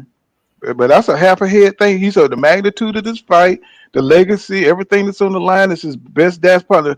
But then he goes right back in the next sentence and say he didn't need Earl. You know what I'm saying? I'm like, what the fuck? What is going on, bro? You know what I'm saying? Is the crack that good in Omaha, bro? It's like, come on now. We're not supposed to believe what you're saying or listen to. Do we understand that we listening to him? You know what I'm saying? Or it's just the you know what I'm saying, the economy that he's got going back and forth in his head, the way he really sees it. He believes he's the puppet master. He literally thinks that he can just say shit and people just don't fall for it. I'm like, wait a minute, nigga, what you just said? Wait a minute. We'll get back into it. I'm just like, he just. I mean, the audacity that this dude just be tripping me out with the way he be speaking, bro. That I can retire right now and be in the Hall of Fame and ride in the sunset and be comfortable with what I've accomplished in the sport of boxing, because there's nothing that I haven't accomplished in the sport of boxing that would hinder me from saying, oh man, dang, I wish I would have did this or I wish I would have did that. I already became. Now, if he was to go ahead and he was to go into the Hall of Fame on his undisputed at 140, I don't think he have any memorable moments that people would say, Bud Crawford was the man at 140. You know what I'm saying? And the reason is that because nobody knows who Ndongo is, bro. You know what I'm saying? Nobody knows who that is. He won undisputed. You know what I'm saying? It's like, if he was to get inducted, people be like, who is this? They'd be like, who is this? They're gonna put his shit behind the water heater, bro. It's gonna be in the water. Mm-hmm. If Terrence Crawford didn't fight Errol Spence, he would have had to fight Errol Spence the rest of his life. Mm-hmm. It would have always been a question. People would have always asked him, always. He would have continued to always have to defend himself if he never would have fought Errol Spence. And also, Terrence Crawford does a lot of projecting. So a lot of the things that he's refuting or saying he's really meaning is for himself. He's speaking for himself. If you listen to him, he does a lot of projecting. I said this. I say the same thing on my channel. You know what I'm saying? The dude, you know what I'm saying? He just all he's like bobbing and weaving, you know what I'm saying? And it don't make sense, why he thinks that weak division, conquering a weak division means something. If it was a strong division, then that would be one thing. But it was a weak division. Nobody going to remember those. You could look at Oscar De La Hoya losses, and he had better losses than Crawford had wins. Ooh, I know. Them bars right there. Them bars right there. Oscar De La Hoya. Oscar De La Hoya got more popular losses than he got wins. You see what I'm saying? Yeah, y'all get that on Full Counter Boxing. You know what I'm saying? Y'all better mark that. Absolutely. So that's what I'm saying to y'all. You know what I'm saying? Your opponent matters. So don't listen to these people when they talking about is hate.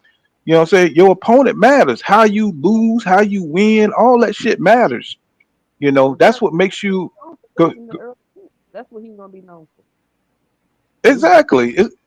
So when he's talking about this shit about he will be comfortable with what he's done in boxing, yeah, because you from Omaha, bro. The most popular thing that grow out of Omaha is what, corn or some shit. You know what I'm saying? Or wheat, or we don't even know. You know what I'm saying? So yeah, that might be, you might be comfortable with that because you don't have any bigger aspirations. You know what I'm saying? You just kind of like got pressured into this fight. That you've been saying that Errol Spence Jr. ducking you all these years. You've been living off Errol Spence Jr. name. So how you can sit here and say he's the biggest dance partner, but yet you didn't need him? Yeah, you needed him, bro. Your legacy. You working on your legacy right now. All that other shit was just accolades from weak divisions. So saying, so he's been a little disingenuous once again about his career. He knows it's weak. That's why his pay-per-view sucked. You know what I'm saying? Because he wasn't fighting nobody. If you fight the real killers and they get promoted right, then Amir Khan ain't finna get you no status, bro. David Avenesian ain't gonna get you no status. They're not gonna pump your career up. You know what I'm saying? They only saying that you pound for pound the best in name only. You know what I'm saying? Because they hate the PBC. That's your ally. The bias against the PBC. That's what works in your favor. You know what I'm saying? Other than that, you wouldn't be on the pound for pound list. If you wasn't working for Top Rank, having ESPN back them up, your name wouldn't have been as big. You know what I'm saying? And people still don't know who you are. You know what I'm saying? Whereas people see the real motherfuckers out there grinding, like Errol Spence Jr., and that's why that's why he got so many fans. That's why he sell, because he's really fighting the real killers out there. So let's get back into it. Became undisputed. Already won ESPY award. Already was fighter of the year. I was already multiple world champions in different weight classes. I was already 2-time lineage. What you said, Jay? I say none of that What you shit was matters. None of that shit matters. exactly? See, and see, he'll do this shit. He does. We see this over and over again by Bud Crawford. Instead of just saying, people, what I'm saying, my resident, he even said it in one of his interviews where he said, I never had that signature opponent. And that's what we're talking about, bro. You never had that signature opponent. You said it yourself. So how are we capping? How are we hating when you said it yourself? You know what I'm saying? All that undisputed shit don't mean nothing, bro, if you didn't fight nobody. You know what I'm saying? So it's just kind of like, you just get tired of hearing Terrence Crawford go this route. Year-old fighter in 2 different weight classes. So, this is, like I said, this is just a cherry on top of my ice cream. Gotcha. And my next Nigga, you finally got some ice cream in the cone, nigga. What you talking about cherry on top? Nigga, this is your first, nigga, this is your first scoop, really. You know what I'm saying? And that's your problem, bro. It ain't no damn cherry on top. You know what I'm saying? Well, you ain't built on nothing. So, you know what I'm saying? I don't know what the hell, he trying to make this perception and create these narratives out of the bullshit career that he had. So, I know that hurts some feelings out there, but so be it. next question for you is, you're the type of guy that, when you're at 35, 40, and now 47, you were always either looking at who's the top guy here that I haven't fought yet, or who's like a guy that's like under me or making his way up, like, damn, this dude could fight. So we got Jaron Ennis, man. And I know you're focused on Errol Spence, but it's like every time Jaron fights, this dude is just whooping everybody, and Floyd has praised him. Leonard Ellaby has praised him. Roy Jones has praised him. You're focused completely on Errol. But do you look at Jaron and say, look, man, I gotta fight this dude. He fighting his ass off. Everybody praising him. That's a dude I need to fight maybe after the rematch. I always said Boots was a great talent. I always told everybody. When? Somebody please tell me when Terrence Crawford said that. You know what I'm saying? Terrence Crawford, I never even heard him acknowledge Boots until recently. Anybody can give me a witness. No, he ain't never said that shit before. Not on no live. But he has going on interviews with Boots and challenged Boots to when did Boots ask him to fight? And he knew Yo, he had that was on the Gillian. That was on Gillian. That was like recent. I yeah. mean, have we ever heard Bud Crawford say anything about Boots Ennis? I mean, we saw EJ go to his fight, the Clayton fight, talking about, you know what I'm saying, he's fishing, and EJ say, you might catch something that you can't handle. So they had they back and forth. But where's Terrence Crawford? When did he say anything about Man, Boots Ennis? ain't nobody When? said nothing about Boost, but that meerkat Bernie the boxer. But that's the That's and that says a lot that's about it. Terrence Crawford. You talking about when the Boots asked to fight you? Why aren't you seeking out to fight him? Exactly. We already know. He never reaches out and try to fight anybody. He only talks shit about Errol Spence Jr. about ducking him, creating narratives, and that's what kind of gives you that, you don't like his ass type of attitude because he's fake, you know, and Hey, and the Pooh. whole thing. Mhm. Hey, He Pooh. I was want to at bag up. I want to bag up a little bit work because I got Mhm. in behind that stuff when he was talking about he could walk away from the business. I wanted to point out that this is the first fight he's ever had that everybody's looking forward to. That everybody knows who the hell he's fighting. When he was Mm. at 140, at 135, we didn't even know who the hell. Nobody knew who Terrence Crawford was, and we didn't know who he was fighting. What is he talking about? This the delusional. first. This the first time he ever had a fight, and you ain't got enough sense to even give your opponent the respect you should give him. Because when you talk bad about him or talk down on him, people will be like, "Well, shit, you said he wasn't shit anyway." Mhm. You know what I mean. So he's so stupid. Earl big up in Terrence. Yeah, Terrence is dangerous. Yeah, Terrence ought to be the favorite. Yeah, man, Terrence, that boy there can fight because he's gonna be like, yeah, y'all seen me beat that big bad motor scooter, didn't you? You know what I mean? So, because he don't have enough sense that he don't even understand his place in time. Like, dude, this probably your last rodeo, bro. You know what I mean? Your first chance at a big fight and probably your last chance. And he And just see, downplaying it. what I say is, you got 39 fights. You know, it's like you should be uh better known in the sport. You started 4 years before Errol Spence Jr. You know what I'm saying? So you had a 4 year gap, you know what I'm saying, to promote yourself and to be known out there. And it's like he just fell back into, getting comfortable, you know what I'm saying, at beating guys that, he was expected to beat. You don't get credit for that, bro. You know what I'm saying? That's his problem. See, he never pushed himself to dare to be great. You know what I'm saying? And all he had to do was like really fight the best guys in the division and go out there and knock them guys out. You know what I'm saying? Like he or TKO the guys that we expected him to, and he never did that.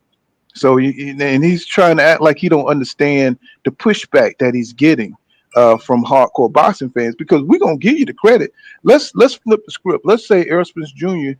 had the same fought the same guys that Terrence Crawford fought. You know what I'm saying? He beats all the guys. You know what I'm saying? Or we would be criticizing EJ and we would be bigging up. We would give the ups to Terrence Crawford because he fought the best guys in the division. He went and got 3 belts. You know what I'm saying? If we flip the script like that. So it's not bias, it's just what traditional boxing fans go for. We go for the real deal guys. We don't go for the fake dudes that, fought the lesser competition. So, It's if you look at it like that, then you'd understand. Go ahead. it's unrealistic to think that he's going to just be able to jump up his level of competition to fight Earl Spence after. I mean, maybe he can. I mean, if like I said in one of my videos, if he can make it 12 rounds with Spence, win or lose, he is a special fighter because Hmm. no other fighters have been able to do that. If he can go 12 rounds with Spence and continue to his career, win or lose, then I would absolutely say Terrence Crawford is a special fighter. But you cannot expect to jump up your level of competition after all these years with the level of competition that you've been fighting, especially at what, 35, 36? How old is Terrence Crawford? Oh, Terrence is 36. 35, finna be 36, ain't he? Going to be 36 when we're watching you fight and you're moving slower and slower. It's just unrealistic in my opinion. It's crazy And to see, me that he don't acknowledge this beast coming out of Texas he finna fight. Man, you finna fight a damn beast, an animal. And you talk comparing him to Ricky Burns? Are you serious? but see, when he does it with a straight face, you think there's something mentally wrong with him. He You know what I'm saying? disrespectful. He It's like he can't. You can't equate. You can't just say Ricky Burns were better.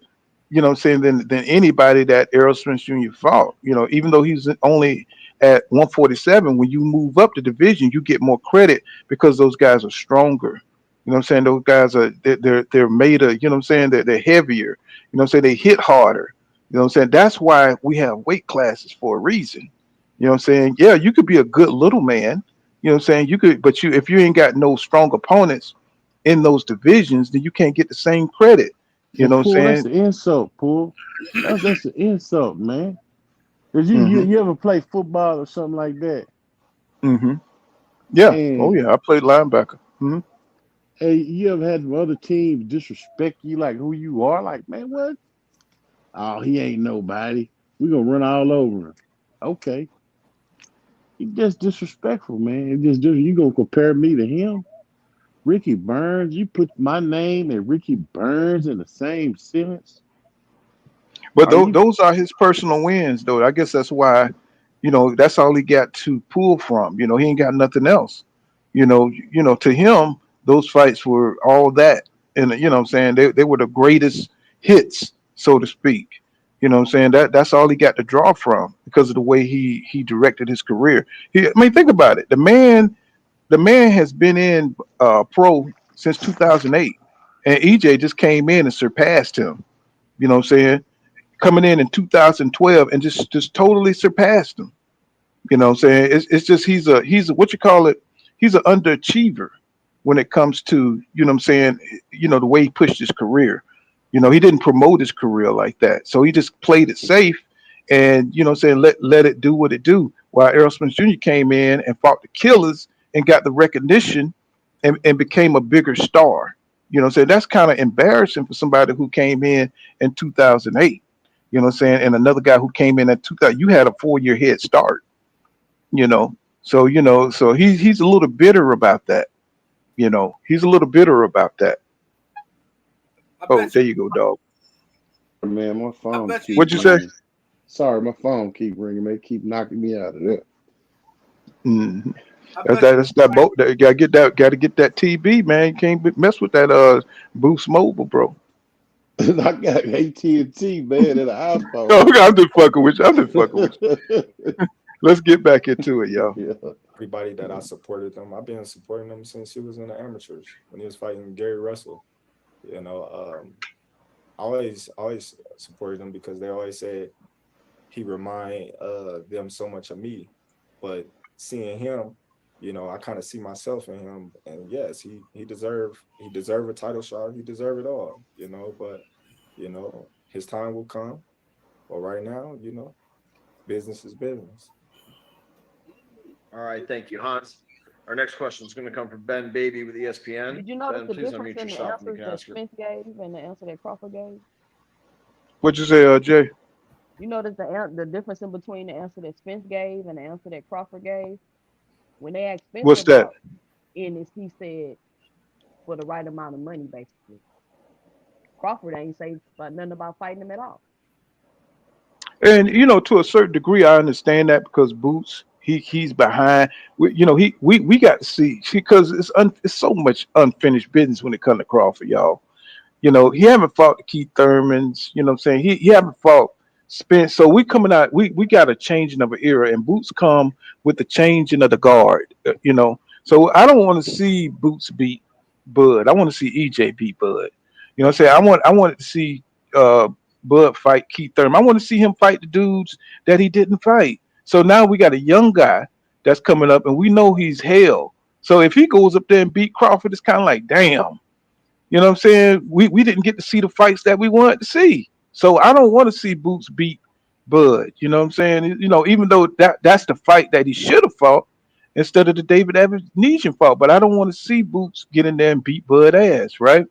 You know, it's like a class. It's like you don't want to see a junior in high school, you know what I'm saying, beat a senior that's going on to college. You know what I'm saying? So, you know, you want to see the seniors fight it out instead of a junior coming up to fight the upper class senior. So he's got unfinished business, and he done lagged back so much fighting all these B level dudes that you know this is the position we're in now. You know, what I'm saying now that the goddamn the junior class is moving up to be seniors and shit, they knocking on his door. It's like nigga, god damn. It's like you know you need to get in the ring and fight some of these guys. You know, but you lag back and you fought the damn Jose Benavidez's of the world. You know what I'm saying? You know what I'm saying? You fought the who else you fought? The Sean Porters, the retiring Sean Porters, and you look for the Miracons and all this shit when you should have been fighting the top of the division. You wasted time, bro. You know, trying to stay safe. And that's what I want everybody to recognize when it comes to Bud Crawford. He didn't fight the best. So I don't know why they try to skip over that, but that's what it is. And now you got these young guys, young lions trying to find their place in the division. You held on to that belt, you know what I'm saying, way too long without trying to win the other belts in the division. So, you know, you could have fought Ugas. You know, you could have took that belt. You know what I'm saying? But you didn't want, you knew he was dangerous. You knew he was a big motherfucker. You knew he was a body puncher. You knew he was going to be on your ass, right? That's why you stayed away from Ugas because even your trainer said that Ugas was a killer. You know, said you went on Black Fight Fan TV and talked about that. Oh, this man, yeah, he beat your ass in the amateurs 2 times. You know how good Ugas is, but you should have been the first one knocking on Ugas' door when he had a belt. You know what I'm saying? But you didn't do that. You're doing exactly what you're doing to Boots. You acting like the motherfucker don't exist. You know what I'm saying? So we see the game. You know what I'm saying? We know what it is. Anybody else got anything on that before we move up back into it? No? Okay, well, we'll go back into it. So let's see. Your question. Awesome. Thanks, Andrew, and I appreciate you, Terrence, for taking the time. To kind of piggyback on one of those questions earlier, would you feel if this fight doesn't go your way, I mean, would you still feel like you were the best welterweight of your era without a win? Do you need this win, you know, as much of all the things you've accomplished in your career, do you need this win to feel like you were the best welterweight of your era, and does that matter to you? Another dumbass question. Of course. It's always about the win. It's always about beating the top guys in the division. I can't say I'm the best guy in my era when there's still one guy at Mount Rushmore sitting beside me. I got to be up there. Bro, I can't. That's man. It's you almost want to just turn this shit off, bro. Come on, what he talking about? He can't sit, bro. Man, I'm just like, bro. What's going on, bro? What's going on when you could just lie on camera like this, bro? What are you talking about, bro? Come on now. All them guys you could have faced, bro. You talking about when there's one guy on Mount Rushmore, bro. There's a bunch of faces over at PBC you could have fought. That was, you know, top guys. Hell, Keith Thurman was unified. You know, so I think each one of those guys held the belt. You know, Sean Porter took it from Danny Garcia. You know what I'm saying? All them guys you could have fought during that time. So what is he talking about? Bro, you ducked the fucking entire division. You know what I'm saying? To wait at the end to fight one guy. You know what I'm saying? So it's Cool. I like what? still remember when his first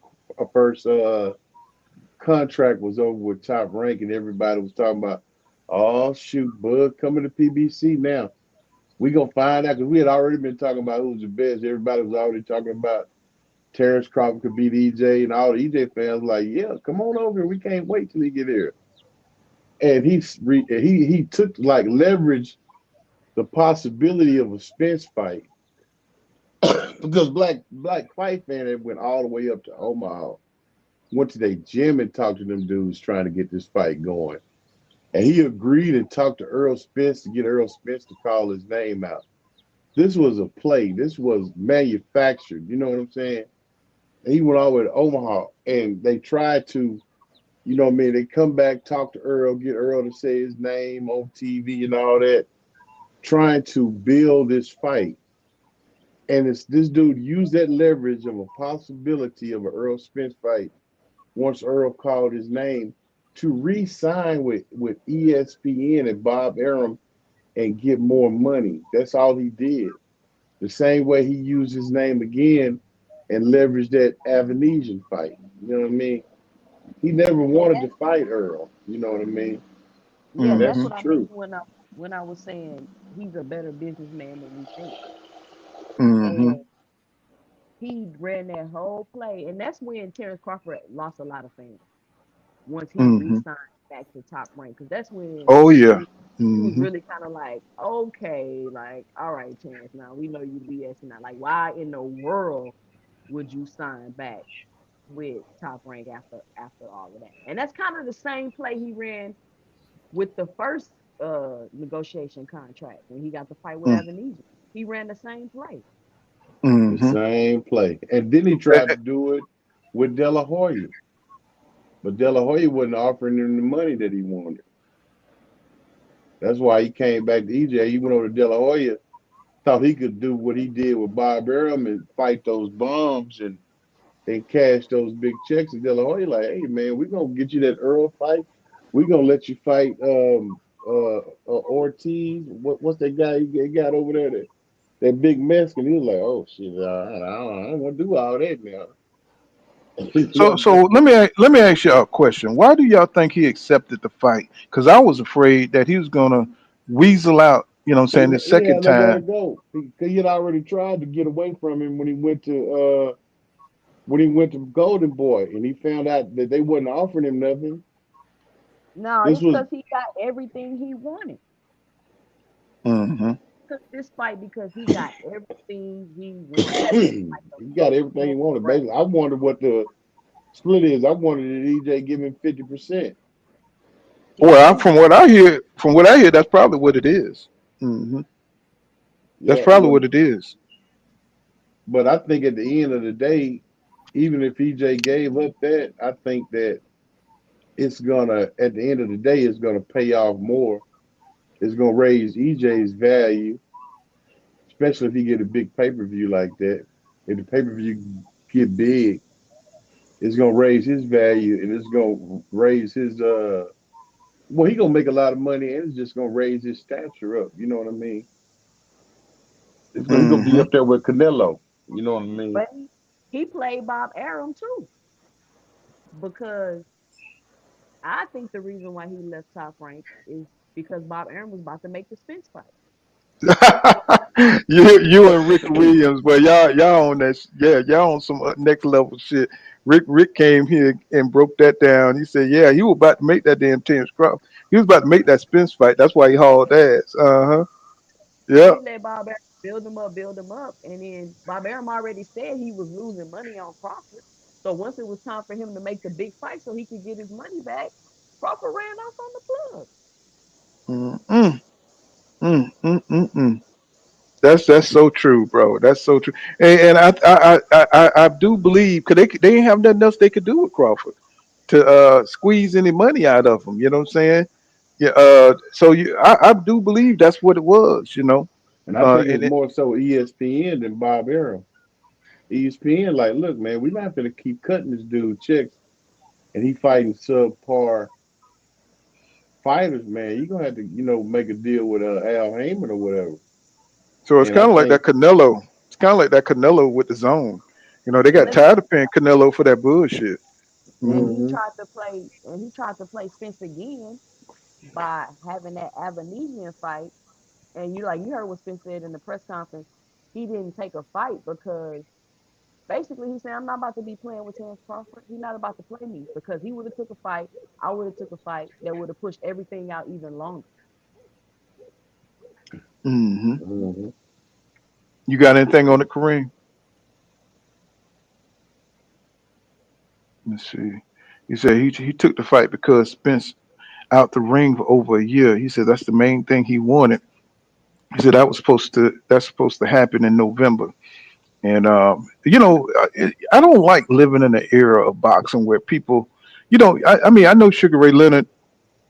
He waited for Hagler to have that John Mugabe fight where they were just killing each other in the ring. to fight Hagler. You know what I'm saying? But this, waiting for a fighter to be at his weakest point, that's lame. That's lame, bro. You know what I'm Yeah, they saying? And always do that though. But EJ, I think I look at EJ like I look at a Floyd Mayweather. Floyd Mayweather took layoffs 2 years, year and a half. You know what I mean? Especially as he Mhm. got older, he took those layoffs. And Floyd, every time Floyd came back, he was crisp. You know what I'm saying? Mhm. He had lost a step. You know what I mean? So I think that what I mean. It's good and it's bad. That's why Al Heyman getting these fighters paid more and extend their career out longer, and they make more money during the course of their career. So I can see where a fighter when they get in their 30s, man, they don't need to be banging up them 3 times a year. You know what I mean? They at the end of their career, they talking and slurring and sound like Riddick Bowe. You know what I mean? Or Yeah, James and you, Tony. Crawford yeah, said in his interview that his kids made him take this fight. you say it's kids. I can see He that. said in the video that his kids made him take this fight. And I could see that because I'm pretty sure there's boxing fan kids, are boxing fans too, and they're probably taking it every day that your dad is scared of Errol Spence Jr. Your dad is scared of Errol Spence Jr. Oh, You know what I'm they on saying? it at the schoolyard and everything. Man, shut up, man. Mm. Your dad a punk, man. EJ made your dad back down. Your dad Hmm. scared of EJ. He ain't tough. He come And yeah, home, Dad, the kids at school are teasing me because you didn't take the Spence fight. hmm Yeah, and yeah, you it's and you could bad. s- and you could see the nervousness in Bud Crawford fans. Like you could see Tim Bradley starting to give Errol Spence Jr. more accolades about his work rate, and talking about how Errol Spence Jr. need to take his time and don't throw as many punches. I'm like, this dude here is ridiculous, bro. What you Talking know what I'm about saying? be patient. Be patient. Be Yeah. right. I'm like, bro, if anybody you think you gonna give somebody some damn advice to beat Bud Crawford, the man who ran you out of boxing. You know what I'm saying? It's like you think people forgot that shit. That you the nigga that created two sides to the street and then gonna go back and say there's no such thing as two sides. Bro, I was like, nigga, please. And I was like, EJ that say, I boy, ain't paying no attention to none of that shit. I I was don't like, care bro, what he nobody's saying. exactly, yeah. Cause he know he all cap, man. There by myself. So, of course, this fight matters. Of course, I need to win this fight. If not, then we got to go back to the drawing boards and come back stronger. Uh, Is that did he just make himself an excuse for losing? Is that what I heard? You know what I'm saying? We just have to go back to for hardcore boxers, that's all it is. Really, you know what I'm saying? It's no shame in losing to Errol Spence Jr. You know what I'm saying? You losing to a top guy. But this is the first time I've ever heard him say anything like this. Am I wrong when I point this out? That nigga scared of the long tailed cat in the room full of rocking chairs. Hell yeah, you scared. Mm. This is Re 21 215 Phillies. He says the way Bud was looking at it was Spence had so much momentum after he beat the shit out of Ugas, so he was gonna wait Spence out to get a fight with a bum. Then the BLK came in and picture he fought the bum. You know what I'm saying? Yeah, yeah, you can look at it that way. But him bouncing, I think he wanted to stay active, but what I'm saying, to get a fight in where Spence was off, what I'm saying, so he'll be rusty, he'll be be more active than when for Spence, what I'm saying, he's staying rusty. I don't know how I just articulated that, but you know what I'm saying. You know what I'm saying? He's staying active, and EJ, what I'm saying, he's got to come out of that layoff period, so that'll give him the edge in the fight. Well, man, after Um, you seen what EJ dropped on Ugas, would you be ready to sign that contract? John Turner, they've been looking for your ass, bro. What's going on? He said you dead wrong, Paul. He said the moment is here. It's here. I give it to you. You know what I'm saying? I think who was that looking for goddamn John Turner? I forget, somebody was asking about you, something about a bet y'all had and stuff. He says he's not confident. Yeah, this is the first time I've heard Terrence Crawford say anything about going back to the drawing board if he don't win. That's big, y'all. That is huge. You know what I'm saying? Because you never heard him say that about an opponent. You never heard him even think about losing to an opponent. But going back to the drawing board, no, nigga, you finna retire after this fight. You know what I'm saying? Because you finna get beat the hell up. You know what I'm saying? We're gonna see if EJ can make him look like Ubers. And what she said, I Breeze 713 says he put the rematch clause. He put it in a rematch clause. EJ James saying Spence already won. He's talking about losing. You know what I'm saying? But this is significant because we just never heard this shit before. You know what I'm saying? This is a whole new twist to it because Bud Crawford is always supremely confident in his abilities, and but now he's fighting a 50-50 fight, and now it seems like he's starting to admit it and recognizing it, and he's promoting it. You know what I'm saying? So that's significant. This is big right here. Let's get back into it. How concerned are you about the size difference? I've got one more question after this, but the size difference, there's going to be a lot of conversation about how big Errol usually is, the fact he can still make 147. You were undisputed at 140. How have you kind of managed that, prepared for what that difference might look like on fight night? I don't worry about it. Listen, when you talk about size, you talk about Jeff Horn. They said Jeff Horn was one of the biggest welterweights, other than Spence. This nigga When you talk about size. What you say, Jay? This dude said Jeff Horn. No, bro, the equivalence, of his explanation, that they don't match. You know what I'm saying? The way you try to equal it out, right? You know what I'm saying? Like they said, Jeff Horn, bro. What you talking about, bro? Stop that bullshit. Jeff Horn don't come nowhere in the realm of who EJ is, I mean Errol Spence Jr. is, bro. He don't you how you could compare those two. This is how you know Bud Crawford be capping. And see, that's what this a lot of this generation like. They like that kind of shit. You know what I'm saying? Like Jeff Horn, nigga, are you serious?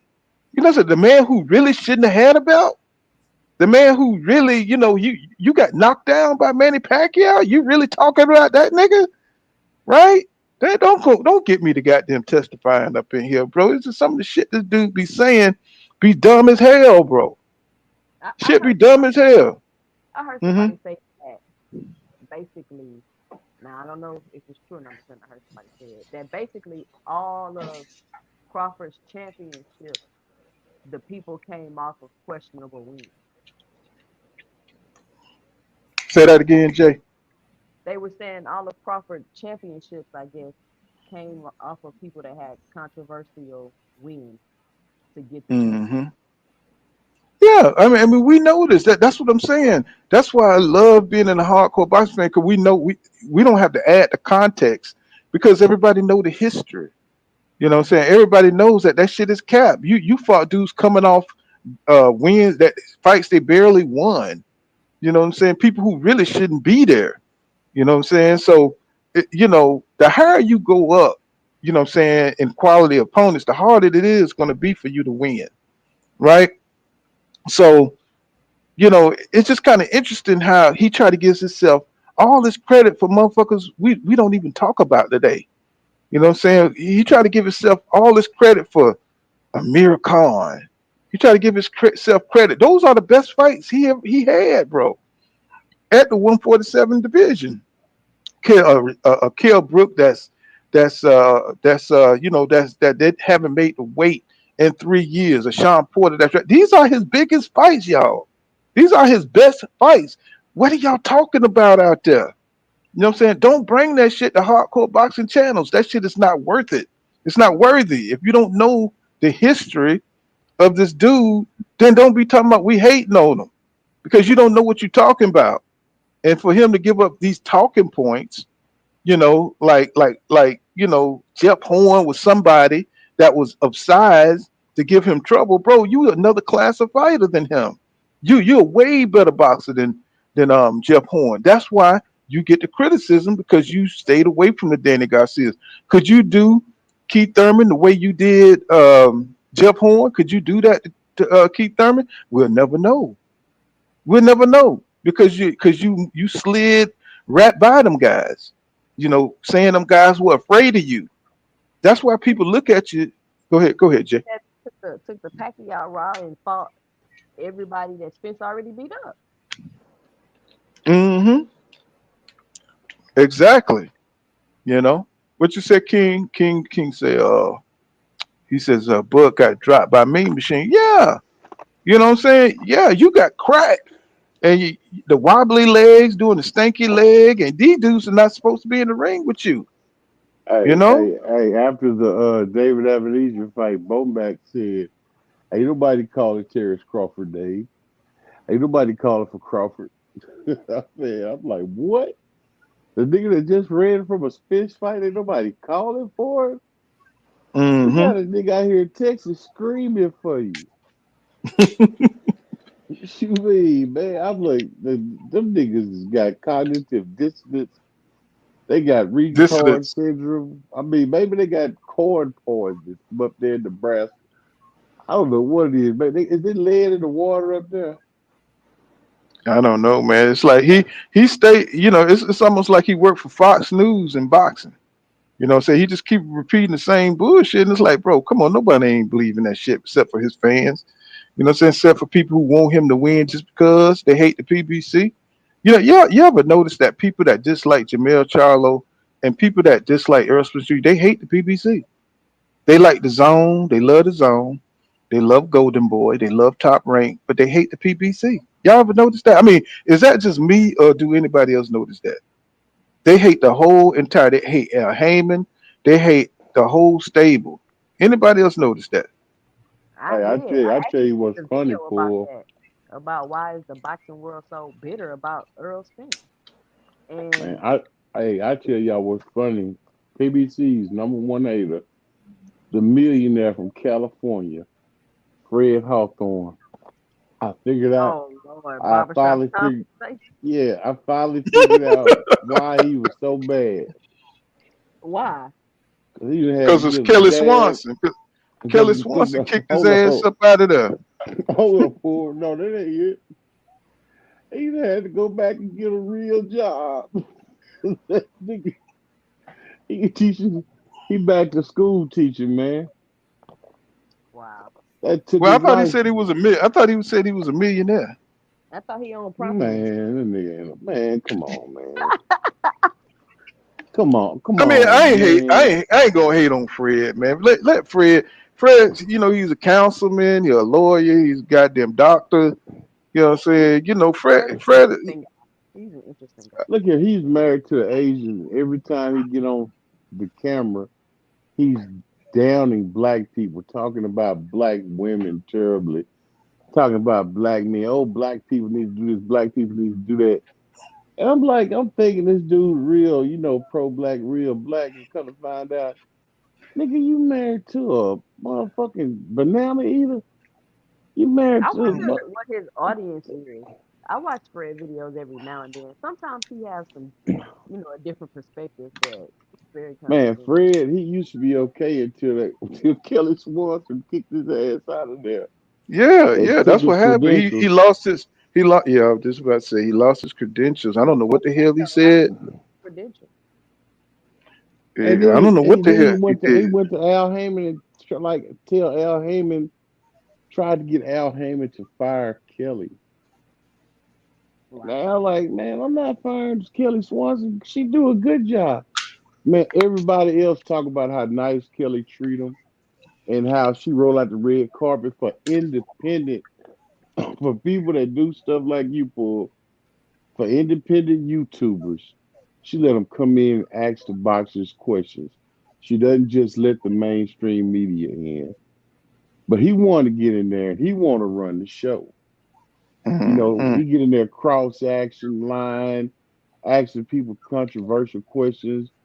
Like he walked up on De La Hoya, asked them about those racist texts. Like, yeah, you can't go to they fights no more. You Bob Arum, you on the phone with Bob Arum talking to him, asking him questions, but why Bob ain't gave you no credentials? But you want to talk about the black man that did give you credentials, that did let you make money, that did let you eat off his product, and now that you done made it bad, you turn around and now you want to tear it down, telling all those lies. PBC broke. They finna go out of business. I'm like, man, it's just it's just sad. And then all of a sudden, because I follow, what I mean? He like, well, I decided I'm gonna give back to the community and I'm gonna start coaching. Like, nigga, just say you had to get a job, dog. Why you gotta make Well, up shit? well, I was listening to Fred channel, and this when Fred was cooking, he was still good with PPC, and EJ called in. Errol Spence Jr. called in and chopped it up. You know what I'm saying? So that's how Fred was doing his thing, man.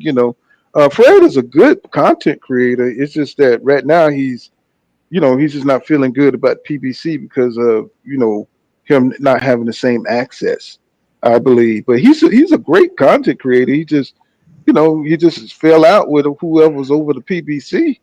You know what I'm saying? The media, and he got in bad with him, and so now he's feeling some kind of way. So I understand, but he's a good content creator. You know what I'm saying? Oh, y'all, hey man, Just Do just entered the building, man. If y'all know Just Do, man, y'all know he got a master channel, man.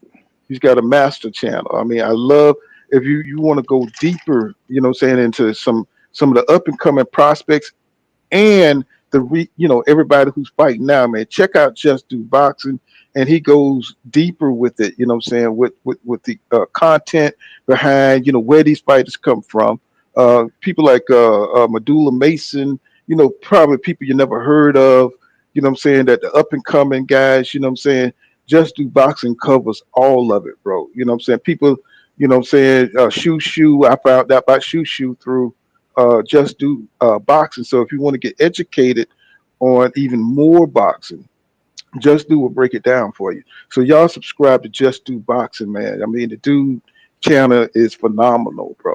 You know what I'm saying? So, I always try to support, what I'm saying, the real content creators out here. Just like 2 Cent Boxing. Make sure y'all subscribe to 2 Cent Boxing, bro.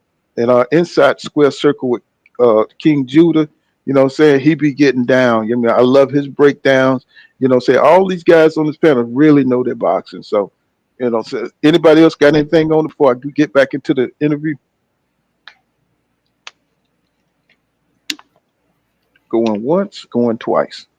Okay, so we're going to get back into it and see what this boy, when he interviews, it's always so much cap, bro. He got so much to defend.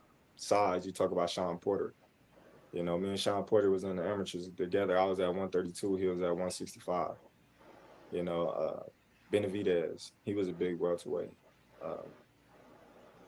I don't know. Like, I'm always fighting big welterweights, so that's nothing new. I'm always the smaller guy. Even when I was at 140, I was a smaller guy. 35, I was tall, but I was the smaller guy. So being a smaller guy, never made me think, oh man, this guy is too big or not. It's cool. The bigger they is, the harder they fall. Right. And last one for me. Errol talked about, the amount of belts and how there are too many belts, and it's something that we're looking at as well. He said that he made an interesting point that there's a responsibility upon fighters to kind of help limit maybe the amount of belts and maybe reduce the amount of titles. What can fighters do, fighters who are at the peak of the sport like y'all, do to help maybe kind of streamline some of these belts and eliminate some of these, secondary and tertiary belts? I don't know. It's kind of hard because you got to understand, when you coming up, everybody want to be a world champion. Everybody want to be a world champion. So a lot of people get it confused when they see all these fighters with belts and these fighters saying, oh, I'm a world champion or I'm a champion and this and that, and I got the WBC diamond or the intern this or the intern that. And it's like, okay, but what about this guy? Or what about this guy? He got a belt or he got a belt, but it's kind of not like it's their fault, because you got the champion. The champion may be hurt, and they want to get a shot at a title, and the champion might be hurt, and they may say, okay, well, you can fight for this interim title, but when the champion back, then you get a shot. Then when the champion come back, then he get to do other things. It's up to the sanction bodies to, you know, have a model to where this guy got to fight this guy no matter what. Coming back, no money or nothing, or he got to drop the belt, or he got to fight his mandatory no matter what, or he got to drop the belt. Because if you notice, a lot of people, they be mandatory and they don't ever really get their shot because you get to do other things. He trying to take a shot at Spence. When you got Jamar. Man, this dude fucking my brain up, man. He trying to take a You shot know. at Spence. Because Spence ain't fought. Yeah, I mean, he ain't fighting no mandatories, but he fighting the best in the division because he got hurt. You know what I'm saying? That the reason, you know what I'm saying, he's not fighting mandatories is because he's trying to fight your ass, bro. You the reason why the mandatories even came into existence, bro. Y'all was hoping he get beat, you know what I'm saying, by Boots Ennis or somebody like that, or somebody, you know what I'm saying, to take him off the mountain so you wouldn't have to face him. You know what I'm saying? Your mandatories are B-level fighters. You know what I'm saying? You know, it's like, come on, bro. You know, you fight. You know, I don't even know why that's a question. You know, when one guy's fighting the best in the division, why are you even talking about mandatories, bro? You know, you didn't fight Jerron Boots Ennis. You know what I'm saying? He had to abandon the WBO line because he knew he wasn't gonna get a shot at you. He knew that after that call and shit, you know, that them trying to, you know what I'm saying, offer him some bullshit, you know what I'm saying, behind the scenes, behind Espinosa back and all kind of bullshit, you know what I'm saying? They didn't go to Espinosa is the guy responsible for signing Boots. Why you ain't just go straight to Espinosa? You know what I'm saying? If you really wanted to make the fight, Espinosa would have made the fight for Boots. Because that's the shot that Boots wanted. You know what I'm saying? So a lot of this shit is smoke and mirrors. Like EJ say, it's smoke and mirrors, bro. They just put shit, they just do shit for theater, for theatrics, for everybody to see. Oh, I offered him a fight. But no, you didn't go to Steven Espinoza. Once Steven Espinoza found out about the shit, he was like, what? This is in violation of the Muhammad Ali Act. You don't go to the fighters behind the scenes, behind their promoters and shit like that. You know what I'm saying? That shit is that is not, you know. You said Boots Ortiz run for. Come on, bro.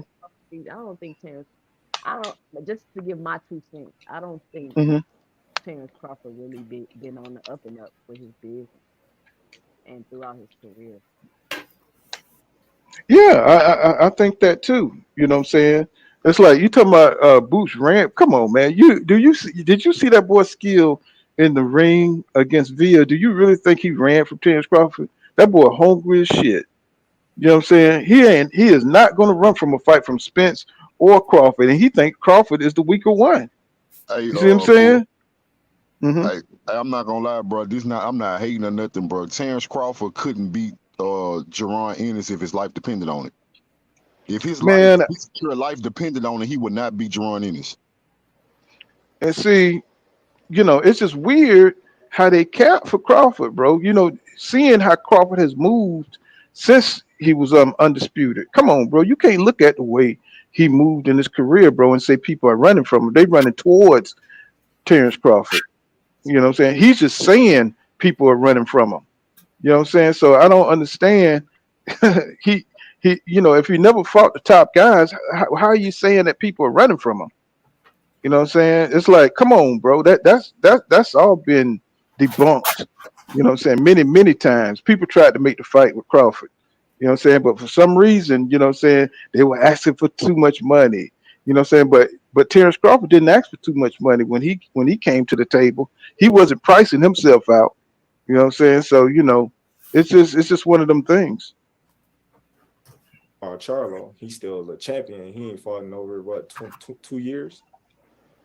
stuff like that, like hogging up the belt. But you got Canelo, he going up and down weights, Wait a minute. This nigga did not say nothing about holding up the belts.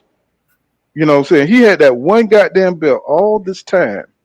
You know what I'm saying? He held on to that WBO just to hold it hostage so he can pry more money out of this Errol Spence Jr. fight. He's talking about Jamel. He hates Jamel Charlo, bro. You know what I'm saying? I think he hates Jamel Charlo, you know what I'm saying, more. I think he likes Spence, but he really disliked Jamel Charlo. I think because Jamel Charlo reminded him of himself. What do y'all think?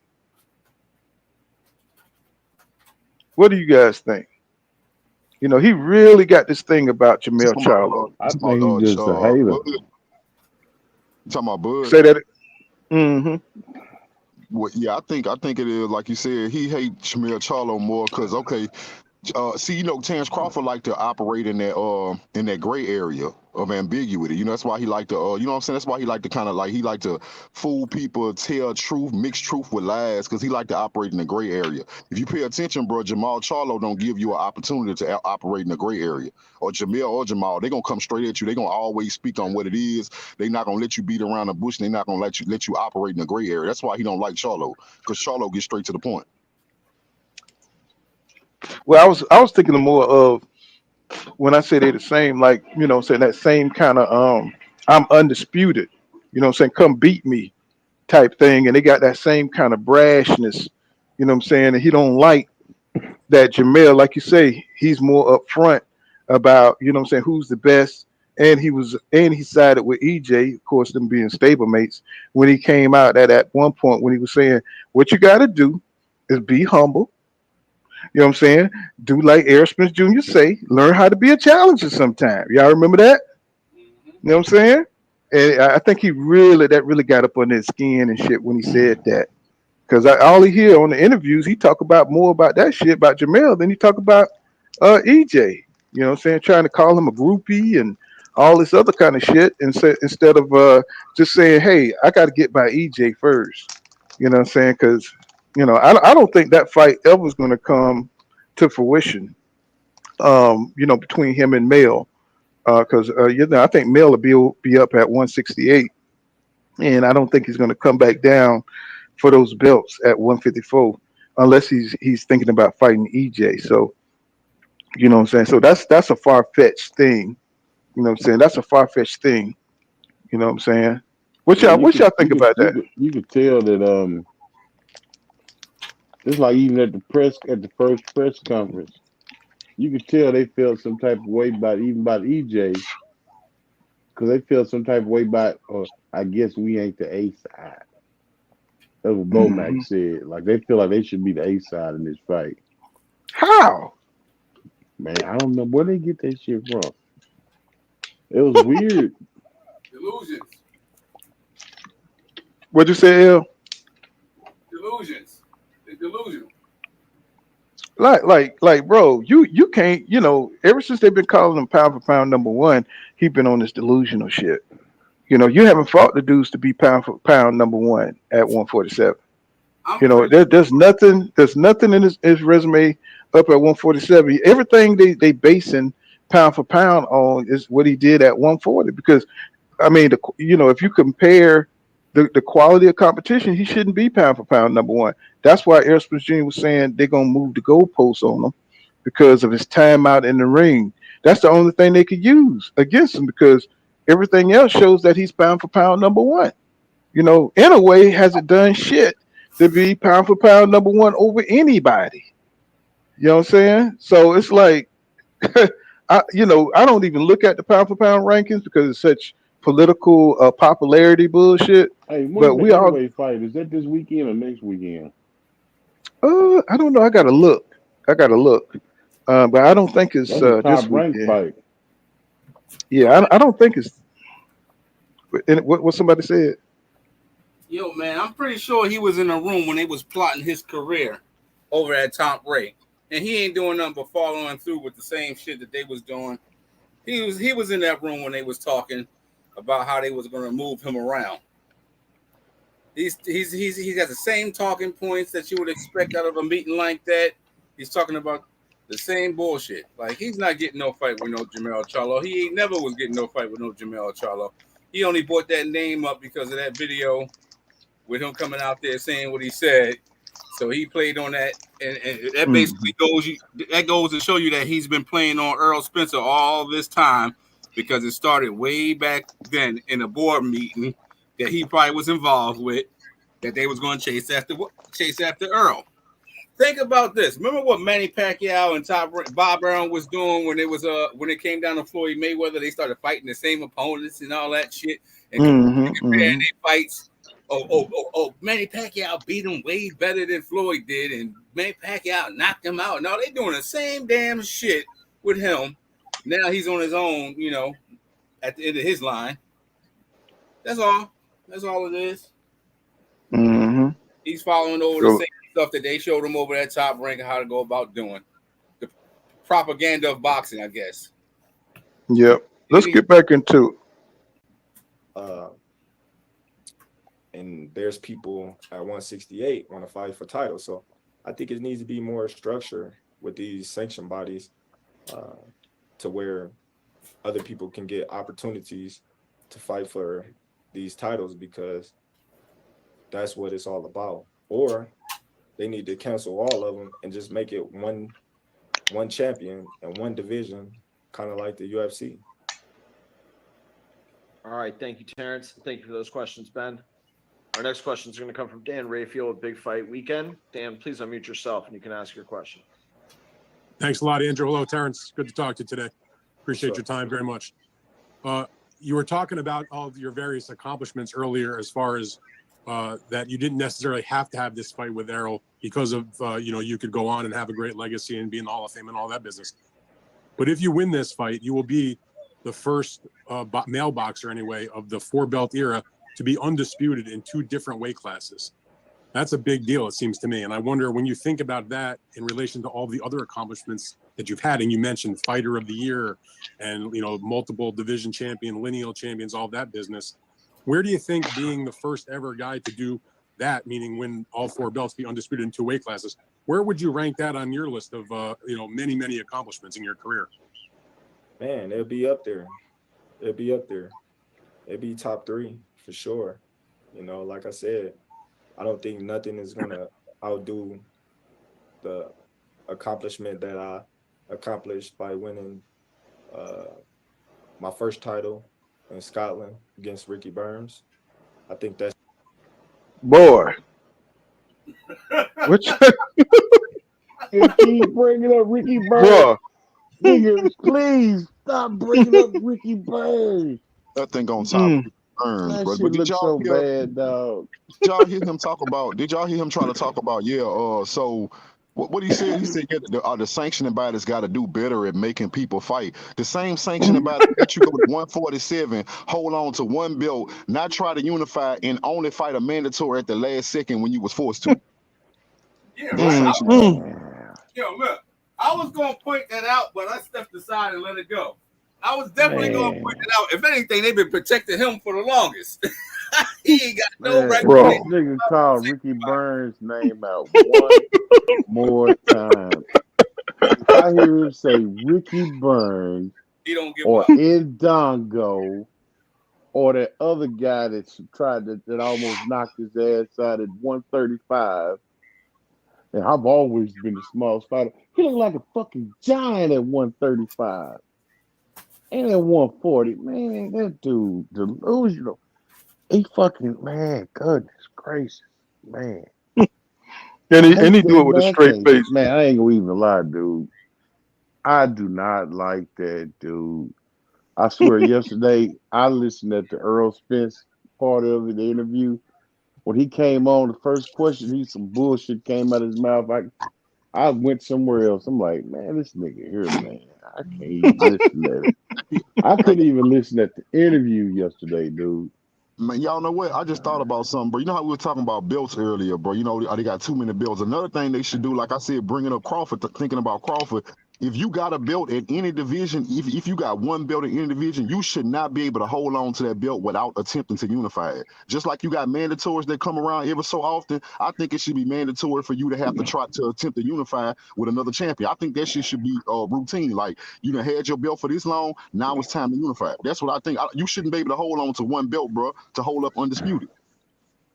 And you remember when Ugas got he became the super champion, right?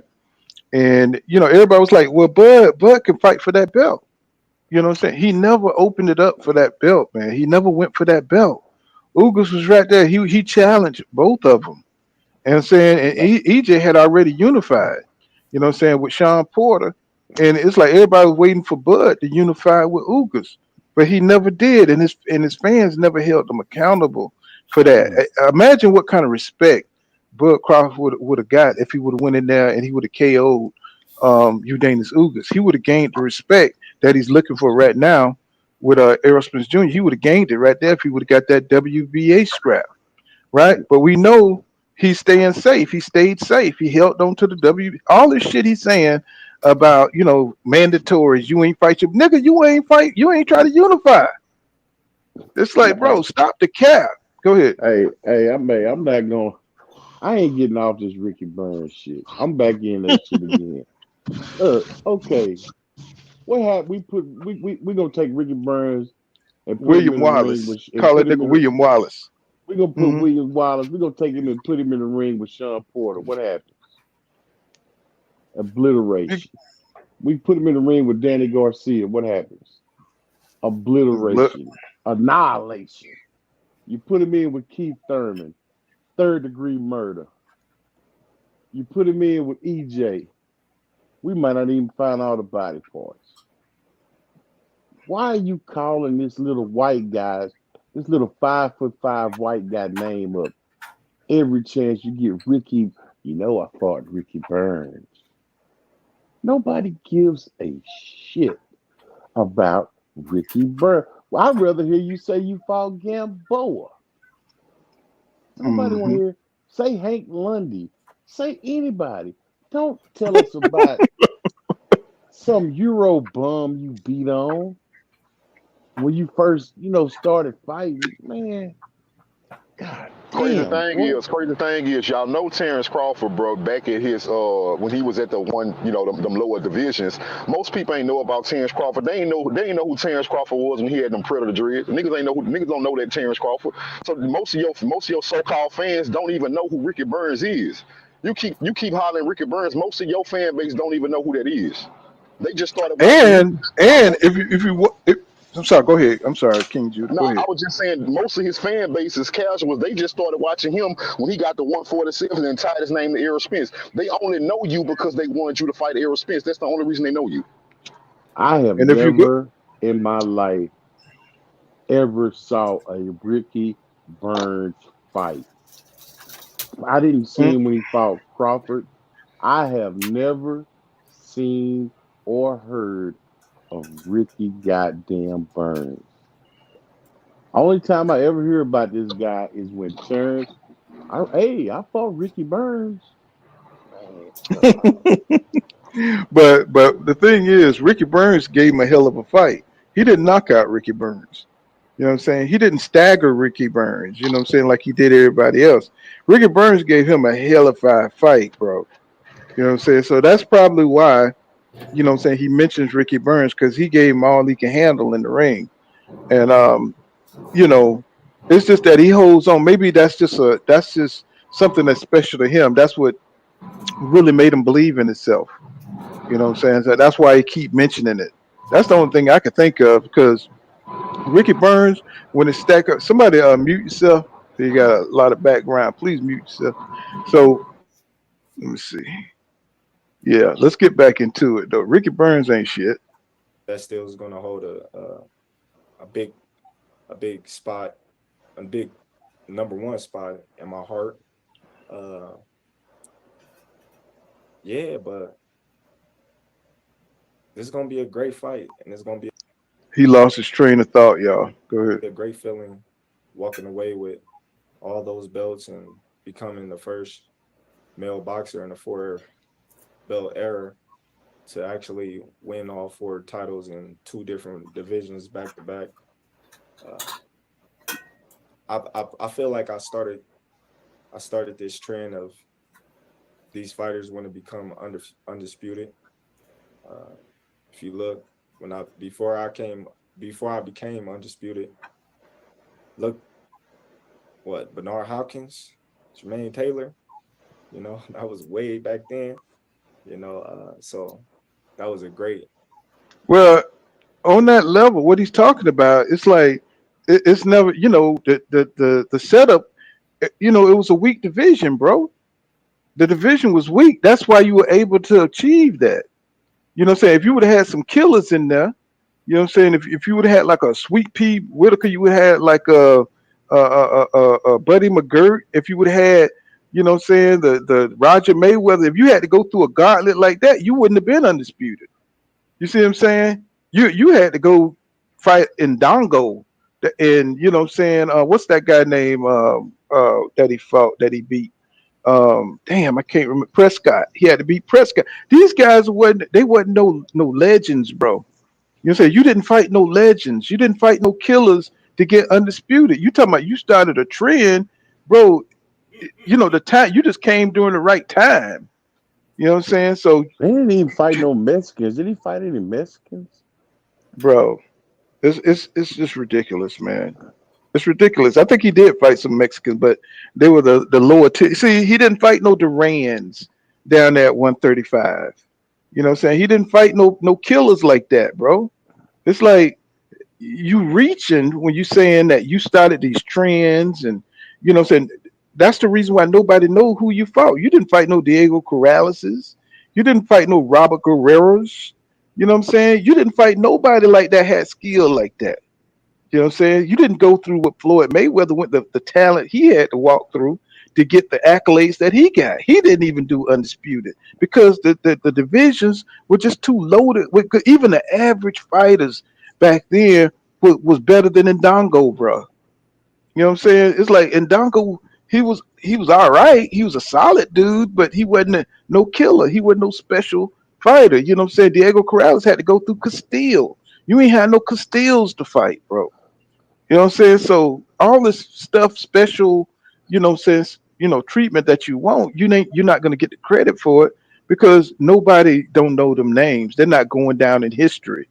They wasn't the killers that those guys had to walk through. Them guys were knocking each other out, knocking each other off. You wasn't even getting into the fray like that. If he was back then, he would have stayed away from them guys.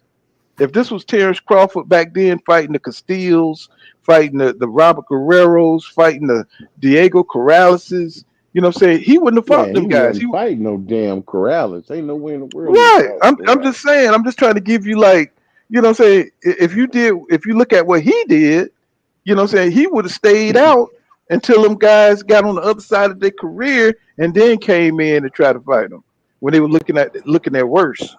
You know Yeah, what I'm saying? That's what we're go ahead. now I was about to say when you bringing up them old names, bro. I think somebody like Miguel Cotto would have beat the hell out of Terrence Crawford, bro. If he would have ran into Right. Miguel But Cotto but would have beat the hell out of him. but I had to bring, down to the little dudes that was bad back then, like the Diego Corrales and even Robert Garcia. I meant to say not Guerrero. I mean Robert Garcia. That's what I was trying to say. That fought Diego Corrales in the Castillos. These dudes was tougher than leather, bro. They were tougher than leather back then. You didn't have that division to go through. You know what I'm saying? You didn't have those kind of guys in those divisions at that time. So, all this shit that you talking like, you the greatest, bro. You ain't the greatest, bro. You just had a weak division to walk through. So, you looking with your mouth gaped open, but it's like, come on, man. You know what I'm saying? Let's just keep it real. You know what I'm saying? You didn't fight the tough competition to get undisputed. You fought a weak path to undisputed. Errol Spence Jr. would have been undisputed if he would have been down there at that weight class. If he could have shared it a few more pounds and went down to 140, he would have cleaned that shit out. You know what I'm saying? He would have been undisputed. So, just because, you know what I'm saying, you was able to eat ramen noodles and shit for 5 years, you know what I'm saying, and you could stay, 140, that's your claim, that's your fame to claim.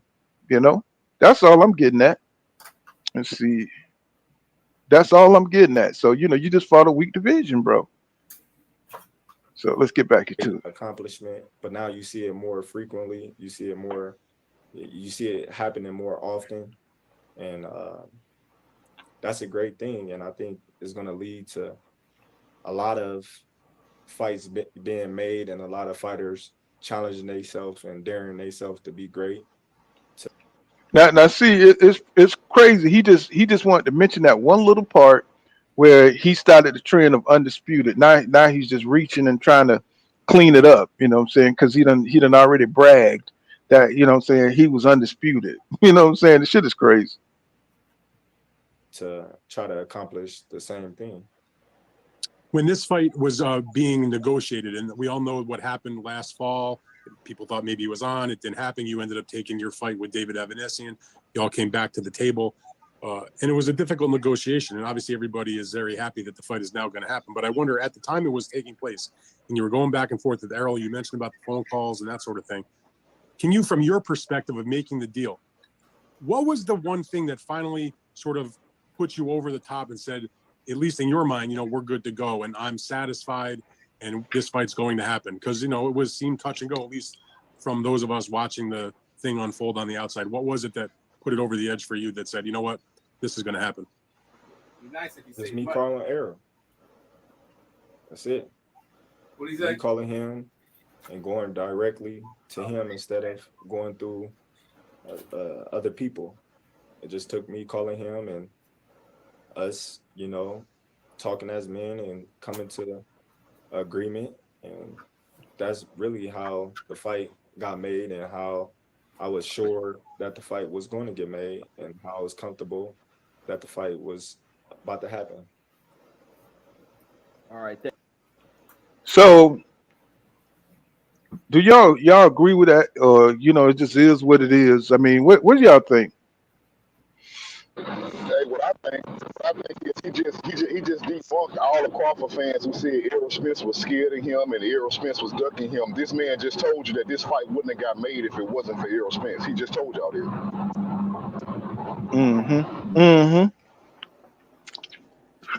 So y'all think that all it took was a phone call, even though they already done spoke? They talked in the first negotiation over the phone. You know what I'm saying? So is this all cap? What y'all think, man? This dude, what's going on?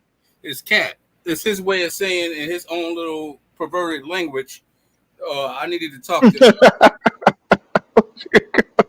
perverted language.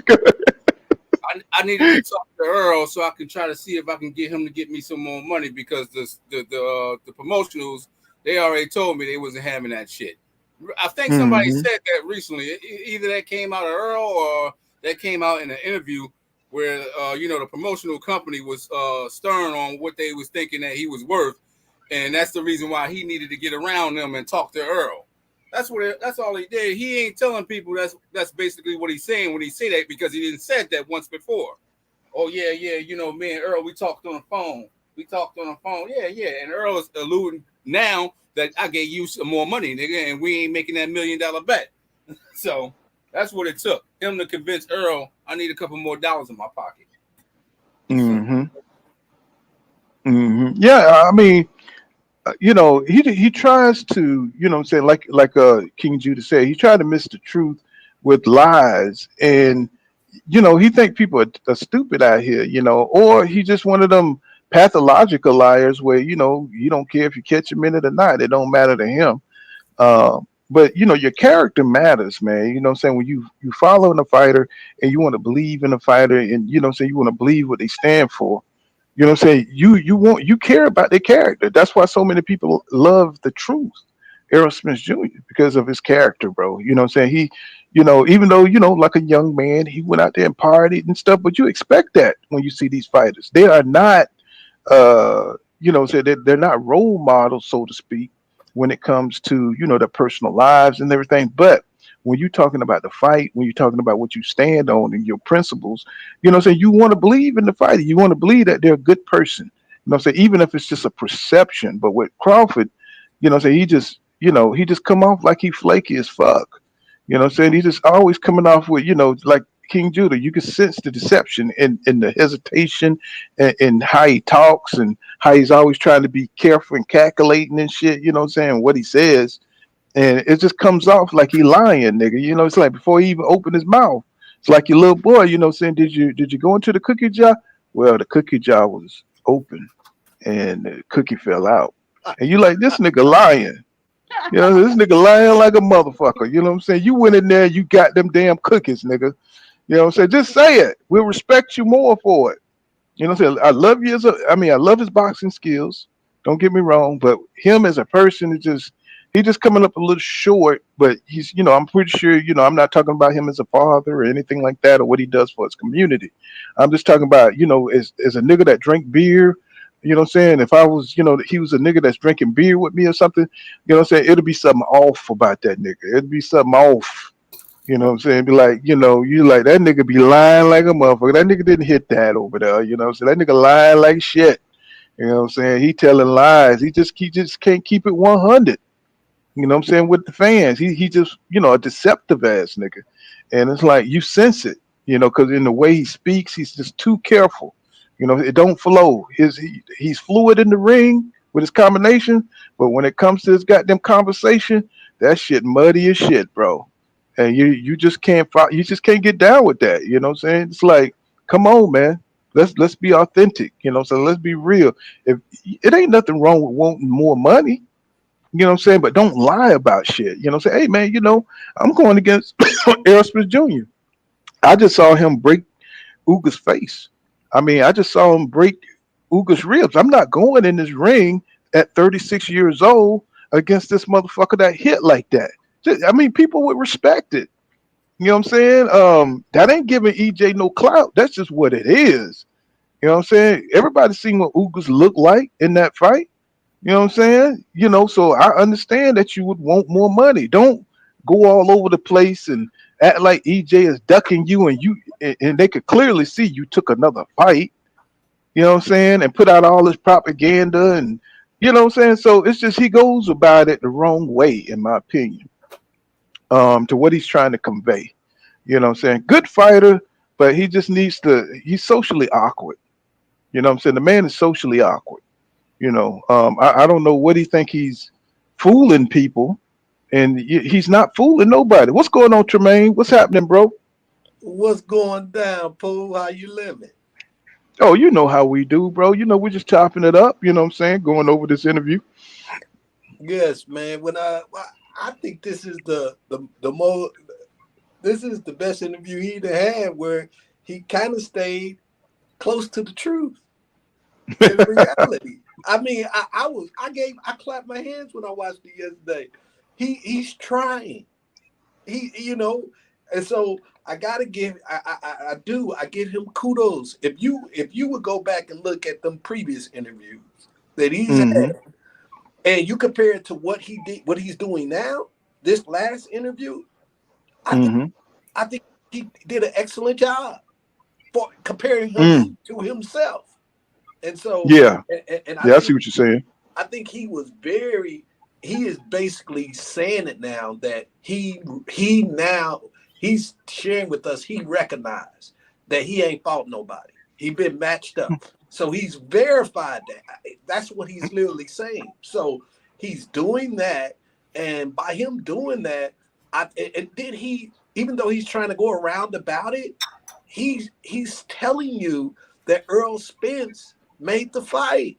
All you gotta do is keep listening to it. And he's trying to pick his words, but he ain't really good with words. And the last thing I'll say, because he's trying to in his mind say the right things that he's been told to say, he can't smile. He can't, there's no expression, there's nothing. Because he's thinking how to be, like you said with the cookie jar, how to deceive and manipulate. He's thinking about that. And so he can't express himself, non-verbally, because he's doing that. So that's what I got from the interview. Anybody else want to jump on that, piggyback on that? Hey, Paul, you seen what Errol just posted? No, what did he post? Hold on, let me go see if I can find it real quick. He posted something What, about what on his Instagram? What was it? What was it on? EJ just posted something. Slime. hello, hello, Yeah. Paul. Yeah. Yeah, he said Uh, he said I'm finna smoke this nigga then head to 154. I got a lot more niggas that I need to put in the Rello. oh, EJ talking that talk, man. Yeah, he You talking know, that shit now. he talking that shit because now the shit is signed. You know what I'm saying? He's not, you know what I'm saying? He don't have to do the political thing in front of the media now. Now you about to see this mean shit come out. You know what I'm saying? All this shit, you know, they've been talking about him gay and all that shit. That shit he's for to get down with it now. You for to see a real gorilla come out now. Hey, can I I ain't add never on, seen him Pooh? post no shit like that. Yeah, can I add on, Pooh? Just based off what he just said yesterday when I was watching Earl the interview with Earl, they asked Earl at the end and said, "Hey, so are you gonna move to 154?" And he was just like, he just opened up his hands non-verbally, and basically what it does, they asked, well, on that second fighter, y'all gonna fight at 154, and that's when he just did it just to like, I He don't think think it's gonna be so. a rematch. He think he finna just crush this nigga, man. Exactly. I ain't never seen EJ talk like that about one of his opponents. Come on, I'm finna go But ahead you and know, step on this nigga. EJ always had that kind of, he thought he was going to do that to Sean Porter. He has supreme confidence in his ability. He's just a fighter that don't know how to lose. To beat EJ, you're going to have to beat EJ. You're going to have to go out there. You're going to have to knock him out, incapacitate him, TK him. You're going to have to do something like that to stop EJ. You're not going to outpoint him. You're not going to outscore EJ because like he says, I'm a fighting ass motherfucker. And that's what you know what I'm saying? I mean, you know, He when you said that shit. describe, yeah, he said when you describe how he fights, right? You know what I'm saying? Or when his coach, Derek James, he says, how do you describe Errol Spence Jr. fight? He'll break your face, he'll break your ribs. You know what I'm saying? He come in there to beat you up. You know what I'm saying? And a lot of fighters, you know what I'm saying, they think they can it looks sweet from the outside because of his fundamental style, because he comes behind a jab, because he does fundamental things, but shit, when you start hitting that 6th and 7th and 8th round, all of a sudden your body ain't operating the same. You can't move the way you was moving, bro, because he done broke your ass up on the inside. So, Yeah. So this is a poor quoted EJ verbatim. Yeah. You know what I'm saying? So he's a fighting ass motherfucker. That's his style. Hey, I And just want to know mhm. what is going to be Crawford's answer to Earl Spence's jab. Like, what is Crawford really going to do about the jab? all they gonna say is he gonna counter him. But one thing I want to say is how they think Bud is finna be counter punching EJ all night because he gonna throw combos. EJ don't throw typical combos like a regular fighter, bro. Derrick James don't even have him really throw combos. He really just be pinpointing his shots. He might throw more than one or two, but he don't throw combos how a motherfucker might throw 1, 2, 3, 4, 1, 2, 3, 3. Like he places shots, so it ain't gonna be that easy for Bud. Yeah, and go ahead. What you were saying, bro? I said real bad night. You notice this brother got his mom coming to this fight, and it's her birthday, right? And she coming to the fight. I think Earl had a text or something like that and told him he shouldn't be inviting his mom to see him get beat up. His mom had to get his Now head that in the gift box. Like he's confident that he's gonna go out there and be able to do something, but man, listen, win, lose, or draw, you should. I don't know, man. I mean, I know she probably came to the other ones and shit like that, but yeah, look like the nigga got makeup on. Ramen Emily Jones. What's going on, by the way? Salute to you. He says, but I look like it's been getting touched, inspiring. You know what I'm saying? And from what and I don't, thank you for that 199 super sticker. They've been saying, but somebody's, I don't know. It's just rumor that he got stopped in sparring. now You ain't know no what I'm saying? I don't. there ain't no rumor. That's that one kid. I forgot that kid's name. What the hell? Kid Austin. You talking about Kid Austin? Yeah. They had an interview. Kid Austin, stop. I'm not Shut, sure. no, not Kid Austin, bro. That Hell was no. the old rumor though. That was the old rumor. I don't I seen believe it on that shit. Kid Austin got a lot to work on. He ain't stopped no goddamn Crawford. That not no kid. I could say he was sparring with Carlos Adames. No, Now, I it can ain't. see. It ain't him. You got I any seen more the names? sparring footage with Carlos Adames, but he got a Kid Austin dad had did an interview on YSM. Yeah, that is him. That is him, man. His dad, but this old though. This probably like a year old though. But he did say he ain't said, but he basically said his son whooped Crawford ass.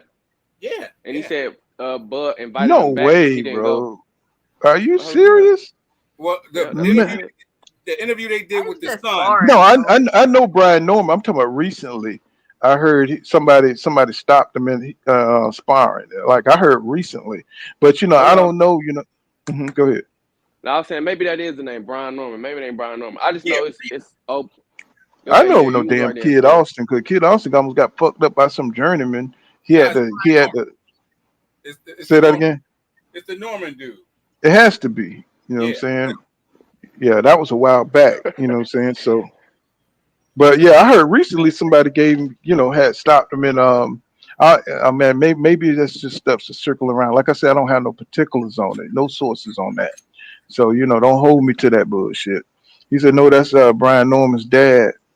That was Brian Norman's dad. God damn.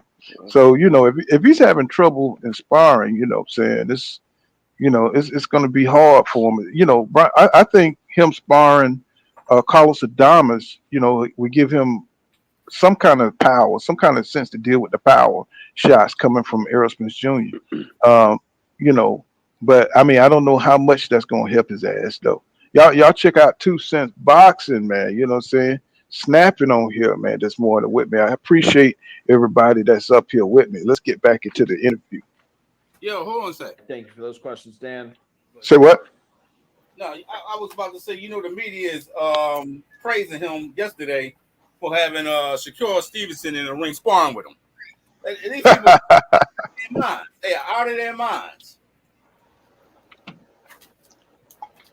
Yeah, I agree, because nothing Shakur Stevenson do is going to help him, and for brace them punches that's coming towards his way, that work rate, that pressure. Stevenson don't put that kind of pressure on you. He put more mental pressure on you, than physical pressure. Now, real quick, Shakur Stevenson is going to be Terrence Crawford 2.0. That's just my 2 cents. Yeah. No, you're right. You're right. You dead on it. You dead on it. So that may help sharpen his boxing skills and stuff. Messing with Shakur, his awareness, his defense, stuff like that. Making him sharp like that. But as far as that other stuff, I'm saying, Stevenson can't help him. That was another reason why I said he's planning on being the same Bud that he's usually going in being there elusive. you out in the first. Mm-hmm. He is usually going in there trying to figure you out. When I heard that he was in the ring with Stevenson, I was like, man, that's just another chess match that he's playing. Well, he did mention in the interviews that he wasn't going. He's doing the same shit. He wasn't going. He ain't have nothing special. He kept it real on that. He said he's just going to go in there and do what he do. He feel like the experience that he got is enough to beat Errol Spence Jr. And if he believes that, what I'm saying, more power to him. That's that More. Mm-hmm. See, yeah, I mean, but I do see him working his ass out. He working out harder than a motherfucker. You know what I'm saying? Cash Crypto said them dudes can't prepare for EJ. It's hard to prepare. He says he spares smaller fighters. He said spar smaller fighters. He said EJ spar big boys. Bud ass is in trouble. No cap. You know what I'm saying? So I think we kind of all see it for what it is. They trying to make it. When Terrence Crawford fans talk about him, they try to make it to his advantage where he can box and pivot and get up out of there and shit. Next up, Marcus Hayes from Fight Hub TV. Marcus, please unmute yourself. You can ask your question.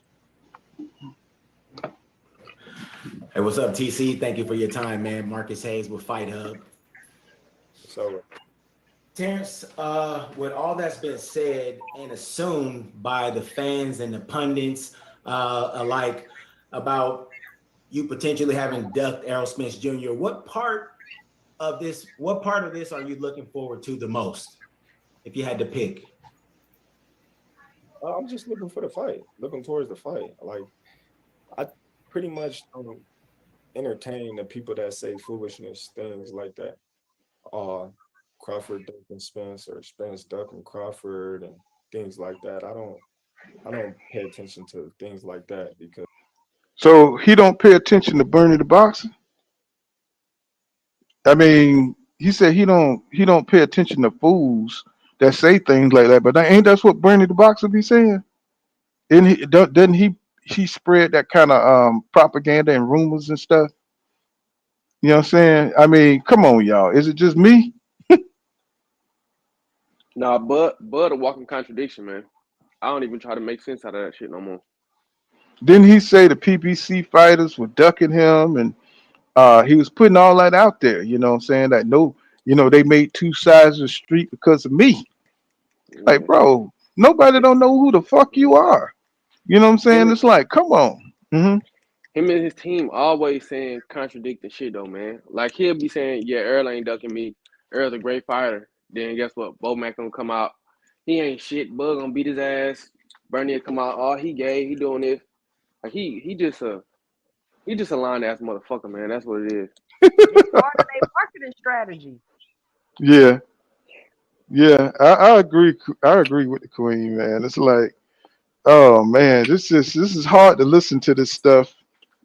It's like we get the same old, same old. He says, Cash Crypto said, he says, if he dies, he dies. Put him in the dirt. Real Spill Midwest Boxing Talk says, who going to prepare him for that relentless pressure? Nobody. You know what I'm saying? And like I said, Darquez, Arthur says that nigga full of shit. And it's just, you just got to prepare yourself for a lot of cap when you listen. See, I mean, your brother can make these interviews so much more interesting if he just kept the truth. But because he tried to sidestep everything, you know what I'm saying, it just makes it hard to listen It's to only him. one man named the Truth, Pull. Yes, sir. You know what I'm saying? And he even told you how he got that shit. You know what I'm saying? And the cool thing about it is that if anybody, had that, saying that dramatic story, if anybody had that dramatic story that should be, what I'm saying, remembered is Errol Spence Jr. going through the car crash, what I'm saying, growing the way he grew throughout, the vision, having eye retina surgery, what I'm saying, after the car crash, beating Danny Garcia. That's a boxing movie, bro. That's a boxing movie. You can put that's up, that'll be better than Creed. Because that Creed movie sucked. You know what I'm Yeah. saying? So he's the one who got the story, that could be put into a movie. But Crawford, not so much. EJ win his fight, he guaranteed to get his own movie. Cause this He this the should. icing on the cake. If he win his fight, he first ballot Hall of Fame already. All you gotta do is win his fight. Yeah, well, he that already, bro, because he unified 3 belts, took it off 3 different individual champions. He didn't fight nobody unified. He went and snatched those belts from each champion himself. So that in itself is rare because most time these guys are unified and they don't have to go snatch the belt off each champion. You see what I'm saying? because I've been fighting since I was 7 years old and I ain't ducked nobody. Errol Spence been fighting all his life and I'm pretty sure he haven't ducked anyone either. When you coming up in the amateurs, you fighting the best of the best for free, fighting everybody, so this is what we do. This is what, we love to do. This is how we feed our family. So it wasn't in a case of just sign a contract or you ducking. When the business was right, then you got to fight. You guys have been largely friendly during the promotion when you guys see each other. How far out of the window does that go on fight night, Terrence? Oh, we definitely ain't friends on a fight night. Like that's ludicrous. I was friends with Sean Porter, and you see how that fight went. I was friends with Ray Beltran. You see how that fight went.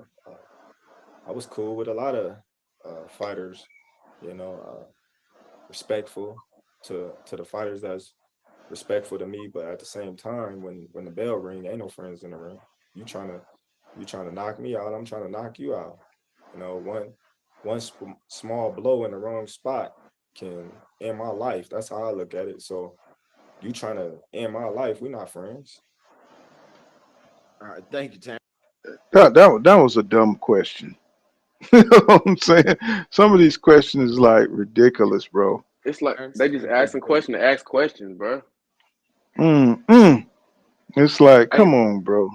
Hmm. well, how the fuck do Dan Raphael keep getting on the fucking panel, man? He don't even work for ESPN no more, bro. His name, man, it's just like, tradition. He got a traditional spot in the media because he's been doing it for so long. And then, the fact that he mentioned that they're African American fighters is just kind of interesting because African American fighters, they dominate boxing. And it's just weird how he mentioned like that's like a rare thing. You know what I'm saying? Bro, get the fuck out of here. You can It's tell he like, think about oh, that shit. That's how you know I Rachel's a big mean, deal to them. well, it's almost like they live in some kind of fantasy world. Like, like the inner ways are number one. Like they just bypass these 1,000 fighters and shit that's at the top of the division, and all they see is these foreign dudes at 115 and 113 where it ain't no niggas and stuff. You know what I'm saying? And it's just kind of crazy to me. You like, like they just monkeys, monkey don't see. You know what I'm saying? They don't, and monkey don't speak and all this shit. And it's just kind of crazy to me. Oh, it's just surprising. Like there's two black African American fighters that's at the top of the division. No, bro, y'all never mentioned that shit. You haven't put Jamel Charlo on the pound for pound list. Um, what's his name? Devin, Haney, his undisputed. Y'all go out your way to keep African Americans off the fucking list, and it's like, come on, man. It's like when you hear Dan Raphael speak, it's all like that political shit. You know what I'm saying? That's a systematic biasness that's in boxing. He's one of them. He's one of the gatekeepers of that shit. You know what I'm saying? He is one of the gatekeepers of that. Thank you, Mike Jones, for that $2. It goes to the channel. He says Creed suck. Yeah, to you, bro. He said Creed suck to you. Not the last one was better, but the number two, the what was it? The first one I think really sucked. You know what I'm saying? Creed was the last one was okay. You know what I'm saying? But that first one, man, oh my God, bro. With the deaf girl, with the girl deaf and shit. And I was like, God damn. You know what I'm saying? This is some punk ass Those shit here. questions, Marcus. Next up, Jandra LaBeouf with Best Women's Boxing Show, period. Jandra, please unmute yourself. You can ask your questions. Thank you so much. Thank you, Terrence, for your time. I noticed that during the All Access, we saw a lot of the Cowboys. I know that you're a big Packers fan. What is the connection between fighters and football players? Because it seems like all of you connect to football players more so than any sport. Okay, we're gonna skip across that question. I can't do it. Or could I you can't do it. just talk a little I, bit I, about if I, I there's a can't. connection? Some I less, a few can't. more. So it just depends on how good the defense is. Oh my All God. right, thank you, Terrence. Thank you, Jandra. We got time for a couple more here. Next up, Mark Lowenweiler for Front Office Sports News. So mute yourself and you can ask your question. Hey, Terrence, with all the mutual respect between you and Errol, how refreshing would it be for boxing if this fight cracks the top five Bro, highest grossing boxing fights of all time? Just bro, based. come on. Pound for pound. So he did to those champions, and then dared to be great to come to his third consecutive on Showtime pay-per-view. Man, I appreciate everybody taking the time out. Okay, we're gonna end that right there, man. Cause them questions, bro, they, you know what I'm saying? That ain't it, bro. I mean, some of those questions just dumb as hell, bro. But I think we get the gist of it. You know what I'm saying? What chances do y'all give? I want to hear everybody, give a spiel on what chances do you think of Terrence Crawford has of knocking out Terrence Crawford, y'all? What are the chances? Say that again. Yeah, what if you had to like give a percentage or give your take on what are the chances of Terrence Crawford getting a TKO? We know he's not going to knock him out, but just getting a TKO of Errol Spence Jr. And what do we have to do to win? Uh, that's a good question. I mean, I would give Terrence Crawford maybe a 30% chance. Hmm. Maybe he'll catch Spence slipping in the early rounds with the ring rust and he can't recover, which I highly doubt. But I'm just saying, if I had to pick a scenario, Uh-huh. but that's it.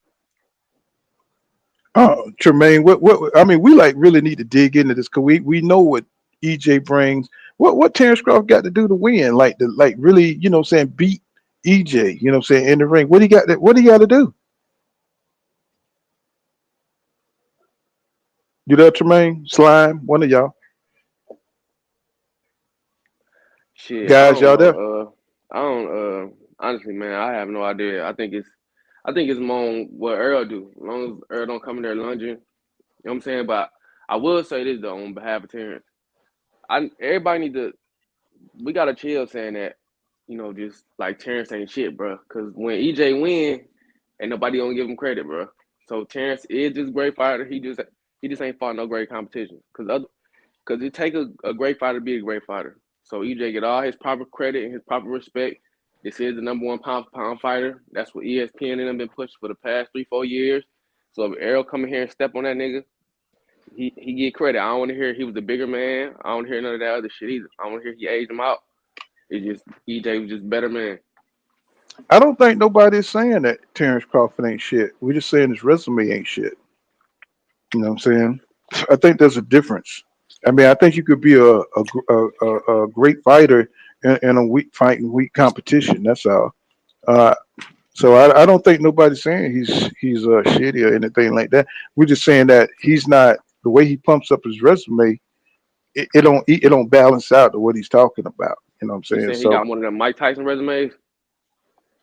oh, don't talk about Mike Tyson, goddamn Hey man, it.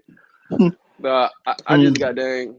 I just want EJ to get his proper credit, bro. Because Bud is a great fighter. I ain't gonna say he ain't proved it yet, but he a hell of a fighter, man. You know what I'm saying? He got some skills, and it's gonna take somebody like EJ to beat somebody like him, man. You know what I'm saying? Well, I It's think gonna, I think EJ always gonna get his credit because he always looked to fight the best. You know what I'm saying? That's the difference between him and Terrence Crawford. Terrence Crawford would even get more credit if he looked to fight the best. That's the difference. That's why he gets the criticism that he gets because he don't look to fight the best dudes, and that's the problem. And he's still getting the credit for being the best when he's not fighting the best. I think the Hmm. only I think the only way Terrence Crawford can win this fight is to be more mentally tough than Spence, and for his corner to be better than Spence's corner. And if we're Hmm. talking about 50-50 skill, if the skill, okay, let's say hypothetically speaking, the skill is 50-50, then the mental toughness and the corner is going to make the biggest difference in the fight. Hmm. Yeah, because that it's underrated that the way Derek James keeps Errol Spence Jr. focused. You know what I'm saying, during the fight, when they get into the dog fight of the fight and they're going back and forth, what I'm saying, and saying it's kind of they raise their levels and stuff like that, and they kind of on an even par.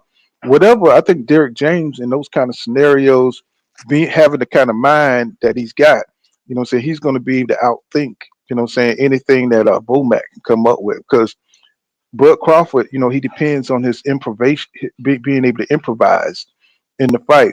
Where I don't see where Bomac going to be like, hey man, what you need to do is step over and do this. And, you know what I'm saying? Use your left or go southpaw. This is stuff Bud does on instinct. You know what I'm saying? He don't have that kind of coaching. He got that shit that that's inherent that's inside him. So he relies on his instincts a lot, more than his coaching. So, and you can't see what you're doing on the outside, so you got to rely on your corners to see things that you can't see. And I think that's where EJ got the advantage when it comes from Derrick James, because Derrick James is looking at him from the outside. Hey man, you overshooting, saying the left hook. So don't go for the shoulder. So little things like that makes a difference in the fight. Like that's what he did with Ugas, saying, when he was overshooting Ugas over the top and stuff. So what do you say, Jermaine? Tremaine? You there, Tremaine? Tremaine he eating or something. You know what I'm saying?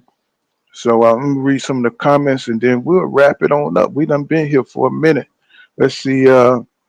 IA Breezy 713. He says Terrence Crawford ran from them big boys his whole career. Can't tell me it took him until he turned 33, 34 old to make 147 pounds. Of course. This all like Jay say. I'm saying? This has all been calculated. You know. That's why Derrick James said that Terrence Crawford was manufactured, whereas Earl Spence Jr. was developed. You know what I'm saying? This is not happening, but don't have a corner. Exactly. Cash Crypto says, Bud Good. He said he's just too little. Nobody's coming from 135 to beat EJ. He said Bud don't have the defense or skills to beat EJ or power to hurt EJ. You know what I'm saying? That's what we want. That's what we're gonna check out on July 29th. Let's see. And my boy, I can't even pronounce it. Now I keep forgetting how to pronounce it. He said he can't even get I'm gonna say he can't even get even. This fight is not this fight is not Steven. He has immense pressure, believing text green. I don't know, it's like smoking on Bud tour for sure, strap season. I know I just mangled that. To believe green, I don't know what that means, but I'm saying I appreciate the comment. And well, I'm tired of here, y'all. Jay Watchford says another classic 5-hour cook. Salute to you. And Jay, you know what I'm saying, you want to tell them where they could reach you, you know what I'm saying? We're gonna wrap it up. You know what I'm saying? We may come back a little later or something or tomorrow. Jay, you want to tell them where to reach you and how to get down with the 2 cent boxing. Mm-hmm. You can reach me on IG at 2 Cents Boxing or on Twitter at 2 Cents 20. And check out my YouTube page, 2 Cents Boxing. Go over there, give a like or subscribe, drop a couple comments. Make sure you drop the 2 cents in the comments. And thanks for appreciate you. Appreciate your chat. Oh, we got to have you back. We got to have you back. Your insight is incredible. You know what I'm saying? We love it, love it, love it. And let me see, Tremaine, you want to say I've something? been sitting on your chat for a minute. I just never said it. I'm always on here. Yeah, I've been seeing you. I've been seeing you, you know what I'm saying? But you always welcome, you know what I'm saying? And let's get 2 Cent Boxing up to 1,000 subscriber, y'all. You know what I'm saying? That's a fellow affiliate of Pool Kind of Boxing now. You know what I'm saying? Let's get her up. If we can get her up to 1,000 by the end of the day, that's what's up, man. To show you how powerful we've becoming. So, you know what I'm saying? Let's make that happen for the queen. You know what I'm saying?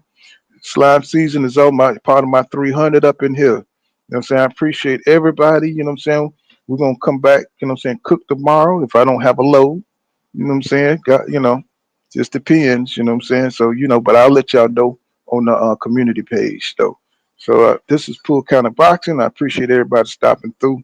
Cash Crypto, everybody. You know what I'm saying? I'm up out of here, bro. Peace out, y'all. We got it in today, didn't we? Peace out.